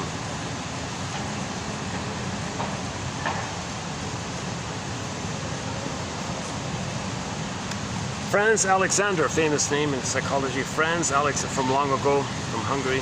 Oh, a lot of great shrinks from Hungary, yeah. We always talk about Germany and Austria, but don't forget Hungary. They have a lot of good. Margaret Mahler's from there. Right? Okay, Franz Alexander has compared the web of transference and counter-transference. So look, so it's one thing for the client to transfer. We get that. He's repeating under the repetition compulsion his childhood to know his childhood. So he's going to transfer and repeat and recreate in the present. That's one thing. Therapist is neutral, notices it, and makes a transference interpretation. That's like that, right? Now, what if the client is trying to recreate their childhood and transfer their childhood and reenact and replay their childhood in the present? And what if the therapist is doing the same thing and called counter-transference? He's doing the same thing. He's treating the client as a therapist, and the therapist is acting like a client, and he's recreating and transferring his child into the present, and the two of them are both doing it. It's a kind of folie-a-deux now. It's a kind of folie-a-deux. It's a craziness. No therapy is going to take place. They're going to argue, you be the good mother that I needed back in the nursery. No, you be the good mother that I needed back in the nursery. And they're both fighting like this all the time. So it's a kind of shared madness. It's a kind of folie-a-deux. Alexander has compared the confused web of transference and counter-transference into which some clients contrive to drive us to a folie-a-deux. Okay. That's one way of thinking about the folie-a-deux. Kind of shared madness. But they're sharing it. But the folie-a-deux, it's a common madness, right? They both believe the same nonsense. But in this version of it, he believes his nonsense and he believes his nonsense. So it's like two folie-a-deux blurred in. So we need a different term for this kind of folie-a-deux, right? Yeah, it seems to me we need a different. It seems to me there are two kinds of folie-a-deux, right? The two share the same madness. That's the regular folie-a-deux, right? But what about this one he's talking about here? Like a couple arguing all the time. So it's a split, two singular split folie-a-deux. I don't know. I gotta find a new term for that one. How are we doing? Oh, it's still there. All right. Let's just keep going here. Let me. Maybe they're not looking. Maybe they're just. Yeah. There's a group there, and sometimes they're just facing. So sometimes they're not looking at me, but when I looked at it, I'm reminded of the time when they briefly looked at me. Okay, let's trigger it here. Okay. Another famous string from long ago. We don't have many quotes from Edward Glover, but I see his name sometimes. Yeah, Glover. Yeah, so a lot of these references are from older quotes, right? That's why we have so few of them. Of the thousands of notes he made, we're only going to end up with a couple of hundred, you know.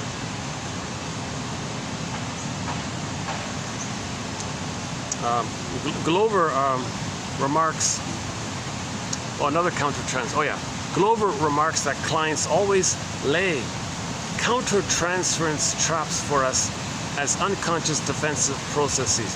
Okay, so as a defense against healing, the client might make it set a trap for the client to play a role from their past. Innuendo, suggestion. That's his defense against grieving. If he can recreate the past. If he can recreate a drama, if he can recreate a folie-a-deux. Oh yeah, so the client might recreate a folie-a-deux, meaning in the way of the previous quote, as a defense against grieving. Right? Heavy positive transference should warn us to expect just as heavy a negative transfer. Yeah, so very often this is the splitting mechanism. If somebody has an over-idealization, it's a disappointment, you're going to get an over-devaluation. It's not realistic to think in terms of goddess and demon. So if you think somebody's a goddess, well, if there's a disappointment, flip, you're going to think how terrible they are.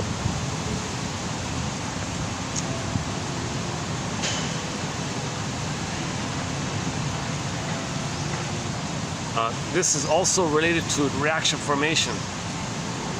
Let's say the girl likes the guy but doesn't know it. She says she hates the guy, or vice versa. So things can flip around sometimes. All right, next one. It is not. Will it change? Still there? Oh, it's still there. It is not. Why am I being so lazy? I can just move the chair here. Hold on a second. Why don't I move this a little bit this way, right? Okay. Yeah, sorry, give me a second.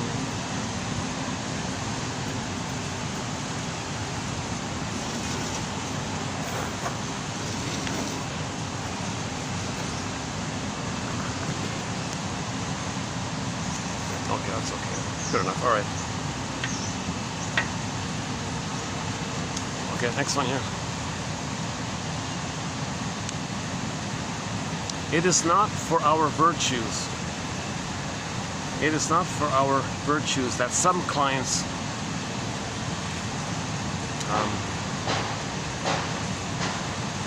adopt a friendly attitude towards us. They may be trying to buy us off before the matter goes further. Okay. So this whole issue of please be on my side kind of thing.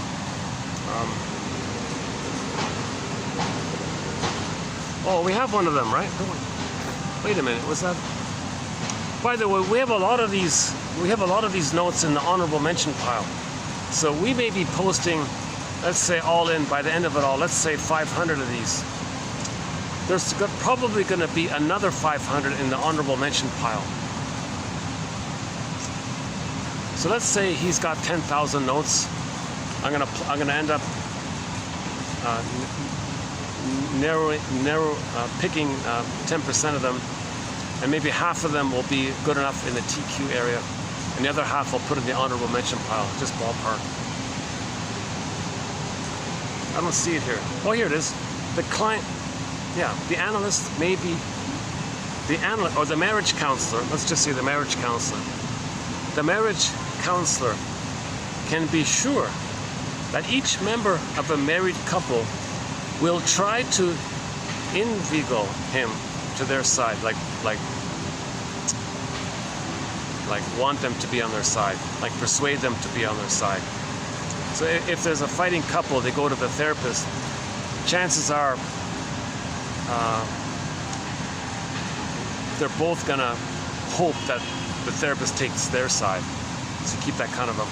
So in a similar attitude, it is not for our virtues that some clients adopt a friendly attitude towards us. They're trying to win our love, kind of thing, before the matter goes further. All right. In a wider sense, interpretation is any. Yeah. So if somebody's being ingratiating, please like me, please be in my slides, please understand me, because later on you're going to know more about me. So I want your support as you know more about me. Maybe that's what he meant. Okay, in a wider sense, interpretation is any and all acts of the analyst which allow the ego of the client to get in touch with and control a part of his psychic self. Okay, so one way, so the goal is to get us to connect with ourselves, to know our mind, to have self-agency, to help self-activation, to express our real self, to know ourselves, to express ourselves. Know the truth, find the truth, know the truth, express the truth. It says one mental hygiene film from the 50s. That was their slogan on the blackboard. There's a list of films, little short films from the 50s and 60s mainly, from this hygiene, mental hygiene movement. It's interesting about that, eh? In the 60s, it got smashed with pop music or whatever, I guess, the boy bands they call it. It's funny because that comic psychoanalysis, yeah, why did that stop? Oh my God, cute, missed opportunity. That comic, that really needed to have been protected and continued, that comic. I think that comic, let's see, how many years have passed? 45 plus 25, let's say. 45, 70, almost 70 years have passed, is that right? 60 something. Okay, so let's say 70 years have passed. 4 issues, 280 episodes. Every home, let's just say 200. Every home, I think, every household should have the complete works of the comic psychoanalysis. 200 issues. Each issue has on average 4 therapy sessions. So that'd be 800 therapy sessions. So every home, every household by now could have, or should have, could have had, or we can still get, 800 therapy scenes, sequences, like episodes in comic book format. We could have had that. So it's great that it's been digitized. Hopefully it'll be revived again. The Disney film Inside Out coming, that's a huge boost. 2015 film Inside Out, that's a huge boost. I think 1001 Windmills of the Mind is also a boost.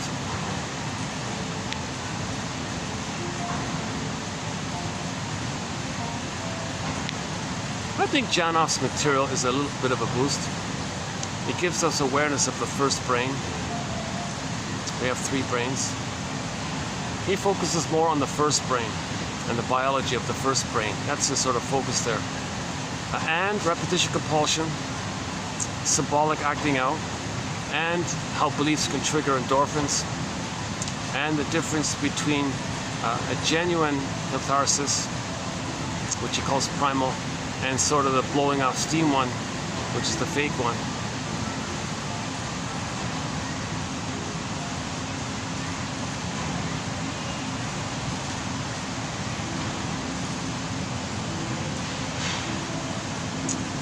Oh, here's an obvious one.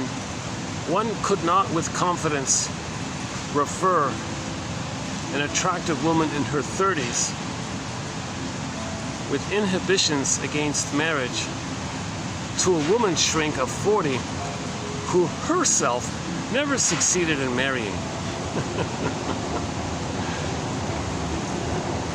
But she would love that case though. It would be good for the therapist, but it wouldn't be good for the client. So imagine that, you got a female shrink in her 40s who never married, who never resolved that, but maybe she's still a good shrink anyways. And here she gets an attractive woman in her early 30s struggling with this very topic.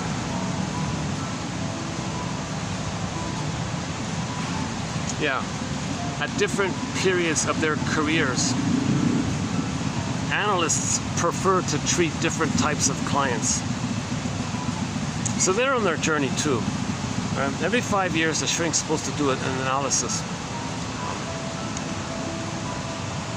Every 5 years, the shrink has to lie on the couch himself.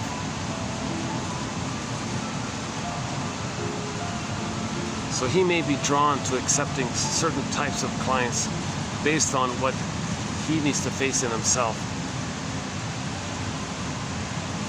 Kind of like how your friends change as you get older, I guess. Knowledge of psychic presence, of imago, controlling image. Imago means image. The baby doesn't have a direct snapshot image of his mother. He has an imago.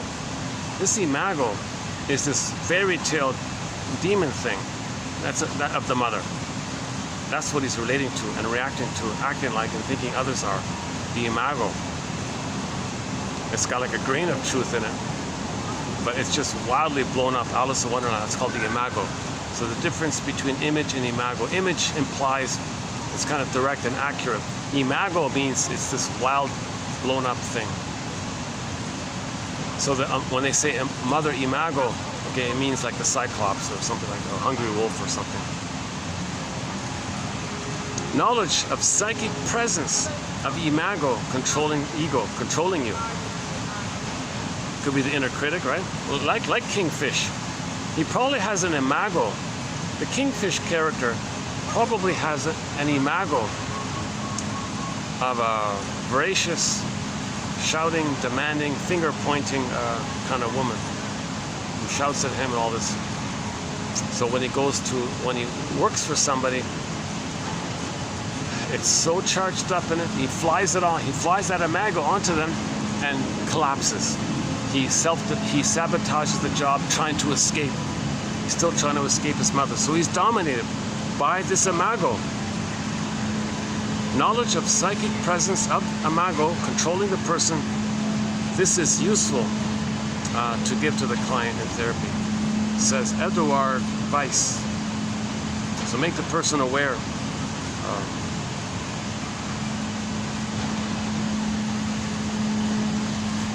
Okay, next one here. The analyst should constantly ask himself, is there anything in this client's material that is inconsistent with my interpretation? Yeah. I just apply that in general, right? You have an opinion about somebody. Is there anything about them that's inconsistent with my opinion about them? Oh, lots. Next one here. Oh, I like this one here. Another one by Franz Alexander. The strange ego feeling. The strange your personal ego, conscious ego feeling. Sometimes they say your conscious ego, it's your self-conscious ego, it's you. They mean it like that. The strange self-feeling noticeable when the client, beyond his own expectation and against his usual habit, begins to act in a more controlled way, is the result of a changed power relationship between conscious control and neurotic patterns in favor of the former. That's self-agency, self-activation. Oh, all that group is leaving.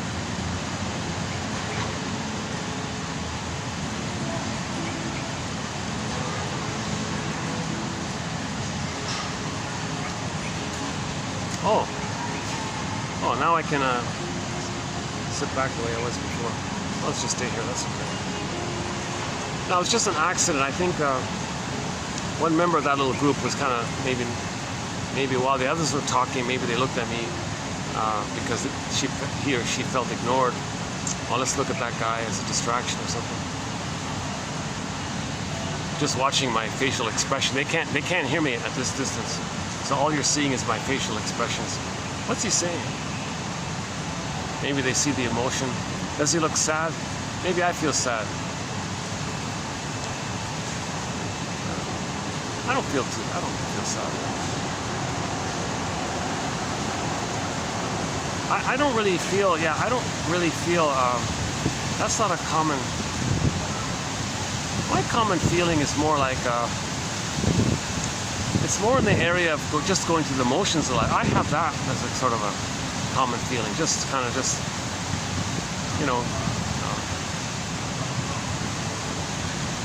a little bit like sleepwalking through life, going through the motions of life. I'm a little bit absent-minded, a little bit forgetful sometimes.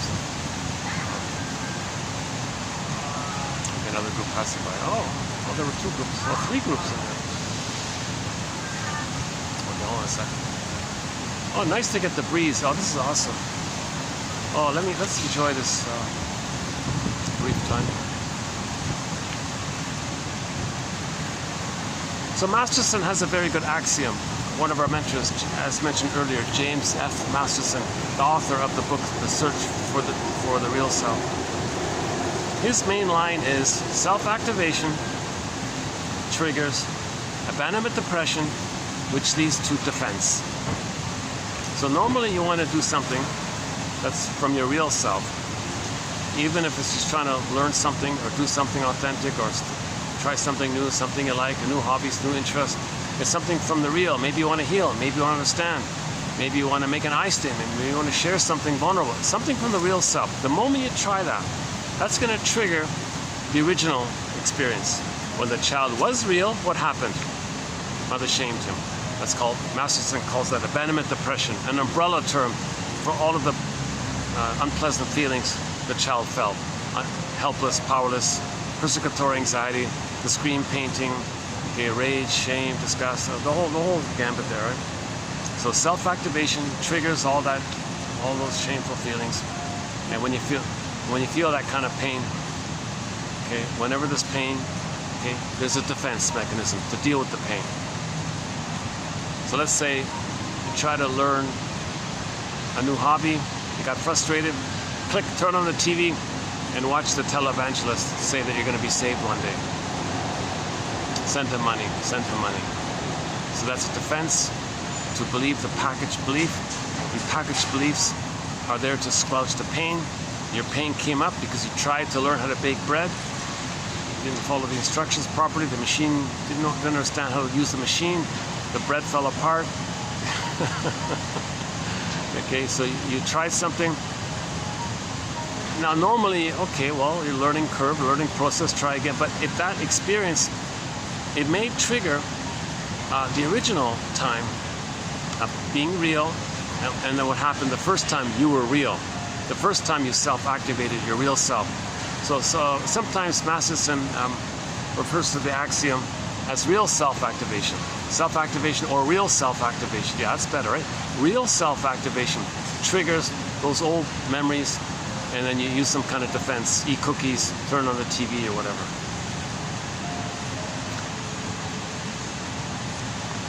Okay, that's it.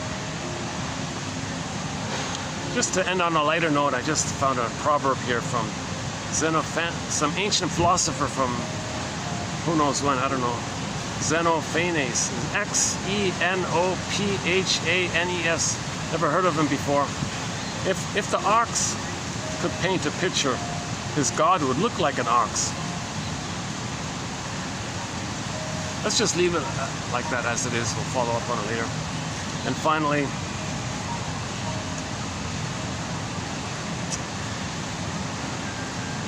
just some like a self-soothing, self-help exercise. You say to yourself, solar plexus warm, breath calm and regular. Okay, solar plexus warm, breath calm and regular. It doesn't heal anything, but just to see if you can, for the moment, self-soothe your anxiety. But I notice on the tea box, the Yogi Tea Company, on the box there it says they'll give you a yoga posture. Please check with your doctor first. So my disclaimer once again, I'm not a doctor. 30% of what you heard in this video is wrong. Maybe 50% is wrong. It's up to you to figure out which 30 or 50% is wrong. We're just sharing clues here. Brainstorming here, speculation, ballpark ideas. Maybe these are like prompts to be helpful in the future. Stepping stones for better ideas in the future. Maybe these are just pieces of the puzzle. I gotta confess, I liked yesterday's batch. I felt like today's batch might be a little weaker.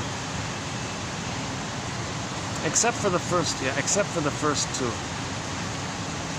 My favorite is the first two. My hope is that one you like. My hope is that out of these 20 plus, one you'll like. That's sort of the goal. One, let's see.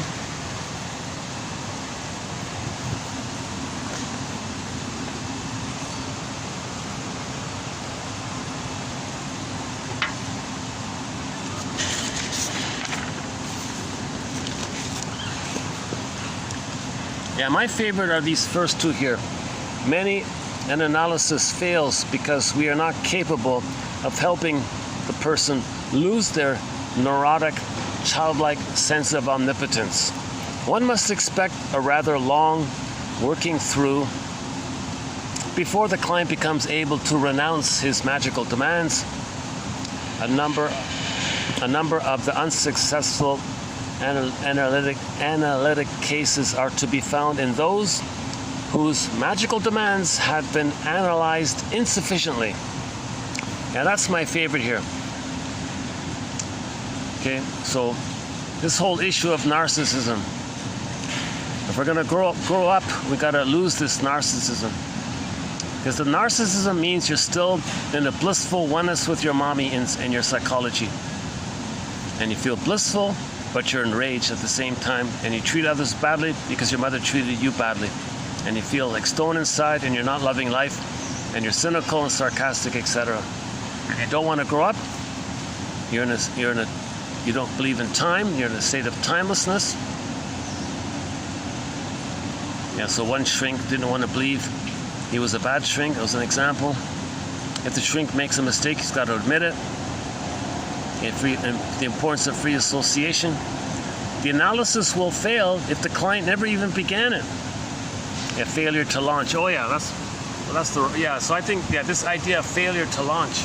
Yeah, so this Kingfish guy, he's a good example. Oh, and yeah, Kingfish and of course Lightning. Yeah, of course Andy. Who's the other one? You know, Calhoun maybe a little bit. Oh, he's a shyster guy too, right? But let's just stick with Kingfish. Yeah, he has failure to launch. Yeah. I mean, he's got skills. He can be a master salesman. but he only does it for the entitlement to get money as symbolic mother. He's not selling like as a selling something useful. He's just selling to cheat. So he didn't know his uniqueness. So the one idea about the failure to launch idea, it just doesn't mean you couldn't leave your physical family home. You can recreate it if you treat your wife as the mother. And you just transfer the mother to the wife. You're still at home in that sense. That's still failure to launch. So Kingfish had a failure to launch, right? This constant criminality of his, this constant con man act of his, that's a failure to launch. He's demanding and he feels entitled to get something for nothing, right?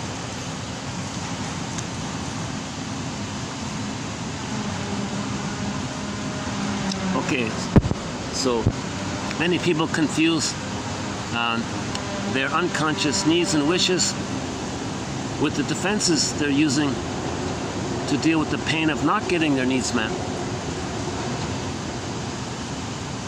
Okay, the dream interpretation one. I like this one. Okay, I like this one. Yeah, I like that one. Okay. And I like this one too. Theodore Reich. Okay, the analyst may be less brilliant than his client, but he has more moral courage to face realities and repress thoughts. And think about a clinger and a pleaser who then did the therapy work to find their psychological birth. And then a person with a narcissistic pattern comes into their office. And this person with the narcissistic pattern may be a professor with 10 PhDs. And the lady who only has a social worker, who only has a MSW plus a diploma from an analytic institute. So she may be less quote-unquote brilliant, but she has more courage if she can make an I statement. So if a person with only a high school education can say, you know, when that happened, it reminded me of my past, where as a child I had this need for trust and connection. And that wasn't met at that time as a child. And I felt scared. This is what's coming up now. That's moral courage. The guy with the 10 PhDs, oh, he'll shame it. Oh, what's wrong with you? He'll shame it. Get over it, he'll say, or something. So this issue of PhDs, there's no correlation.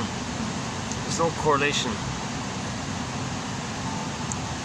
A person at the age of 5 can be psychologically, emotionally healthier, more mature than a guy in his 80s being a curmudgeon.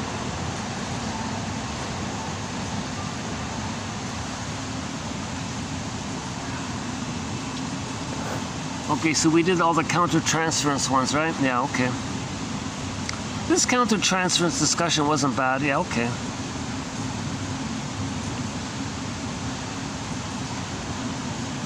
So again, counter-transference in the analyst is the same as transference in the client. And if the two of them are doing it together at the same time, this guy here, Haak, calls it a kind of folie-a-deux. Oh, this is, yeah, here's the important point, yeah, counter-transference. Okay, well, transference or counter-transference, it's driven by the repetition compulsion to recreate in the present the past with the magical fantasy that we can change the past and get the love that was needed in the past. So we are recreating the drama and the conflict in the past, in the present, thinking the present is the past, trying to change the past. This is the repetition compulsion. So transference and repetition compulsion are under the control of this phenomena called repetition compulsion. Yeah, that's a good one. Okay, I like that one. This simple one I like. Okay. 1, 2. I like these. Okay, 1, 2. Yeah, okay, 3. The Dreams 1-4.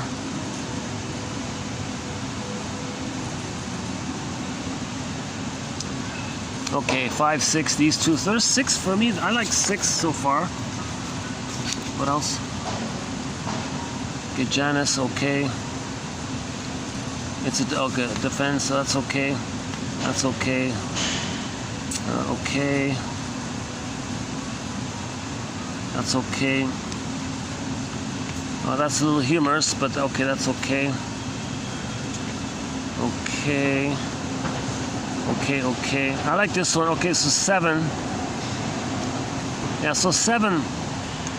So of these 20, whatever it is, 20-something quotes, let's see, what is it again? 1, 2, 3, 4, 5, 6, 7, 8, 9, 10, 11, 12, 14, 16, 18, 20, 22, 24, 26, 20, 29. Okay, so of these 29 id bits, of these 29 id bits, 7 of them I like, personally. My hope is that you will have found a few as well. At least one. I hope you found one. Let me know in the comments section. Just kidding. I still have it closed. I still have the comments section closed because I've already gotten troll comments, so I got a feeling I want to focus. I want to keep this positive and upbeat. Maybe in the future I'll open up the comments section, and yeah, it's on my mind. Yeah. Still not too many viewers really, so you know, if I open up the comment, all of the hateful comments, they're just blowing off steam because they can't feel. If a person doesn't feel, that's tension, that's pain, they blow off steam. So all of these troll comments, they're good, you're no good. They're just saying that the mother treated them badly. So cynicism. Okay, so just interpret this stuff, right? So cynicism gratifies infantile megalomania. So all these troll comments are cynical. That's just gratifying their infantile megalomania. Okay, failure to launch, arrested development, loss of real self, angry, anger at the console, survival mode, can't feel, pain, tension, cynicism, just cycles around, blow off steam. So I think these theories are pretty good, to tell you the truth. Edmund Bergler has made an immense contribution to our collection. As mentioned in the last video, there was a quote by Rosenfeld. He referred to Edmund Bergler, how he has 24 books, 300 papers, the #1 most prolific author of psychoanalysis direct into the English language.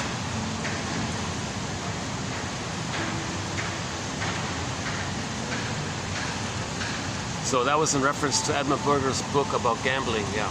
So yeah, there's a good quote about gambling in the last video, with both by Bergler,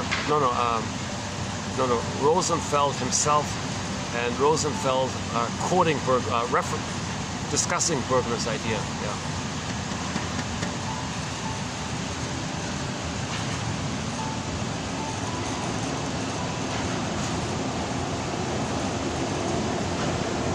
See, how's the time? Tell me what kind of... Today's a strange day. 5 o'clock. Battery's holding up. I still have about an hour of light. Yeah.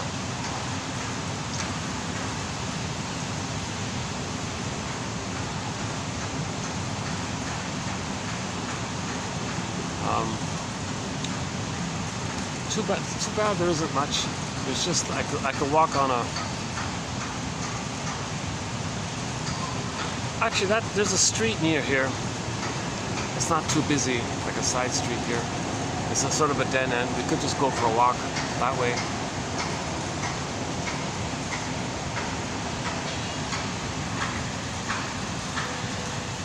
Or I could show you that nice tree across the street. There's a huge, nice tree across the street.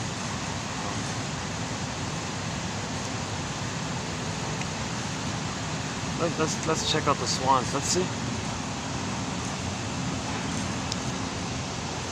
Well, let me return these chairs here.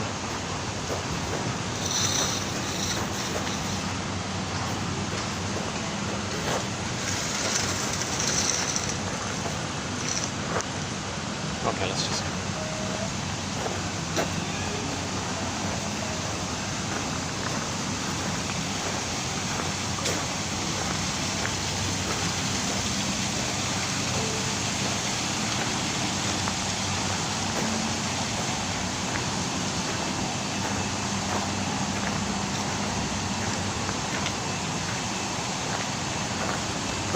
Okay, the swans are at the other end, and there's some guests over there, so let's, next time. All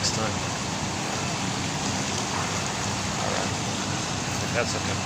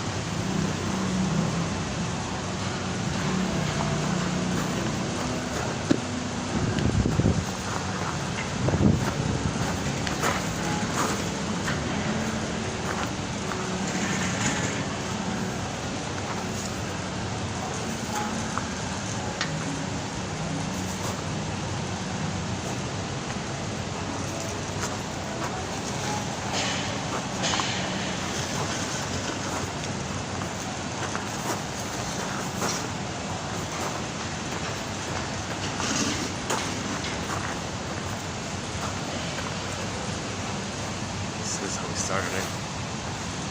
Well, no, I feel okay with today's quotes. Yeah, I feel okay. There's some good ones in here.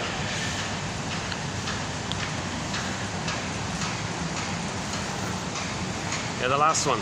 The strange ego feeling observable when the client, beyond his own expectation and against his usual habit, begins to act in a more adult way or a more controlled way. Not narcissistic, not indignant or revengeful or spiteful or something. In a more self-controlled way, meaning connected with themselves. This is the result of a changed power relationship between the conscious, the third brain, and old neurotic patterns in favor of the former. So the power was in the first brain, the right brain. You build the ego, okay? You give the scarecrow a brain. Now the scarecrow can make decisions in connection with the feelings, and the feelings serve the person rather than the feelings dominating the person. And so we want that healthy link between the two brains, right? Two sides, the two hemispheres, pardon me. So we want the person to be able to feel their feelings and come from their feelings of their authentic real self. So that's your conscious expression of your feelings, right? Now if you don't have your feelings, your consciousness is out of it and your feelings is buried in the pain, and now you're controlled by neurotic patterns.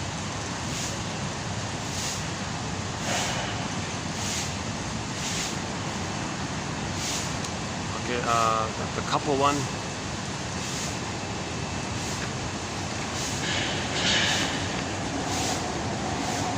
Okay, the other one. Yeah, the analyst may be less brilliant than his client, but the therapist has more moral courage. The therapist has more moral courage. That's a tough one. Maybe he's healed more, maybe he received more empathy, maybe he did more personal work, more personal introspection. Why are we saying that the narcissist doesn't have more? Well, he's just traumatized. It's a symptom of trauma, right? He says that's it's slightly judgmental to say that, right? But I still like it for some reason. The other one here. Oh yeah, the dream one. Woman in analysis for a long time dreams of visiting the analyst in hospital dying of pneumonia. But he reproaches her, criticizes her, berates her. He reproves her for not analyzing her motives for coming. I don't know why I like that one.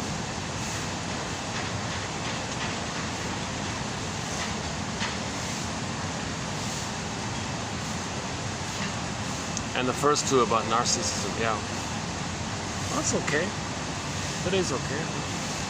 Okay, so this is sort of our second round of id bits. Hart's id bits.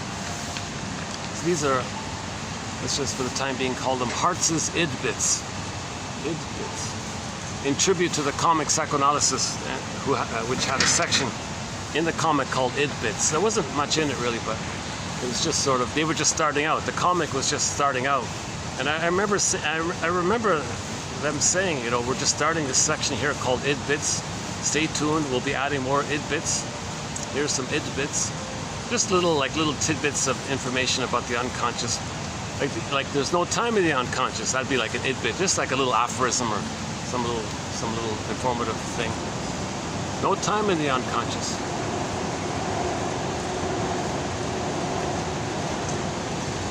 So hopefully you found some useful id bits today.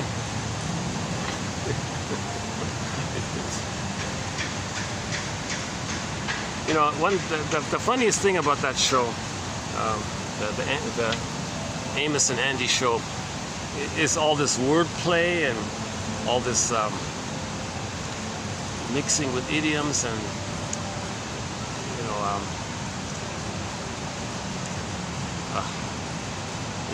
one time Kingfish thought he was going to be the next Pistachio instead of Picasso. Just like play fun little twist of things, right?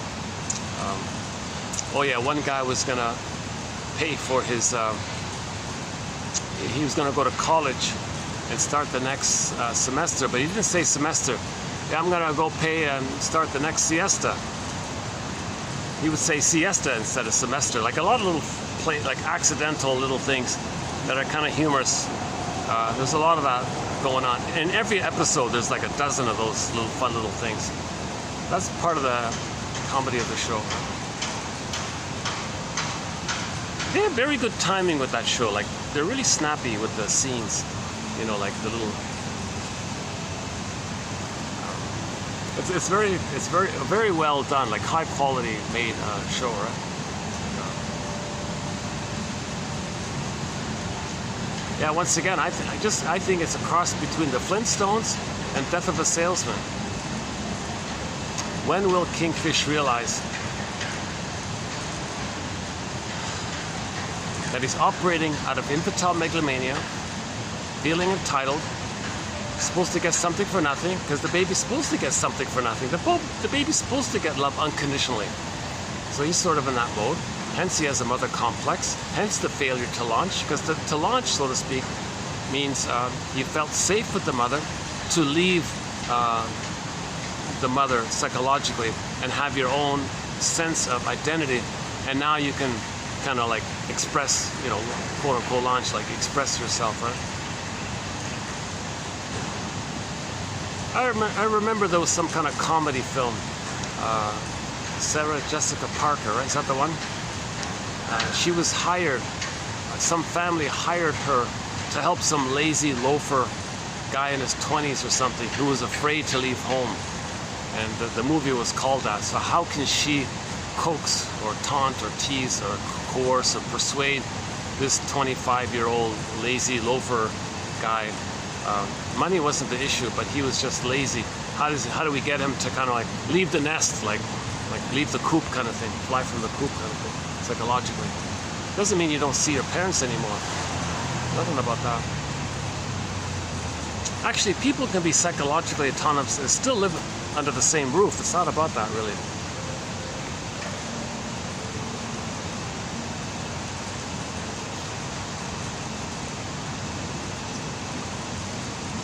Yeah, but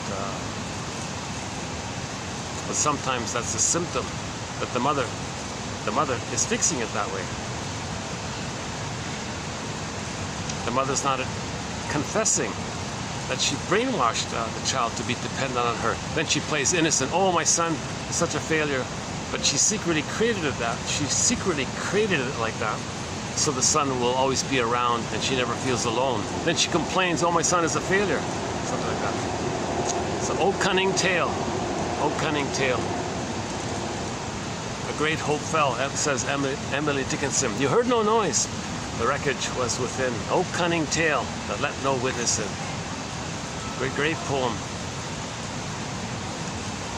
Another thing about narcissism, she has a poem about narcissism called Fame is a Fickle Food. She numbers her poems. It's number 1702. 1702. Fame is a fickle food. Shifting plates. Goes on a bit. The crow comes along, inspects it, and with ironic caw, the crow flies off to the farmer's cornfield, but the man took it. Kingfish took it. I'll take it. I'll take this scheme, this get-rich scheme, this con man scheme. I'll take it. He has to be a king. See, he always had this demand to get rich quick, easily, and he didn't care how he did it, pretty much. And now there's no violence in the show. It's good that way, but he did very cruel kind of things.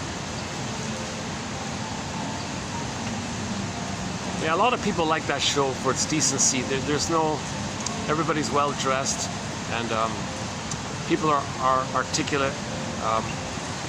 There's there's no swearing or violence or other things like that. And so it's quote unquote family. Now here's the funny thing about that show.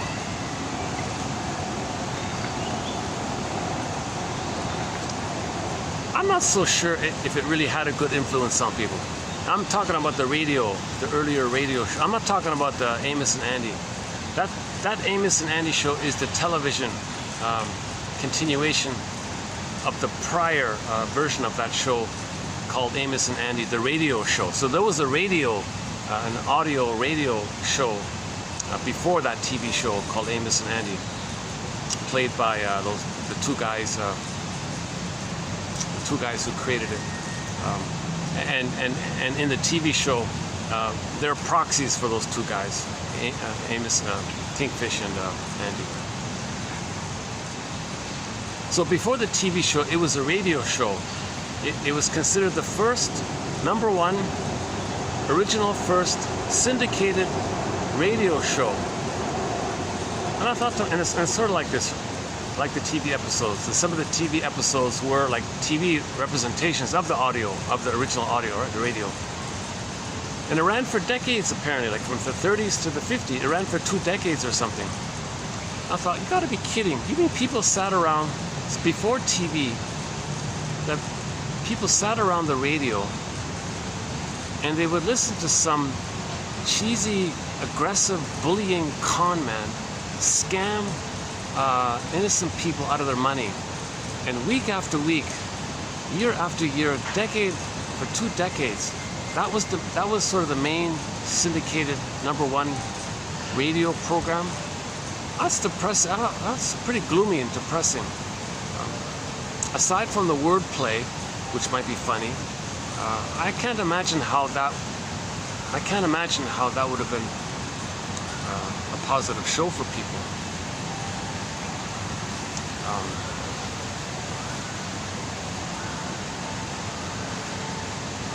Because all you're really learning is how to be a better con man. What are the better tricks? What are all the tricks of being a con man or something? Like how does somebody break up a relationship?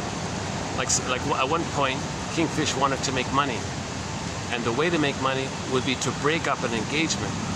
There were the two people who were about to get, they were madly in love, they were going to get married, they were going to elope and all this, but he discovered that if he could break it, he could make a fortune or something. So he actually broke the heart of his best friend and his sister-in-law. So yeah, his sister-in-law, is that right? And his best friend were going to get married or something, right? So he actually broke both their hearts in an attempt to get money. So the scheme was he lied to both of them separately, gave them false information, and that led to the two of them being broken up. Now at the end there was no money, so it didn't work anyways. You know, there was no real money. He made a mistake thinking there was real money. So it's just these kind of psychopathic, cold-hearted activities. Is that funny, really?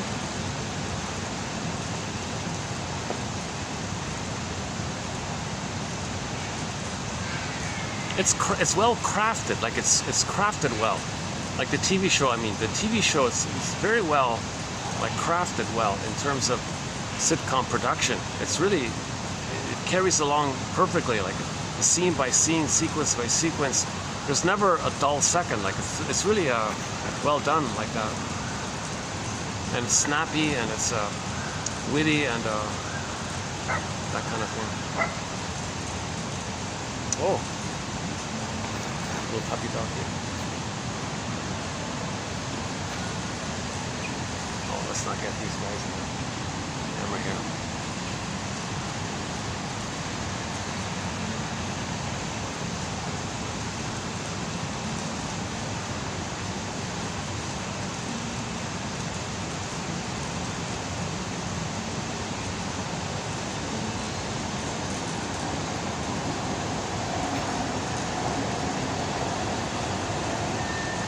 I don't see why they couldn't create a show where they were genuine friends, not just one scamming the other, hating the other, and cheating the other, feeling entitled to cheat the other, and the humor around how well and how clever he's able to scam his friend, like how good a sadist, like how this kind of people love the TV show. It's got an immense amount of praise. Yes, it's way better than the other stuff. It's 10 times better than all the other obnoxious shows from that time. You know, the Al Bundys and the Archie Bunker, all these gruesome, violent, verbally abusive ones. It's way better than those ones. Actually, come to think of it,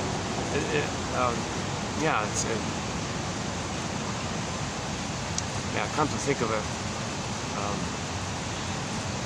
as disturbing as some of the episodes are in Amos and Andy,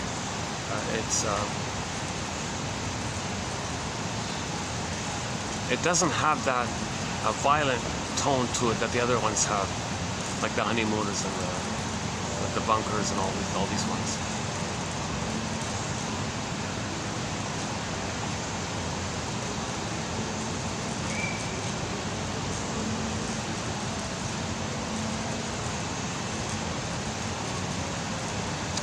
But the one positive thing about Amos and Andy, it does have that theme of Kingfish being this lost soul, like the guy in Death of the Salesman, like Peer Gynt, like Don Juan, like all of these kind of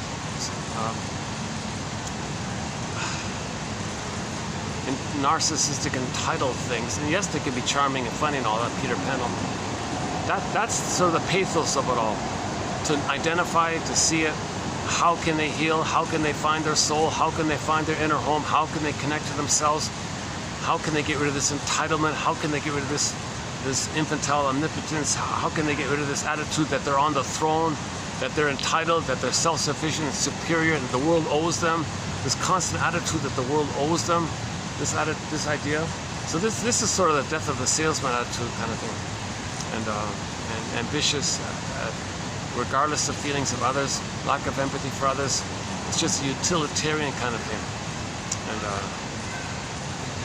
So there is that kind of literature quality to it, that it resembles Death of the Salesman or Peer Gynt or Don Juan area. And then the silliness of the antics of the Flintstones on the other end of it all. And just the craft of it all, just the skill of these guys. Like these guys, incredibly skillful in the in the craft of acting. Like if you can think of it that way, they were really flawless in their acting skills. My goodness.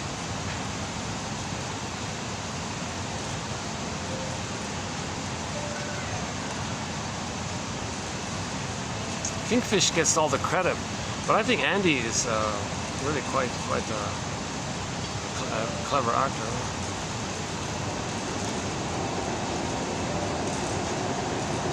Everybody loves Sapphire. She's the funny one, right?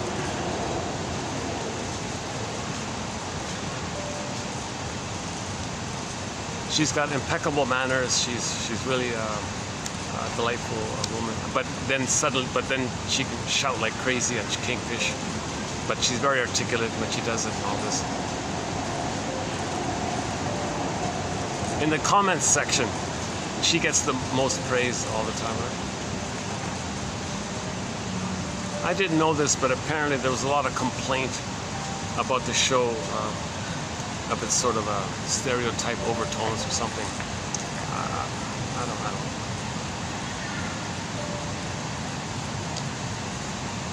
I think the boost of letting people know the skill and the craft, those are the shade of brown tones. I think that was greater, that outweighed the slight stereotype that may be in there as well.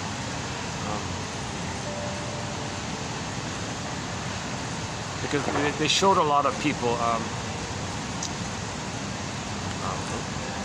like a lot of the guest, like medical doctors and lawyers, they showed them also as having a shade of brown tone of skin. Right? So there was a message.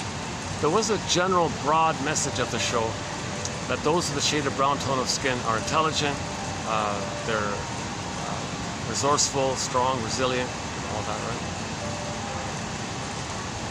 Shade of brown is beautiful. Those with the shade of brown tone of skin are beautiful. That kind of message, right?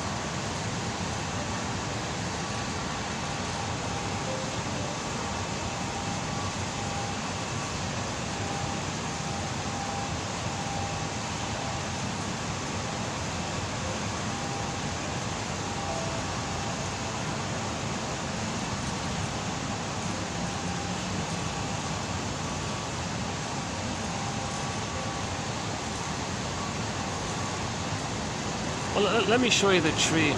Oh, there's the swan. Oh. No, I can't see it. Oh, that tourist got it. Oh, that lucky guy. Yeah, the tourist visited the swan. And just at that moment he arrived, the swan did the wing flapping thing. And he got it, yeah.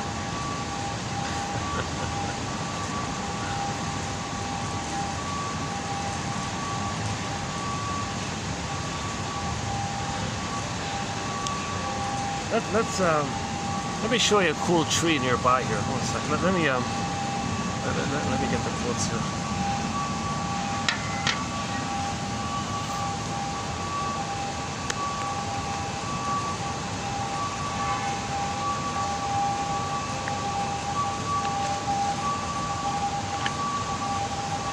Got it?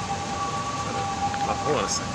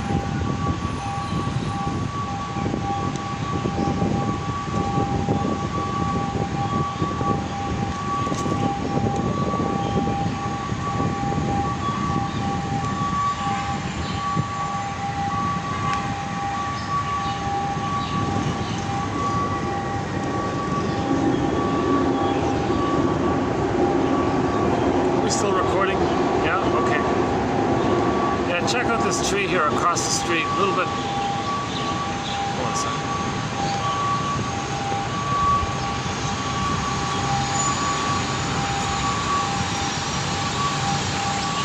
Is it showing up there? Oh, there it is. Is that it, right? That's an amazing. Just one amazing. Oops. Let's do this. How about now?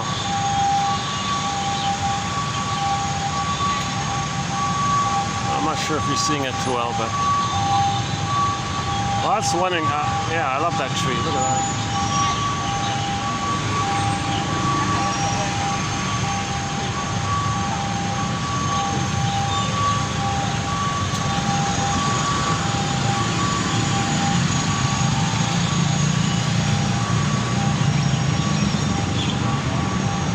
Well, maybe I'll just wrap it up here then. It's rush hour. Is it rush hour? Oh yeah, on the train there, at 5:30. On the train there, I have a fantasy. It says, be your own story doctor. Narrative medicine.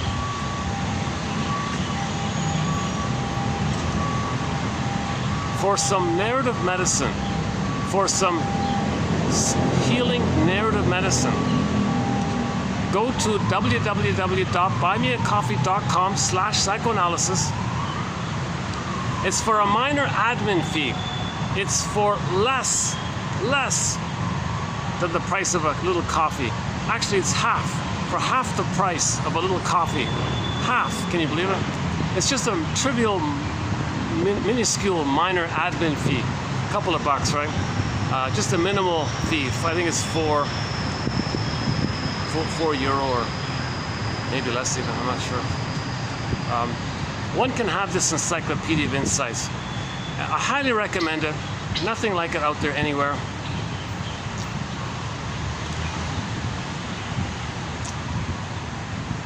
The next best thing might be LePanche and Pontalis' dictionary of terms called The Language of Psychoanalysis, 1969. But that's limited to just some terms. I've already included some of those definition entries in our collection. So we have quotes from James Grotstein, Thomas Ogden, Althea Horner, John Steiner, James F. Masterson, Bergler, Horney, Melanie Klein, Mahler, Will Fairbairn, Janus, mentioned Janus already. There's a lot there. Oh, there's the tree. Yeah. Let's just hang up here. Rinsley. Oh my God. There's a lot of good psychologically minded quotes from TV show and films. Go to TQ 2599. 2599. We got some good quotes from the classic TV show Route 66.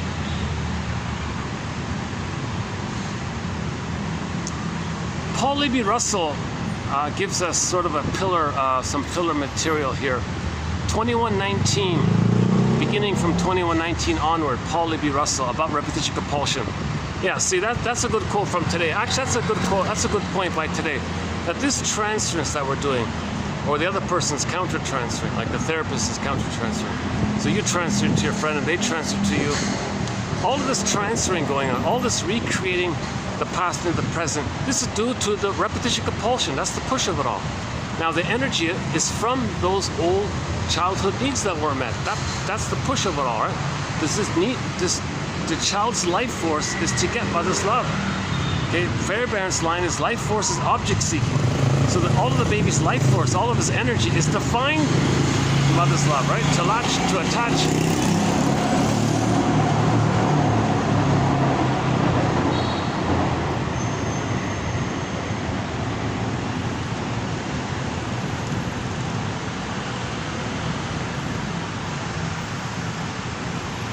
Can you see the tree from here? There it is, right? Under the sky train there. Look at that, eh? Jesus, what a tree, eh? I gotta take a photo of that.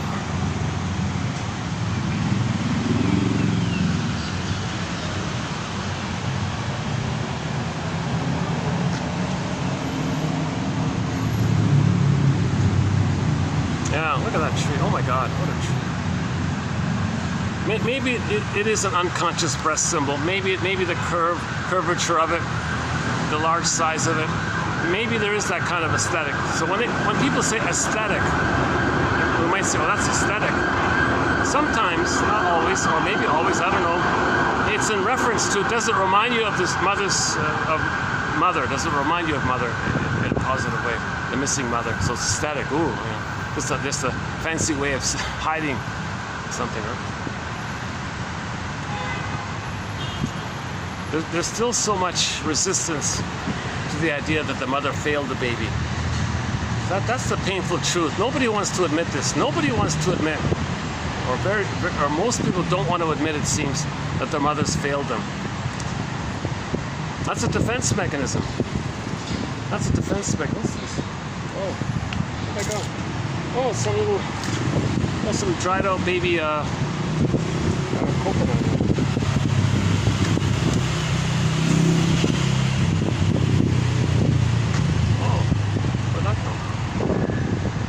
Coconut tree here.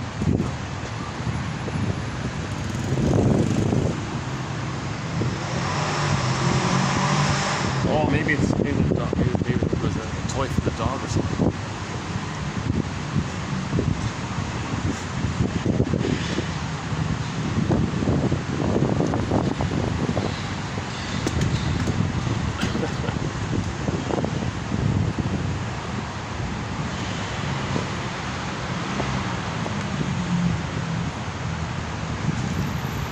Yeah, so if you watch Amos and Andy, keep that in mind about Kingfish. Think of it in terms of literature. Think of it as a pattern, like a pattern. Okay? A man with a mother complex who feels entitled and can be narcissistic, bullying, and sometimes he was psychopathic. That episode where he tried to steal his best friend's identity, and all the effort he went to steal his identity, thinking he could take his family inheritance or something. Jesus Christ, and he has such a demanding entitlement. It's my right, it's my duty. I have, like, he had this real forceful, infantile, godlike attitude and you see it there. It's as if the scriptwriter says, you act like a god with your entitlement, that it's your right to cheat your friend, steal his identity, take his identity, pretend to be him, and then trick the lawyer to sign over his uncle's money to you. It's your right, it's your, unbelievable. So that's a clear, vivid example of what we're talking about. This infantile megalomania. That's an over-the-top example of it.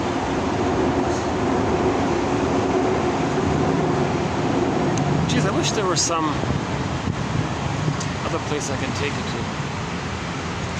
Let's see. Let me think.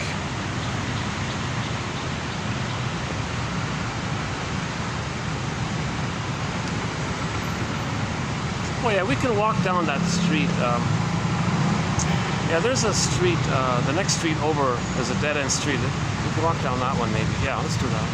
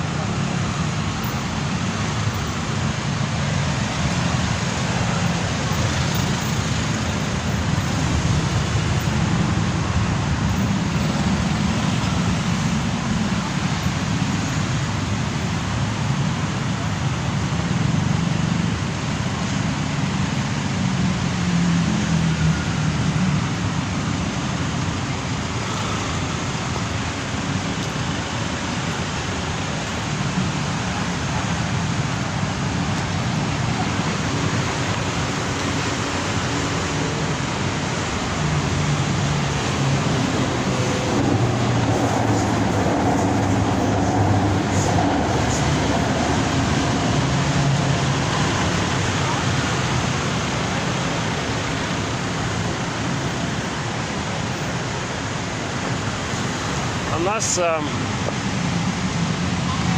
see, how busy are they in there? See, they have a lobby there, but it's filled with people, yeah. Yeah, this street here. Let's see. Look at this. It's not too busy, right? Let's see. How busy is it in there? Let's see.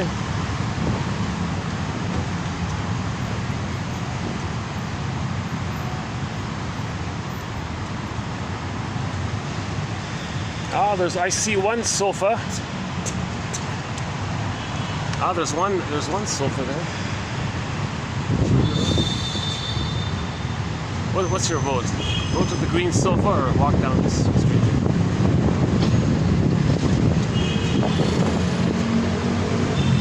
Oops.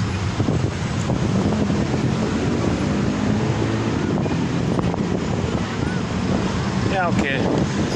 Let's try the green sofa.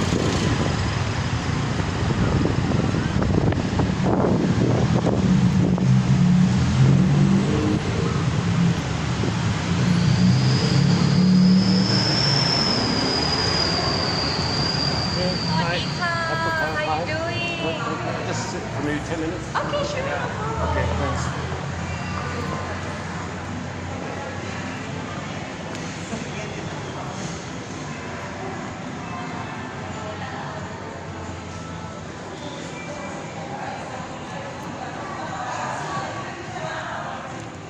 Get some cool air, that's great.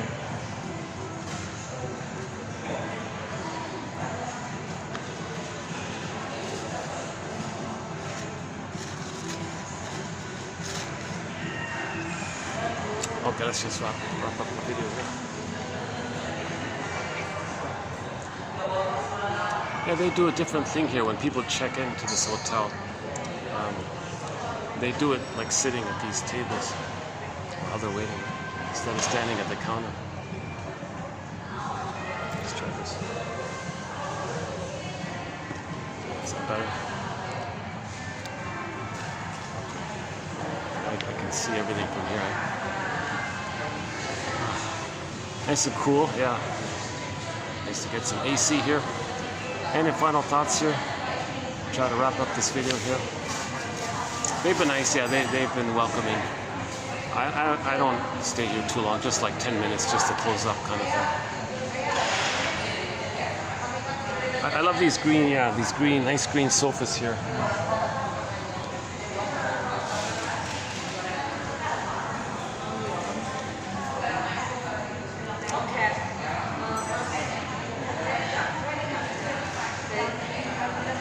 It's too distracting. There's too many little things going on.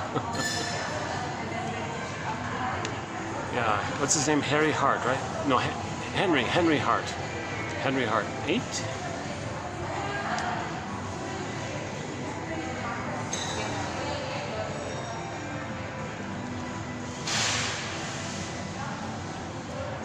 He really kind of provides a nice survey of the discussion that's taking place around many of the major themes in psychoanalysis. Like today, counter-transference was sort of the main one today, right? Counter-transference.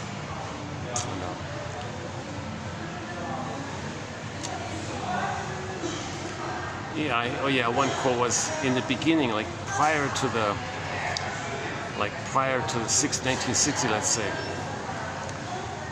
Prior to 1960, no shrink wanted to talk about it. They didn't want to admit it. They didn't believe it. No way that their emotions are the reason that the therapy fails, that they're projecting and wanting something from the client unconsciously. They didn't want to believe it. They didn't want to talk about it. But then, yes, finally, 60s onwards, there was a flood of interest in this topic. And still to this day, book after book on the topic of counter-transference. So this is really...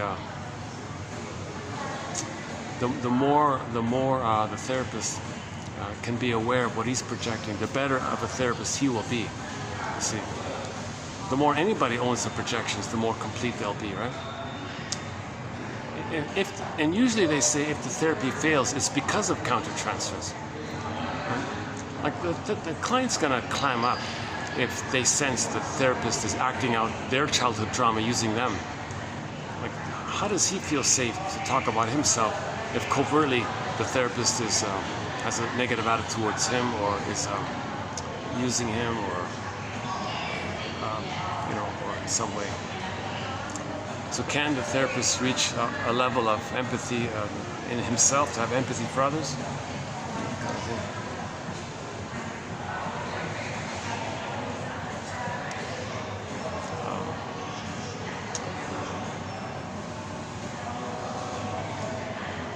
Oh yeah, there's a lot of quotes on dream interpretation. Yeah, I kind of skipped most of that. I just found the one. Yeah, today I just included one.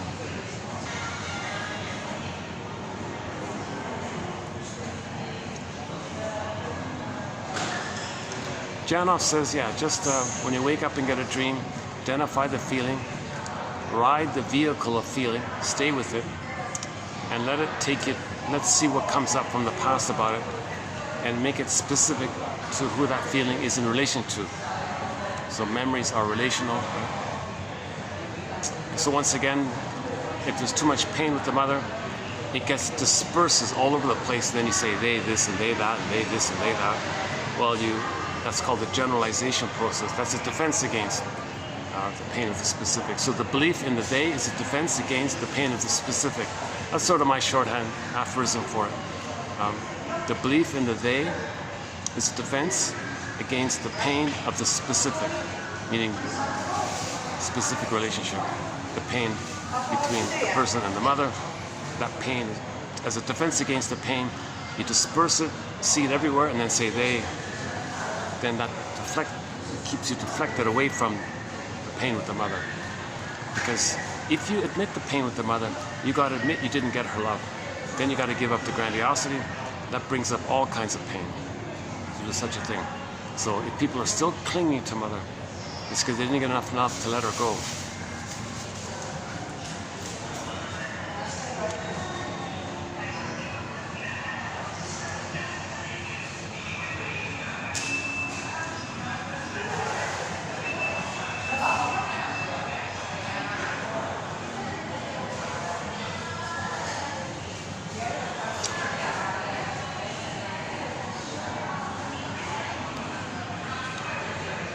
There's no, oh yeah, there's a, nah, it's too small. They do have a pool, outdoor pool area, but I'm not gonna privacy and all that. We're gonna run out. Let's see how we're doing. How's the battery? Battery's holding up, 5:45. Yeah, the days are getting longer. Yeah.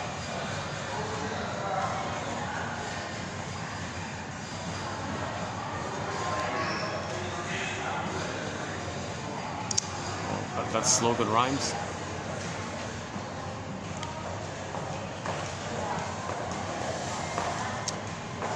Yeah, a lot of. Okay, that's not. We don't have a thread on the psychoanalysis of advertising. We only have the one quote about that muffler company. If you come to this muffler shop, you're a somebody. Very psychological, very emotional. You can be a somebody. You're gonna have identity. You could be. That means you were loved. Now you can think about your genuine somebodyness, or you can think about your narcissistic somebodyness. So you can apply to both. So you capture a wider audience, right? And after that, they came out with that slogan. They said almost instantly, sales went up 30%. Really, going there, paying extra to boot. You think you're going to be a somebody? But see, when the needs are so great, you don't care about reality. You distort reality. Your reality perception is too diminished, and all you see is the projection of your need.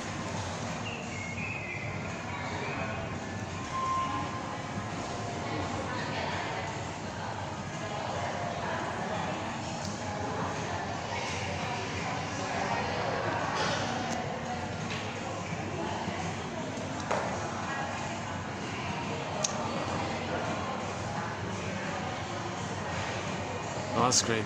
This staff here is okay with me coming here. That's great.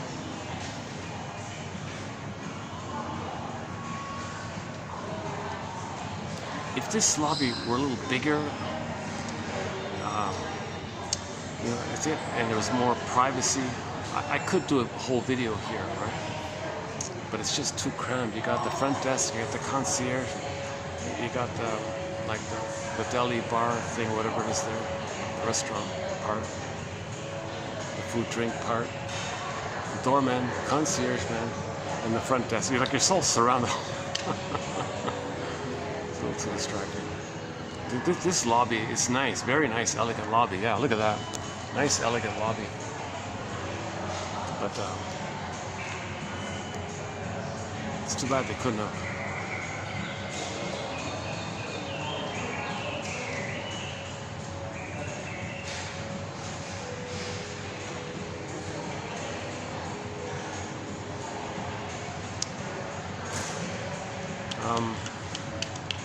Oh my God, guava juice. Yeah, so our companion beverages to 1001. Windmills of the mind. Just a little fun little thing I'm doing. Guava juice, hard to find now. Tangerine juice, also now hard to find as well. I'm down to one shop that sells tangerine juice. Can you believe it? Jesus.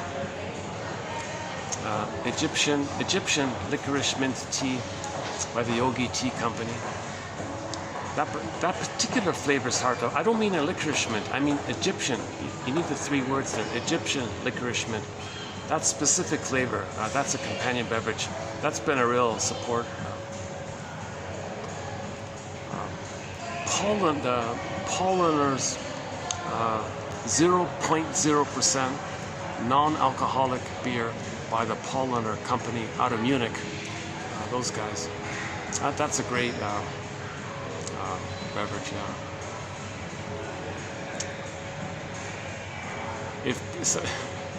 If beer is liquid bread, this would be like liquid, fresh baked, wholesome, organic bread. It's really nice. It's nice. Yeah. Also getting harder to find.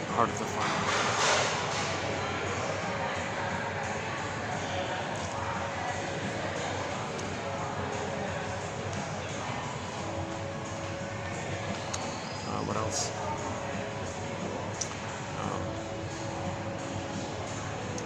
The most recently newly added song to our soundtrack is a song called Olsun, O-L-S-U-N, by the singer Sertab Erener from Turkey. Great song about grief. It describes the grief process. Play the updated, revised version, the rock version.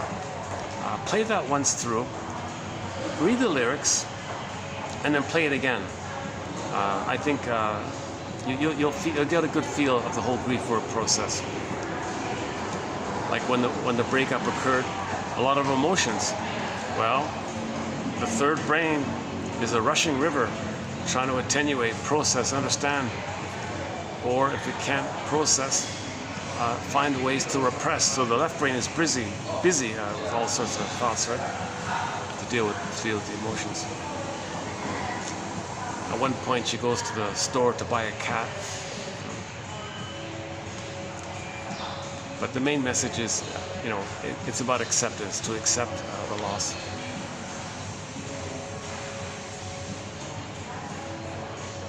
Oh, somebody just filmed me, I think. Once in a while that happens. Huh? A little awkward, right? Or maybe they're worried that I'm filming them, so he wants to film me. Is he filming me? I'm gonna film him. I don't know. Or sometimes I'm mistaken. Sometimes it just looks like it. I've had the odd occasion of somebody. I'm not a handsome guy. I don't see or maybe they think I'm famous, or maybe they think, oh, he might be famous. Take a picture of him. Get his autograph.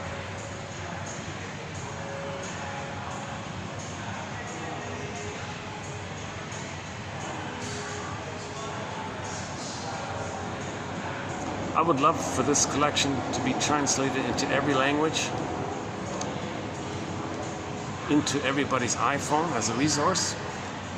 Now, once again, this is for people at midlife, so people over 35 or over 40 can just scroll through the collection and just pick out one quote a day. Just find one a day, make it a discipline, a habit kind of thing. I wish I knew this stuff earlier. Some people think this stuff should be taught in high school. We should start this in high school, this self-awareness thing. Not a midlife. Why are we starting a midlife? Why don't we start this earlier?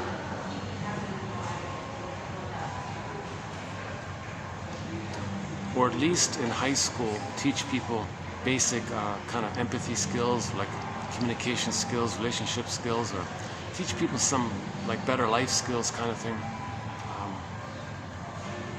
like problem solving or conflict resolution, or how to make an I statement. How about just that?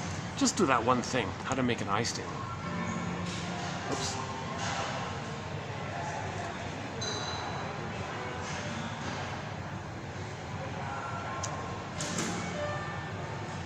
I think he's some kind of salesman of some kind.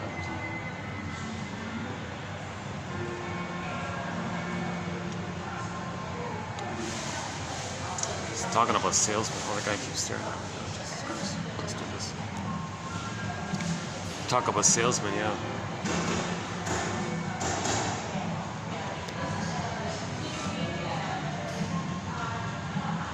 Yeah, that Kingfish character, yeah, he was quite the salesman.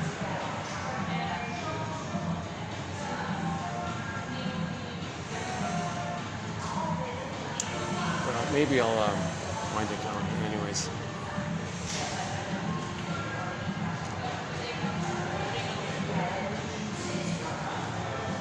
Oh, I did turn the camera around once, didn't I? Yeah, maybe that's what freaked him out. I wanted to show you the nice hotel. Oh, let's not do that. Yeah, okay, let's not do that.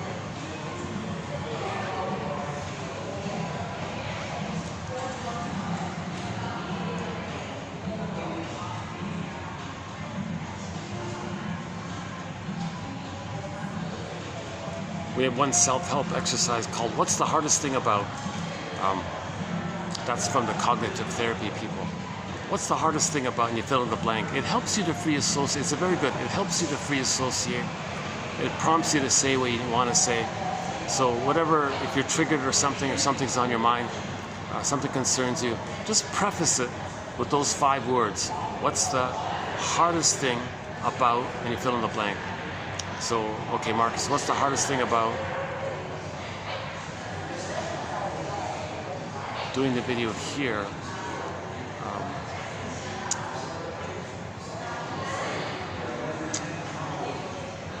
In public like this?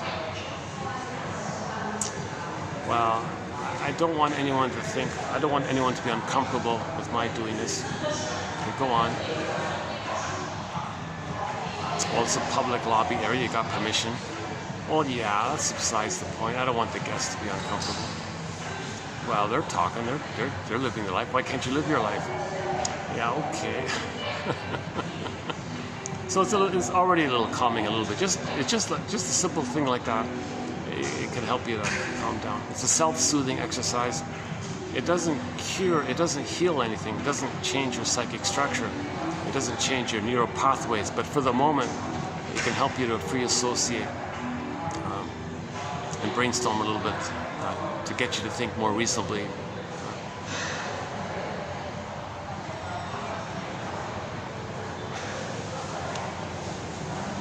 Oh, wow, look at all this. Yeah, this is, I'm surprised by the light. So this is really, oh no, it's only 6 o'clock. Oh, what am I thinking? No, it's only 6 o'clock. No, we've still got another 15, 20 minutes here.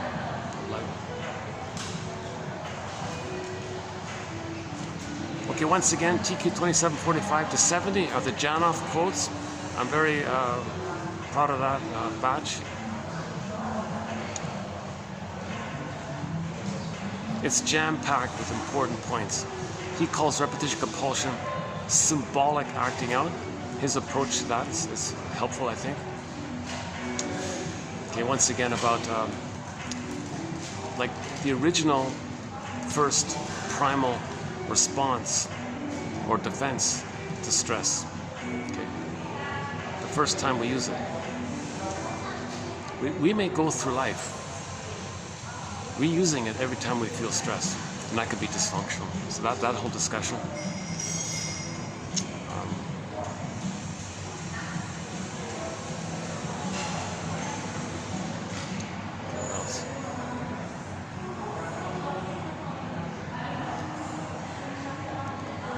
maybe I can just wrap up. Let's just wrap this up outside then.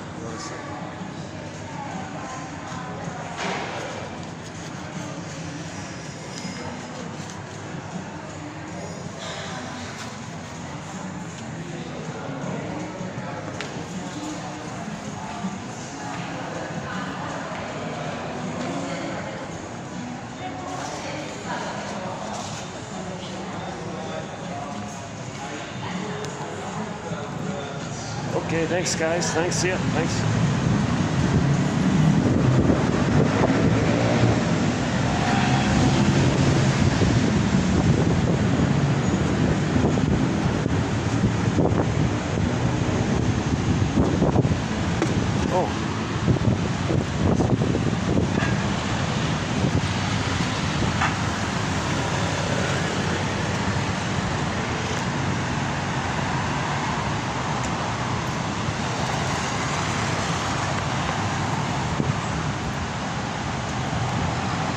Well, I told them I'm not an inspector, I'm not monitoring them or anything. I'm not a hotel reviewer or anything like that.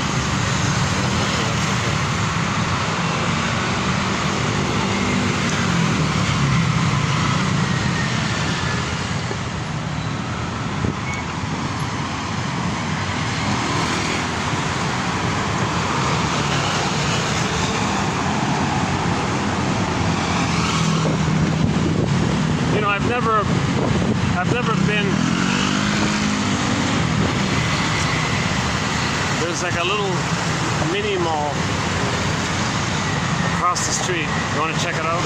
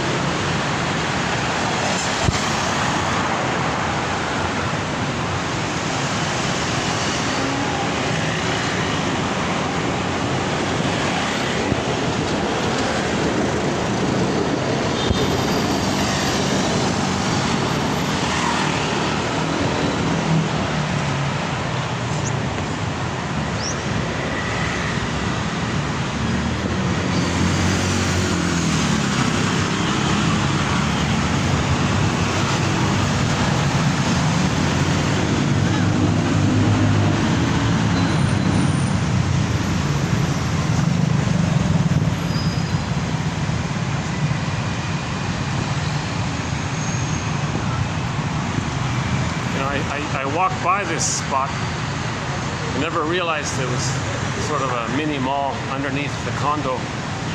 Let's check this out. Oh yeah, okay. Here's some chairs here. Oh, look at that. There's some nice quiet chairs here. Oh, that's not too bad. Well, we can talk here for a bit. Yeah, look at that. All right. Oh, maybe this side beside me. Let's.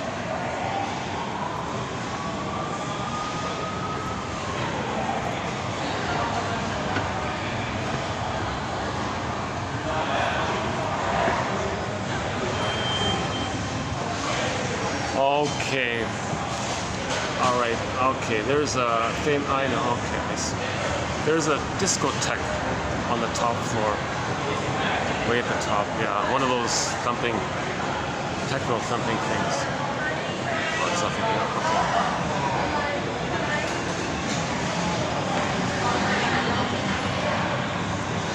Yeah, I can see the ad for it. Yeah, you know those techno thumping things. It's pain to trick you. To trick the brain to release endorphins. Then you're all blissed out, you're numbed out with the endorphins, and you lose the track of time, so you escape your life kind of thing.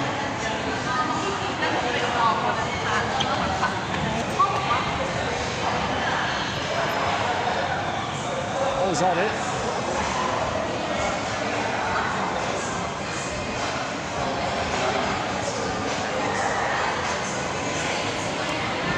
Oh, is that it?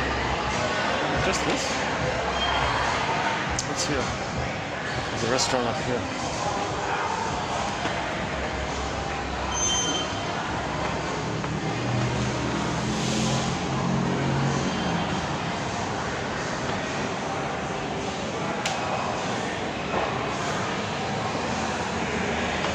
Hi. I see. You've got the menu. That's a nice menu. It's in here, yeah. I'm just going to take a look. Hang on a second. Oh, I see. Yeah, that is a thought. I theoretically could, in the future, just have a. I could sit there maybe during the non-dinner time. Maybe got a window seats in there. I'm always on the lookout for where I can do the videos.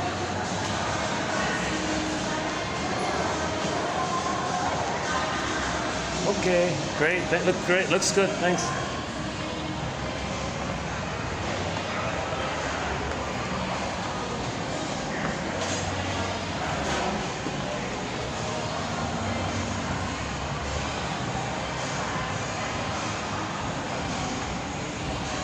Oh, I stand corrected. There's no mall here. There's just one restaurant, one coffee shop, a counter of some kind, and the upstairs little mini thing. That's it.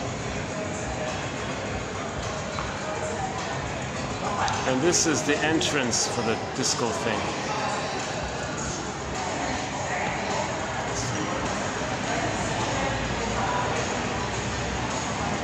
That's it, eh?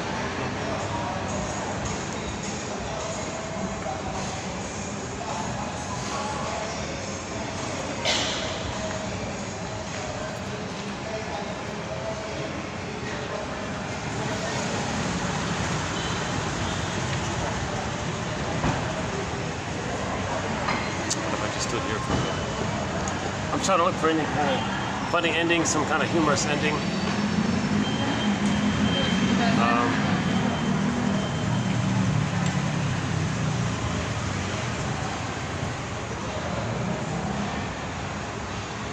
Oh, this is some kind of bird, right? This, I'm trying not to get people in the camera. That's the thing, right? That guy just sat right beside me. What about him? What's this here? How do I get in there? Oh, that's closed. Oh, that's closed in there. Okay. Oh, this is a weird place. Oh, yeah, that's it. Lots of turns, but there's nothing. It doesn't take anywhere.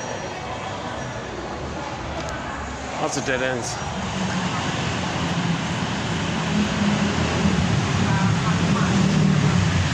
Oh, okay. Well, that's what this is about. It takes you to the SkyTrain. There's a walkway to the SkyTrain.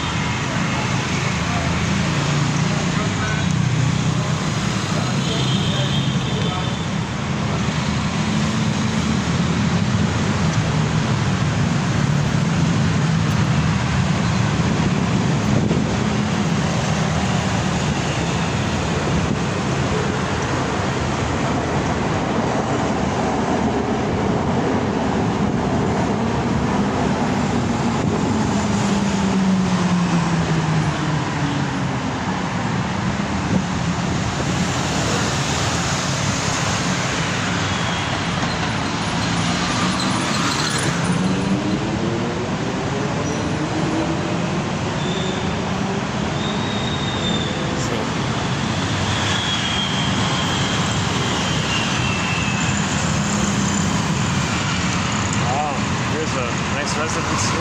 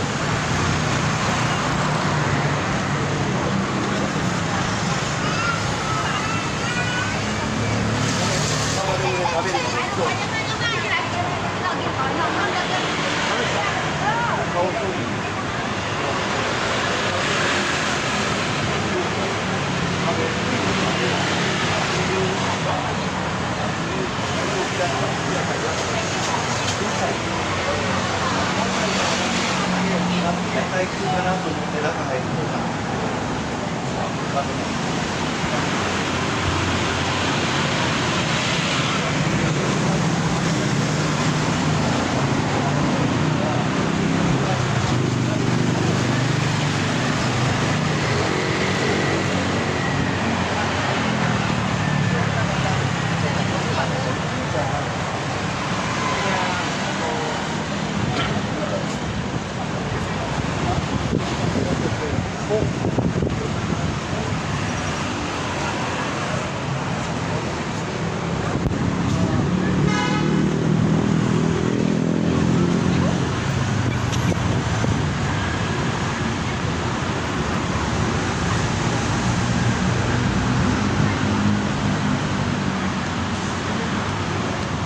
Just hoping to see if there's any final thoughts here. Let's see.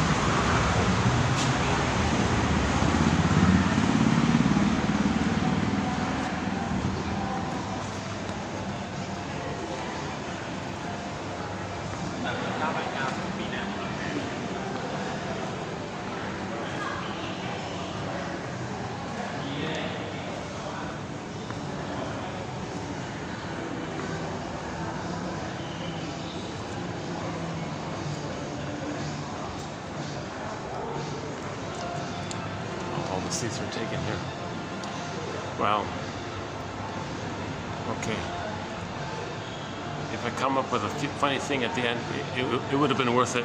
I mean, the extra little diversion. Unless maybe I can squeeze them over there.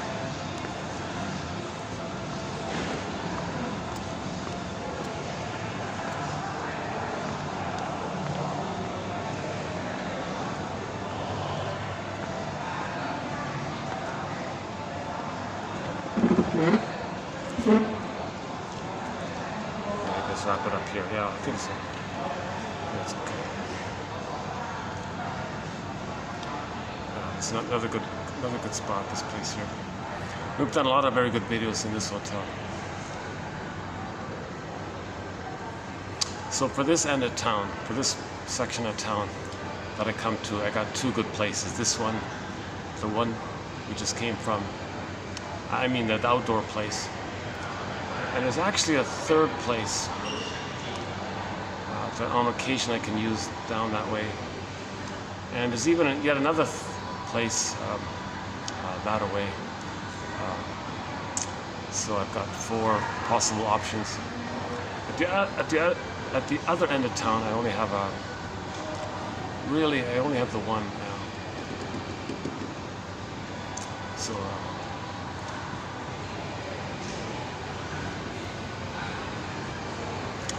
any final thoughts here?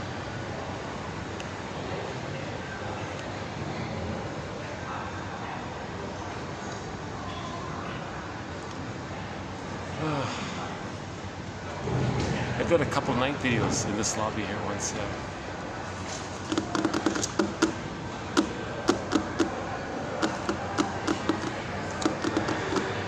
I should probably put a notice, don't bother with the last half hour of this video. Nothing important was said, nothing special was said. I sometimes do that just to wind down, to relax, and maybe I get a new little insight comes up sometimes not. Nevertheless, I hope overall this video has been of some help of making where id was, ego shall be. So we had some id bits here today. Where id bits were, ego shall be, consciousness shall be. Make the unconscious conscious. So my understanding is first you get the intellectual insights. That's weaving the nest. Now you set it up, kind of thing. Now spontaneously there may be a belated emotional knowing with the belated understanding at the same time, and you have the nest to hold it all. That's the egg. The new feelings coming back to you with the new understanding that's elevated of why, of what you were living like before. Now you know why you did this. Now you know why you were feeling this. That's the belated understanding with the belated feeling. But first things first, give the scarecrow a brain. Give the scarecrow a brain. You can't try to heal the Tin Man first or the lion first. You gotta, Dorothy has got to help the scarecrow first.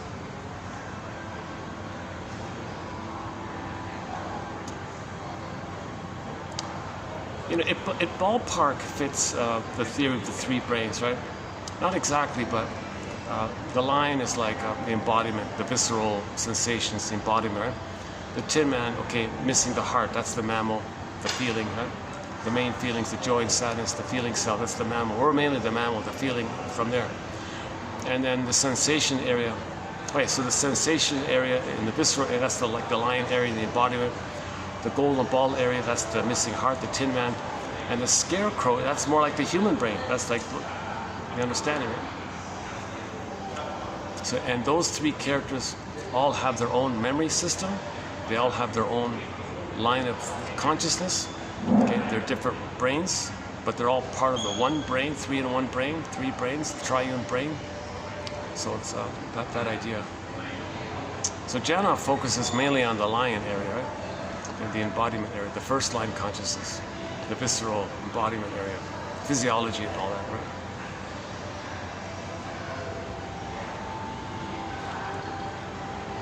Now, when people refer to the monkey brain or the lizard brain, they're not insulting anybody. They're not calling people that. It's just a metaphor to kind of approximate the first primitive brain, the brainstem, the commonality of our spine and tip of the spine, the brainstem, with, okay, the functionality of the positive intention of, you know, the salamander and the lizard and all this stuff. It's just about survival and physiological it's impulsive, it's quick, that kind of thing, right? So it's not calling anybody that. It's just saying that, like if you call somebody that, you're referring to that they're dominated by that brain, that there's so much trauma in that brain. If you say, oh, he's such a, well, what you mean is he's dominated by too much pain in that first line brain. And that first line brain, it's a survival brain, so they think in terms of survival all the time, and they forget about joy and sadness. Okay, so the more quote-unquote more human side of being human, that got squelched away, right? Joy and sadness got zooped away. We saw anger at the console. Once again, anger just means that the needs weren't met. The needs for a secure attachment style were met, so anger appeared. Anger's not primary. Anger's more about sensations of the survival area. The main mammal feelings of us is that spectrum of joy and sadness. Actually, sadness is not really like a, it's not depression, right? Sadness just means it's a natural response to admitting when there's a loss. It's not necessarily like really that bad, really. Actually, you need sadness. It's a relief to feel any of your feelings in the mammal side, right? So any of the feelings in that midline brain, it's a relief to truly feel your feelings. So you feel better if you can actually admit sadness. Yes, that was a loss. I feel sad, and you have a good release by it. You'll feel better. It's always a relief to feel your true feelings, right? The pain, okay, is that we're not feeling our true feelings, and the pain steams up to the tension. Then you're blowing out steam from the tension of not feeling. That's not a genuine catharsis. And then there's more pain, more steam, and you're stuck in this kind of loop. So we're trying to make that transition from this steam issue to the feeling as healing, belated release of emotions linked in with the belated understanding of ourselves.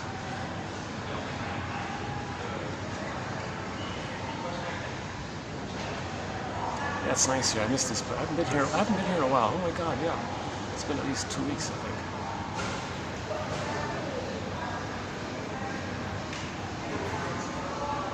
I kind of do it like a circle. I circle it around the 4 or 5 places.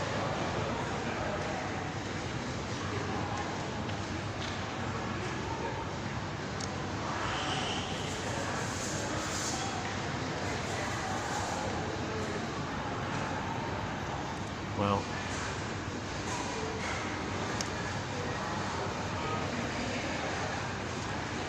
yeah, I'm just thinking about the Andy and Thomas show. Are there any jokes that I can remember from that show? Yeah, the only joke was that one about referring to the semester as a siesta. Typical, you know, their attitude.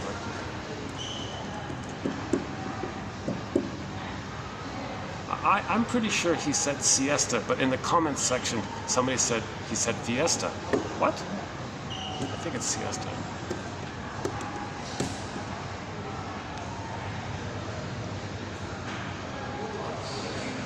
Okay, maybe it's time for me to take a siesta here. A rest.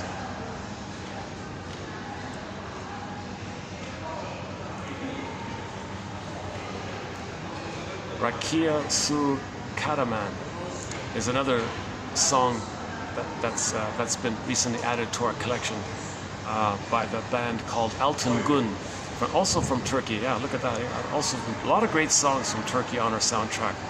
Oh my God, yeah. I mentioned the CD called Turkish Groove by the Putu Mayo is that right? Music company, world music company. My favorite CD from their collection is that Turkish Groove one. Most of the songs on there, almost all of the songs on there are very enjoyable. Pretty much straight through. There's only one song I kind of skip over, but the rest of the 10 out of 11, those 10 out of 11, they're fun to listen to. Upbeat, fun kind of songs. Third Tab also has a song on that album, the second track called Buddha, that one. Yoga, relaxing, mindfulness, that whole thing, Buddha. You know, somebody said, you know, actually Hart quoted somebody, I think, interesting, that a lot of the ancient philosophy from around the world long ago, actually, it's really just psychoanalysis put to poetry. Like if you look at some of this old philosophical material carefully, like what Confucius said and Lao Tzu and all these guys, right? It's actually psychoanalytic. It's just expressed in a kind of poetic way. But there's knowledge of psychoanalysis. This knowledge of making the unconscious conscious has been around a long time. You know, my favorite quote from Confucius is on projection. He said to his students once, "Dear students, when I'm in a party of 3, I always have 2 teachers. To the one I admire, I study from him. To the one in whom I see traits that I don't like, I search for those very same traits in myself." That's projection, right? Usually you don't like something about another person. Usually it's quite strong.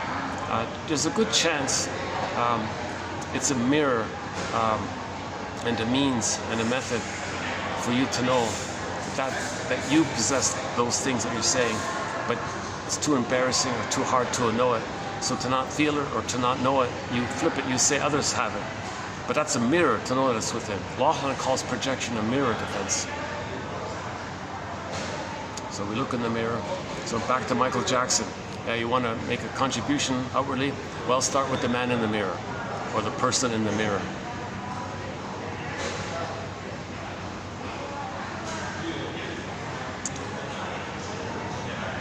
Empathy for self, empathy for others. If you don't have, if you have too much pain within, okay, then you're looking to proxy phenomena to express as your feelings for you. Individuals have a little bit, but you add it all up, then, okay, the famous documentary, The Corporation is a, you know what, all that. Let's not go there.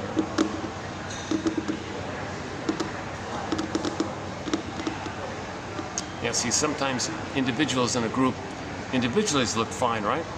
But then you look at the whole group activity. Whoa, wow, that's pretty bad, but the people look nice, but the group is doing such awful things. How do you account for that? Well, the group activity is like this extra invisible thing to express each individual's secret little pain. But the group activity is like the sum up of the individual's pain. So it's hidden in there. So it's like covert kind of thing. That's why the company might be kind of cruel or something. Well, that's like the sum up of the mini cruelty or hate and anger of the individual members kind of thing. And then you become dependent as a defense to not feel the pain within by getting the group activity or group mission or whatever. So you're dependent on it to keep an externalization of the proxy expressing what you can't feel, so you don't see that it's within. Your hurt, pain, trauma, Okay, anger. So the group activity expresses anger because you feel anger at the trauma, but when you meet a person individually, it's not too bad, right? Like, but if you add it all up, and everybody quietly sneaks in their interest, then the group creates a phenomena that serves as a proxy for everybody, individuals. So each individual hides their anger in the group, invisible group activity thing. Okay, let's not do that one. Actually, that's undeveloped. This whole topic about group psychology, that's very undeveloped. Very undeveloped. That's pretty advanced stuff.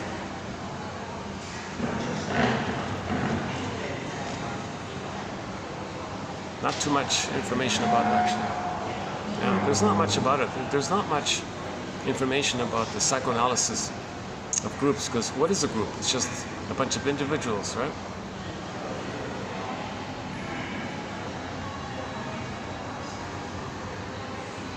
There's no specific invisible like group mind, so to speak, or like a collective unconscious or something. There's nothing concrete like that.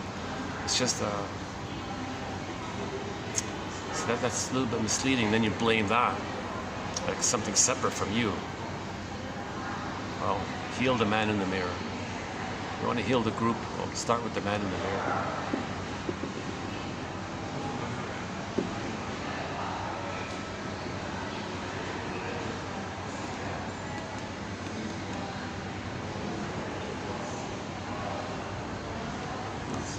What can I show you? This way.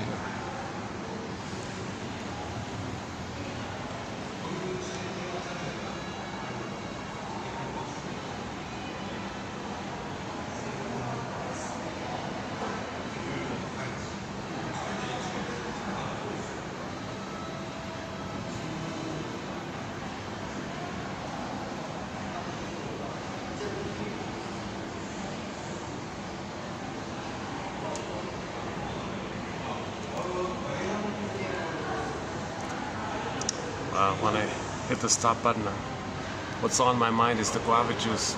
Will they have it in today? This morning they didn't, but I'll check tonight, see if it came in. It sells out. It sells out instantly. The moment that shop gets in the guava juice, like within an hour, it's like a snapped up kind of thing. You gotta be quick.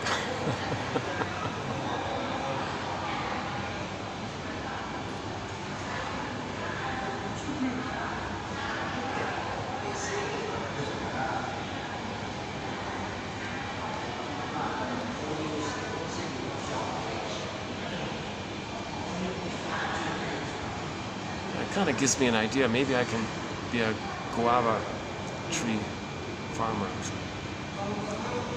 Oh my God, that's a thought, yeah.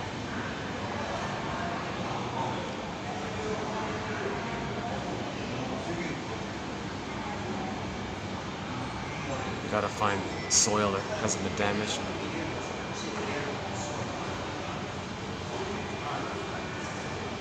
Yeah, I talked to one guy at an organic food restaurant.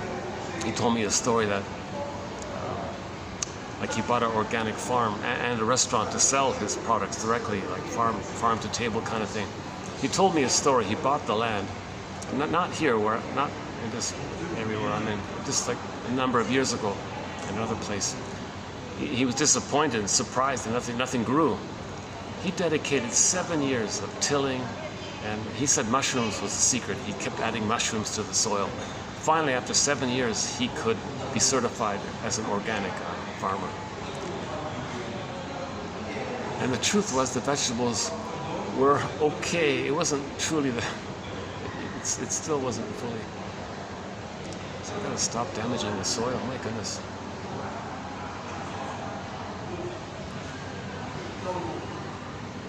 Took billions of years for all this nutrients in the soil. What, in 70 years they're gonna wreck it for a quick buck? Okay, that whole topic, let's not go there again. So the most recent run-through of a thing called the 48 Symptoms of Homo Traumicus was done in a video marked, labeled TQ 2725. part 3 of 3, that one. It took me 7.5 hours to run through the list. Like the pillaging and the pollution and all this stuff. Just the theory, okay, the core of it is as above, so below, inside out. So that point is explained in the video. The interpersonal, the baby and the mother interpersonal leads to the intrapsychic, which then reveals itself, shows itself, makes itself known to you in our dealings later on with others. So if there's a problem with this intrapsychic, it's because there was a painful interaction with the mother. So psychoanalysis sort of studies all this, right? So psychoanalysis is the study of the internalization of interpersonal relationships. And then it's inside out, as above, so below kind of thing.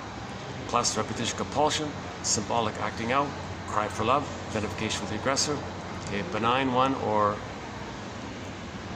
getting others as proxies for you. You play the shaming mother, shaming others, thinking they're you, getting glee because you're one with the mother. Being one with the mother, post 4 to 5 months of age, that's going to lead to the mother complex. And you may end up being like the kingfish character, very exploitative and entitled and lack of empathy. Oh, he can say the right things. He's a master salesman. You know, my thought was that actor who played that character, he would have been an amazing sales of anything. He could have sold anything. My goodness, very hypnotic, charismatic, kind of colorful, cartoon-like, funny expressions, witty things to say. Very in tune like that. Calhoun, his buddy, is sort of a junior version of him, sort of Calhoun guy. Not so much, but partially yes, partially, half and half, yeah. He's a little too cartoony. He's a little too his routine is too set, it's too fixed. He has a very predictable, set kind of thing. Kingfish is way more, he can do way more, he's way more chameleon, put it that way. Calhoun is pretty set in his ways, yeah. So Amos is sort of like the adult in the room. So it's Kingfish and 4 buddies, right? The 5 of them. So the 4 lackeys. Of the 4 lackeys, you got Amos is the healthiest character. He's the taxi driver. He's the healthiest guy, the most reasonable, adult-minded one. He's the one that calms everybody down when there's trouble and all this. Calhoun kind of excites things with his drama. Okay, Andy's sort of the victim of all this, and poor innocent Lightning, sort of like kind of like the cat in the background kind of thing, innocent cat or something.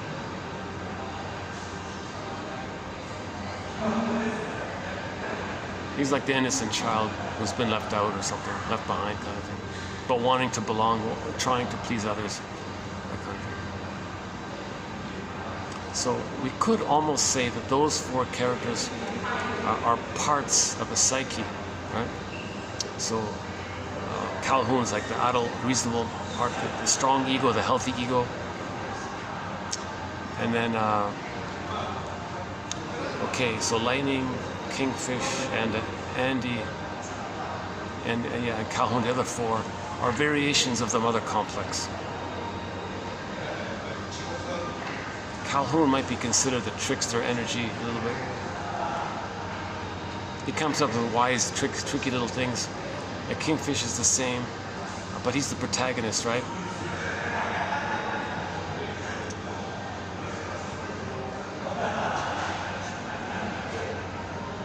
Andy is sort of like the playboy version the playboy side of the mother complex. Yeah, so Andy would be he's the playboy, Andy. Andy would be sort of like the playboy side of the mother complex. Okay, Kingfish includes the aggressive, demanding side of it, the entitled one, plus the arrested development of never knowing that he could love to do something from a soulful place, i.e., not con people, he's only excited when he's conning somebody. He's only happy when he's cheating somebody. So that's that part of that. Yeah, lightning is the innocent one. Let's see. Calhoun is like the trickster one. Andy's the playboy side of it. Kingfish is the belligerent, bullying, and one. So he's like the master. So Kingfish is like the master template of the mother complex, and the other four are aspects of the mother complex. Put it that way.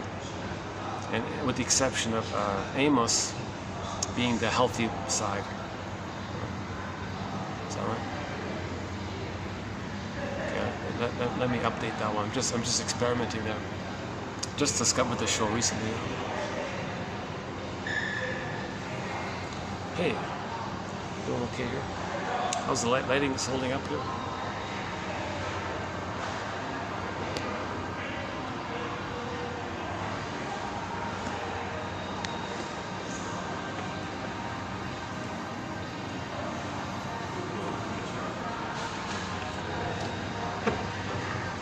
Okay, let's just wrap it up here.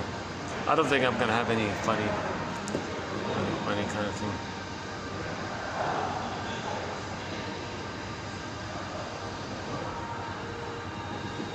Yeah, that guy reminds me of he had a posture a little bit like mine. I was just thinking about that. Jesus. I really wish I could know and feel the trauma around my not so great posture. Have an understanding and memory and be able to know and experience the catharsis of the trauma that's blocked, that's causing me to freeze up in that posture. Like that, and have a healthier sort of posture. Because I'll see myself walking, I'll look at the reflection. Oh my goodness! Oh my God! I'm a little bit like this, right? Okay, sorry. Oh yeah, like if I'm telling you my personal psychosomatic complaint, unconsciously, what that is some feelings that I don't know. So, talking about your physical symptoms is code for repressed feelings that you don't know about. Right? So, physical symptoms reveal and conceal your blocked emotions. So, the image is water converts to ice, right? Water converts to ice, it converts. So, keep that image in mind. Water to ice, like a block of ice. Water flows, block of ice. Water flows, block of ice. It converts. So, your feelings can't flow to the body, hardened somewhere. Okay. So the hardened physical symptom, it could be like the posture, it could be like damaging an organ, or it could be like any kind of symptom in the body, psychosomatic symptom. Most bodily issues are psychosomatic, says John E. Sarno. So that's the conversion. So the symptom is the compromised conversion to hold, express, and hold, and the body's bearing the burden. The body tells the story. The body remembers. The body keeps score. It's in the body kind of thing.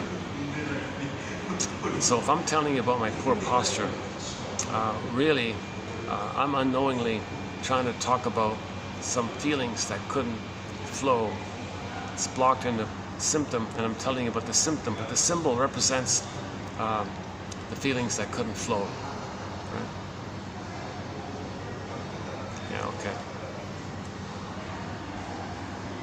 Yeah, so John E. Sarno, we did a 4-video special run on the work of John E. Sarno. Yeah, I met an actual medical doctor, like a bona fide medical doctor. And yeah, check his work out. You'll be surprised what he says. He's got the courage to say it. I love it. he has the courage to say what psychosomatic symptoms really represent. I'll leave the mystery to you to look up. John E. Sarno, S-A-R-N-O, that one. Yeah, while we're on the topic, he says another thing that a lot of people don't appreciate. Today, in today's id bit, by Edmund Bergler, when people think the symptom is the problem, I mean the defense is the problem, not the content. Well, here's a good example. If you have a physical symptom, you now may say to yourself, well, that's the problem. Well, that's the problem. Get rid of the symptom, I'll be better. No, the symptom is the symptom. No, the symptom is the cause of my unhappiness. No, the symptom is an expression of your unhappiness. Like the content is your unhappiness. The physical issue is the symptom of that. Some people say, well, no, just focus on the symptom. So Sarno is saying, another thing about symptoms revealing, concealing your emotions is that it gives you the opportunity, plus to boot, it gives you the opportunity to use your physical symptoms to distract you from the real emotional issue. Now you have an opportunity, like straw man, you distract yourself, like red hair, you distract yourself, focus on the symptom, your attention is on the symptom, and you play whack-a-mole with your symptoms, symptom this, symptom, you just focus on this, you keep thinking of the symptom, like what Bergler said, no, the symptom, that's the defense mechanism. It's not the, you gotta look at the content underneath, what's causing the symptom. But Sarno says we have a physical symptom, and then people use that and say, well, that's the cause of it all. I just have this problem with the poor posture, that's the problem. No, that's the symptom. Some underlying problem caused that poor posture. Some emotional fear, or probably some kind of fear or traumatic, or maybe you were running or something. Maybe you had to run prematurely. You know, who was saying this? Was it Janus? Yeah, Janus was saying some parents force their children to walk before they're ready to, or run before they can, like they're pushing them too fast, too early. That's a kind of trauma. That's a kind of abuse to do that, right?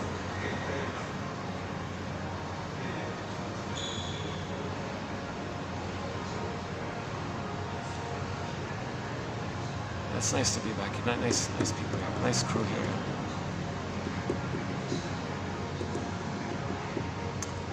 See, I can come here like I normally. Every time I come here, I buy a coffee and all that. But I'm just doing a little tag on at the end here, so that they're okay. They know me. I'm a regular here. Oh, all right. See, there's like a little bit of unconscious guilt. Like, why do I feel? See, there's a part of me that still feels like I gotta explain. See, see, that's not unresolved. See, I haven't been fully analyzed. See, I can be reminded of this phenomenon of always needing to explain, like to a parent or something. Like, if you, right? So here I'm explaining to you, no, it's okay, they know me. I'm regular here.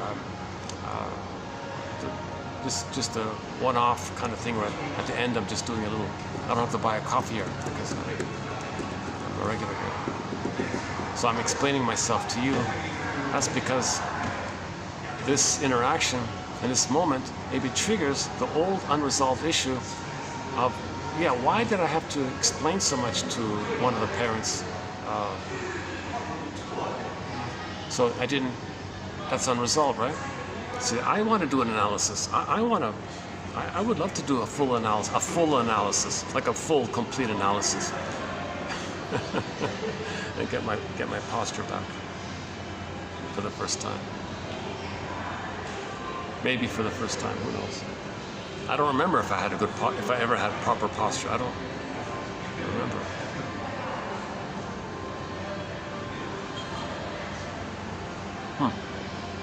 Maybe I did earlier as a child, and later I developed it. I don't remember.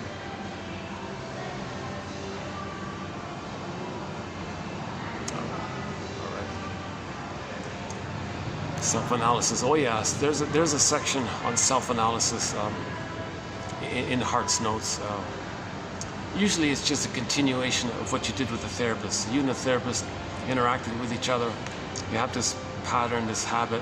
Well, you just continue it yourself, right? Afterwards. So he analyzed you, and you have that memory, you learned the skill, he taught you how to fish. Okay, then later on you can fish for yourself, right? So yeah, another metaphor for psychoanalysis, fishing. Okay, the fish are in the water. Sometimes the water or the ocean is a metaphor for the unconscious. There's contents in the ocean, like in the forest. So you want to be a fisher person, bring up the fish from the unconscious, contents from the unconscious. Okay, so you want to bring contents from the unconscious up to consciousness. And in some fairy tales they do that. He brings up the fish, and sometimes he eats the fish, meaning he's going to fully accept it, integrate, make it a part of him, kind of thing. So the shrink teaches you how to fish, right? And then later on you can fish for yourself, kind of thing. See, the supportive counselors, they don't teach you how to fish. They just say, there now, just soothe you for the time being. But there's no analysis of bringing material from the unconscious or fish from the ocean to your consciousness. So two broad branches of therapy, so-called supportive. Okay, that just makes you feel better for the time being. No analysis, no interpretations, no talking about your past, nothing like that. Versus the analytic therapy, which is to make links. Notice your repetition compulsions. Notice what you're transferring. Notice your symbolic acting out. Notice your unreal, relentless hope to get the love that you didn't get in the past. Or notice how you're expressing, how you're showing up the mother by doing to others what your mother did to you, etc. So a common interpretation is to link the pattern to when it began, and then to see a live, here, now example of it with the person in the present. And that's why you're doing this. Okay? You have this pattern, learned it back then, and that's why you're now doing this in the here and now. Oh wow, so you see, link it all up, that's called sometimes they call it a complete interpretation or a total interpretation. Like those 3 points, okay, the pattern, the past, and a specific here and now live example in the transference of somebody, and to link it all up. One quick example of that is in a comedy film called I Love Huckabees. Just some silly comedy from I don't know, the year 2000 or 2005, 2010, something in that area. There were 3 shrinks in that comedy. They called themselves existential detectives. I love that part. They were helping this guy named Albert. And the interpretation they gave to Albert was, oh yeah, you have this pattern of betraying yourself, self-defeating behavior. Well, here, you learned it here. And they took him to the childhood home and interviewed the mother and all this. Yeah, here's where you learned it, right here. That's why you encrypt the truth. You're hiding what your feelings. You're afraid to know your feelings. You speak in code. Therefore, you're not living fully in the present, not living life in the present. You're like schizoid, you're detached or avoiding or something. So Albert would have a chance for happiness and success. He would sabotage it. He kept doing this. Why did he betray himself? Well, we saw the childhood scene where the mother betrayed him. That's where he learned it. And then that's why in the present he encrypts the truth. That's an interesting one about that line. That's a form of self-betrayal. You don't know your truth, you encrypt it, you hide it, you're betraying yourself, you're not being true to yourself, you encrypt the truth. It's a form of self-betrayal to not make it true, it's a real self-activating, real self-activation. Okay, I think maybe we'll just wrap it up here. How are we doing here? Oh yeah, I gotta close it before 6 hours anyways, to make sure. So if by chance the camera picked up any copyrighted music, I'm only able to trim it out if the video is under 6 hours. So I'm gonna close every video before the 6 hour mark for sure. Yeah. Although I don't think there's been any loud music here this time, so I think we're okay. I want to play Pavlov's Dog, their songs. It's copyrighted.